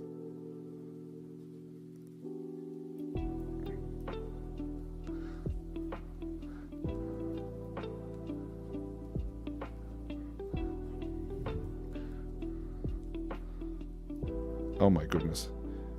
This is it's unbelievable that I've only dropped this model once while trying to paint it, because this thing weighs a ton. What time is it? Where I'm at, it is just after midnight. Prime time.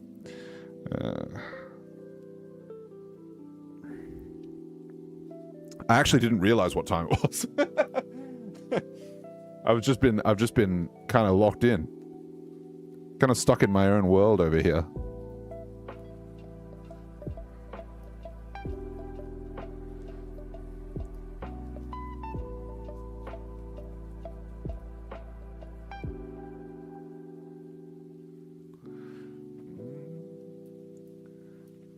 "9:07 a.m. See, you're ahead, or a day behind. I can't remember how your time zone works, but the point is, it is well, it's 12:07 a.m. right now. We call them painting hours.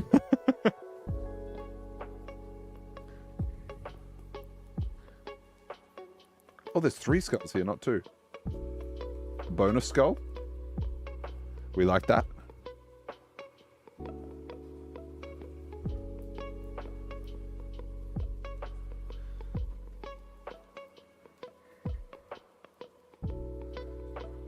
You got a day of painting ahead of you, or are you just painting in the morning and then got a bit of afternoon plans? Oh, this is actually your job. There you go. You read my mind. That's a sick job.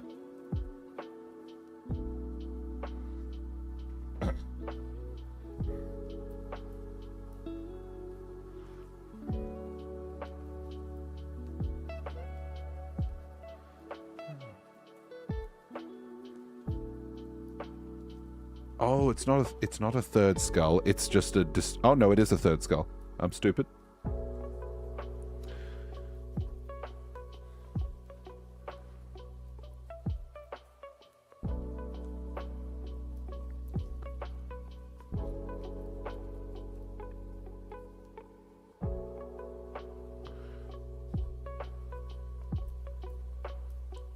Surely that's like most of the skulls base coated, and then I can go over with the second layer. Surely there's none hiding away from me.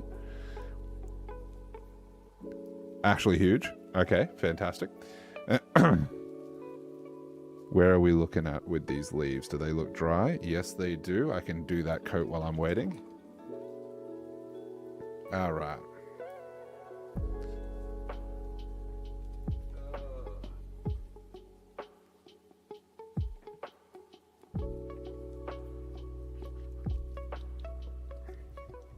Yeah, thanks for stopping by. Hope you enjoy and go well with your painting. We'll see you next time. All right, I'm copying and pasting that from the chat.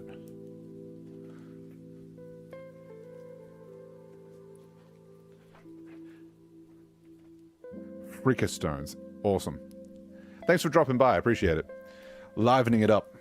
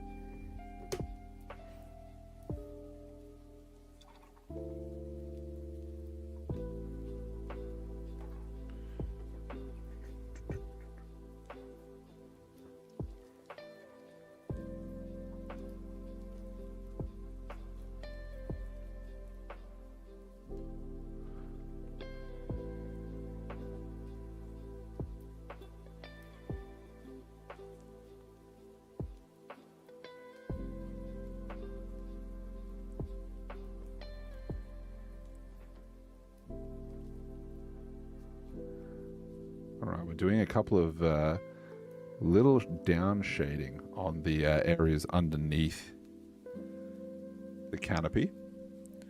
And I'm seeing which one I like more. I'm pretty sure I'm going to be going with the first one that we did. However, I do want to give the other one a fair shake.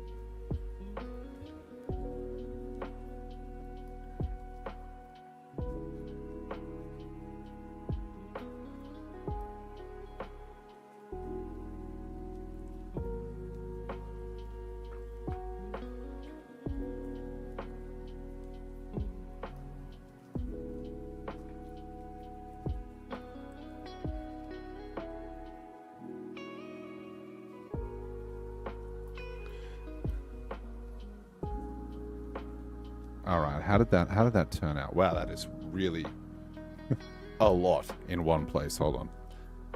Always keep a brush dry around to sort that shit out.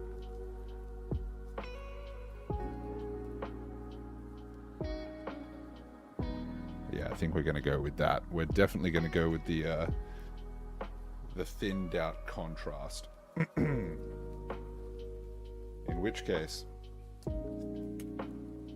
let me get that shit going. I want to get this. I want to get this contrast on before realizing that it is, in fact, past midnight. So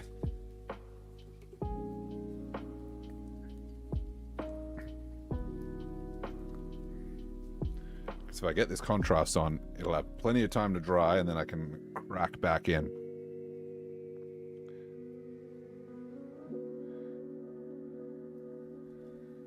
Gonna need a fuckload of it if it's gonna do the whole tree. And I want that thinned out with contrast medium as well. That is the key. Thinning everything. You think I'm gonna apply even a Nuln Oil to my paints without being thin? Forget about it. Forget about it.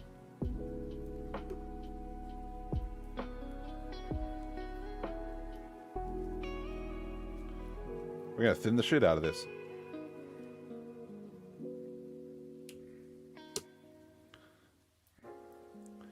Get a little contrast medium up in there.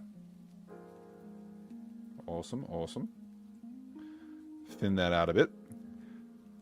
People are like, do you need medium? Listen. It does preserve the integrity of the pigment in suspension. Does that answer your question? No? Good. I didn't want it to. But you're going to see that this is going to make it Kingdom Death. All right? I heard you guys, I heard your pleas of, holy shit, this is going to be way too bright and happy. Nah, bro. This is going to really dull it down quite a lot.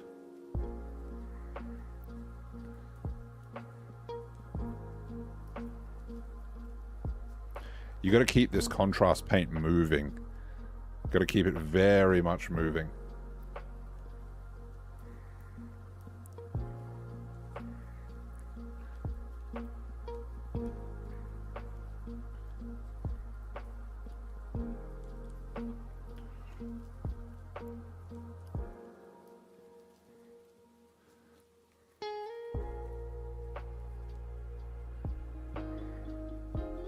I'm probably going to be going back over a couple of areas here to just move the paint with a wet brush. It's very, very important. But you can see this is going to add so much, like, grunge. So much Kingdom Death.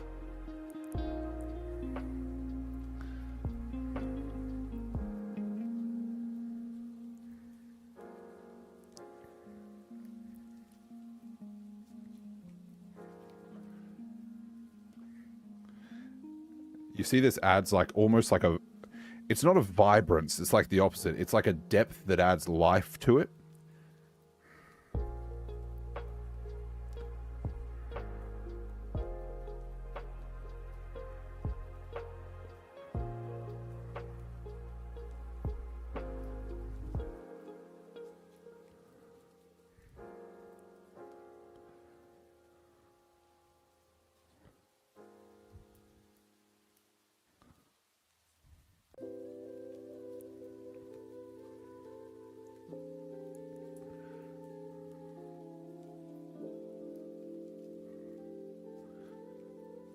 This is going to really darken up those existing like olive greens, and this is going to really mute the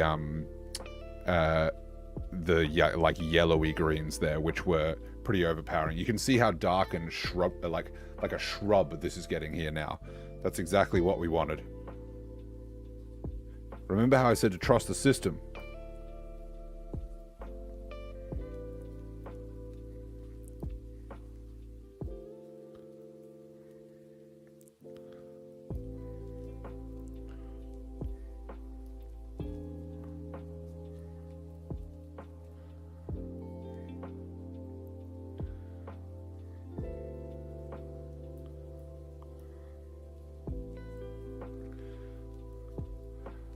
I want this to look grungy. I want this to look Kingdom Deathy. I want it to match the trunk that we did earlier. And before it was just looking too vibrant, you know?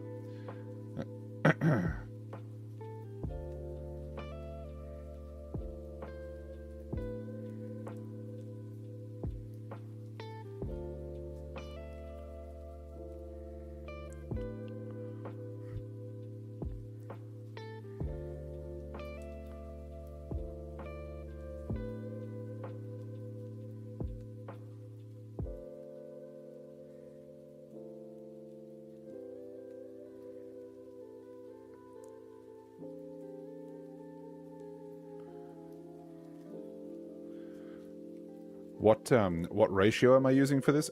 Contrast medium 3, contrast paint 5. To just be super exact with you.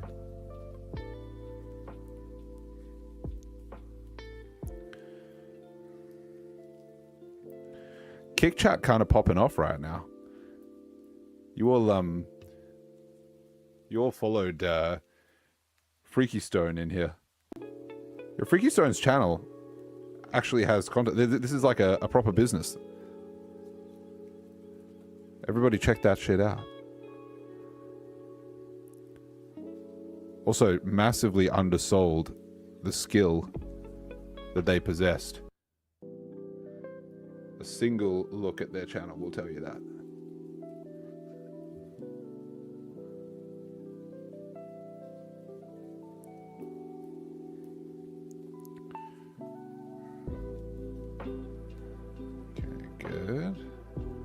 Probably want to move that around a little bit, actually, in a second, once I figure out where to put this blob of paint.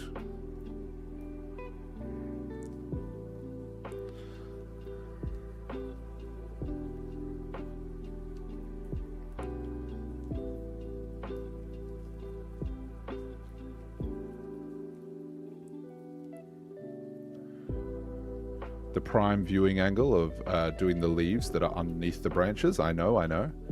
Very generous of me.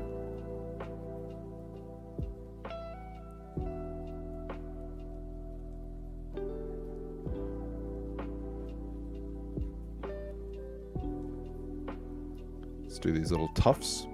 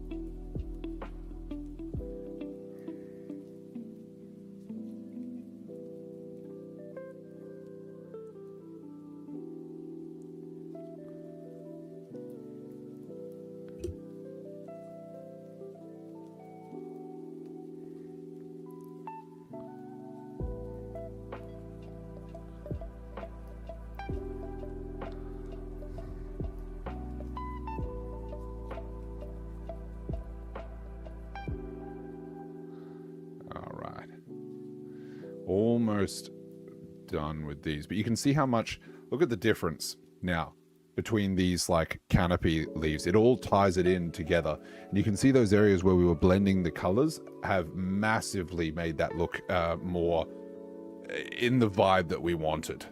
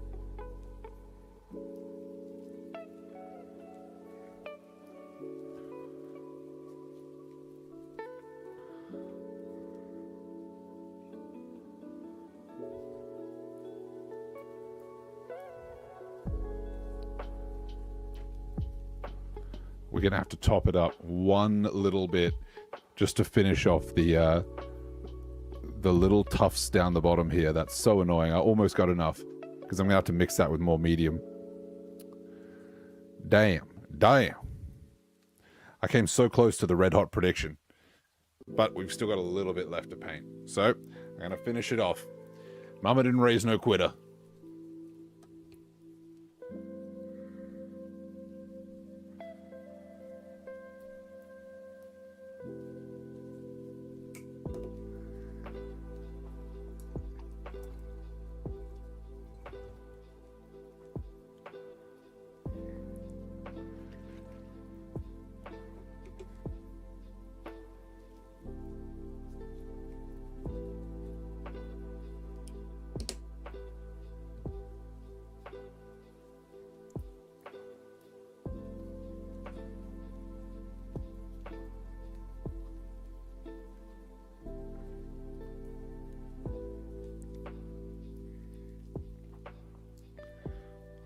Oh, that's a lot. Holy shit, that's a lot of paint.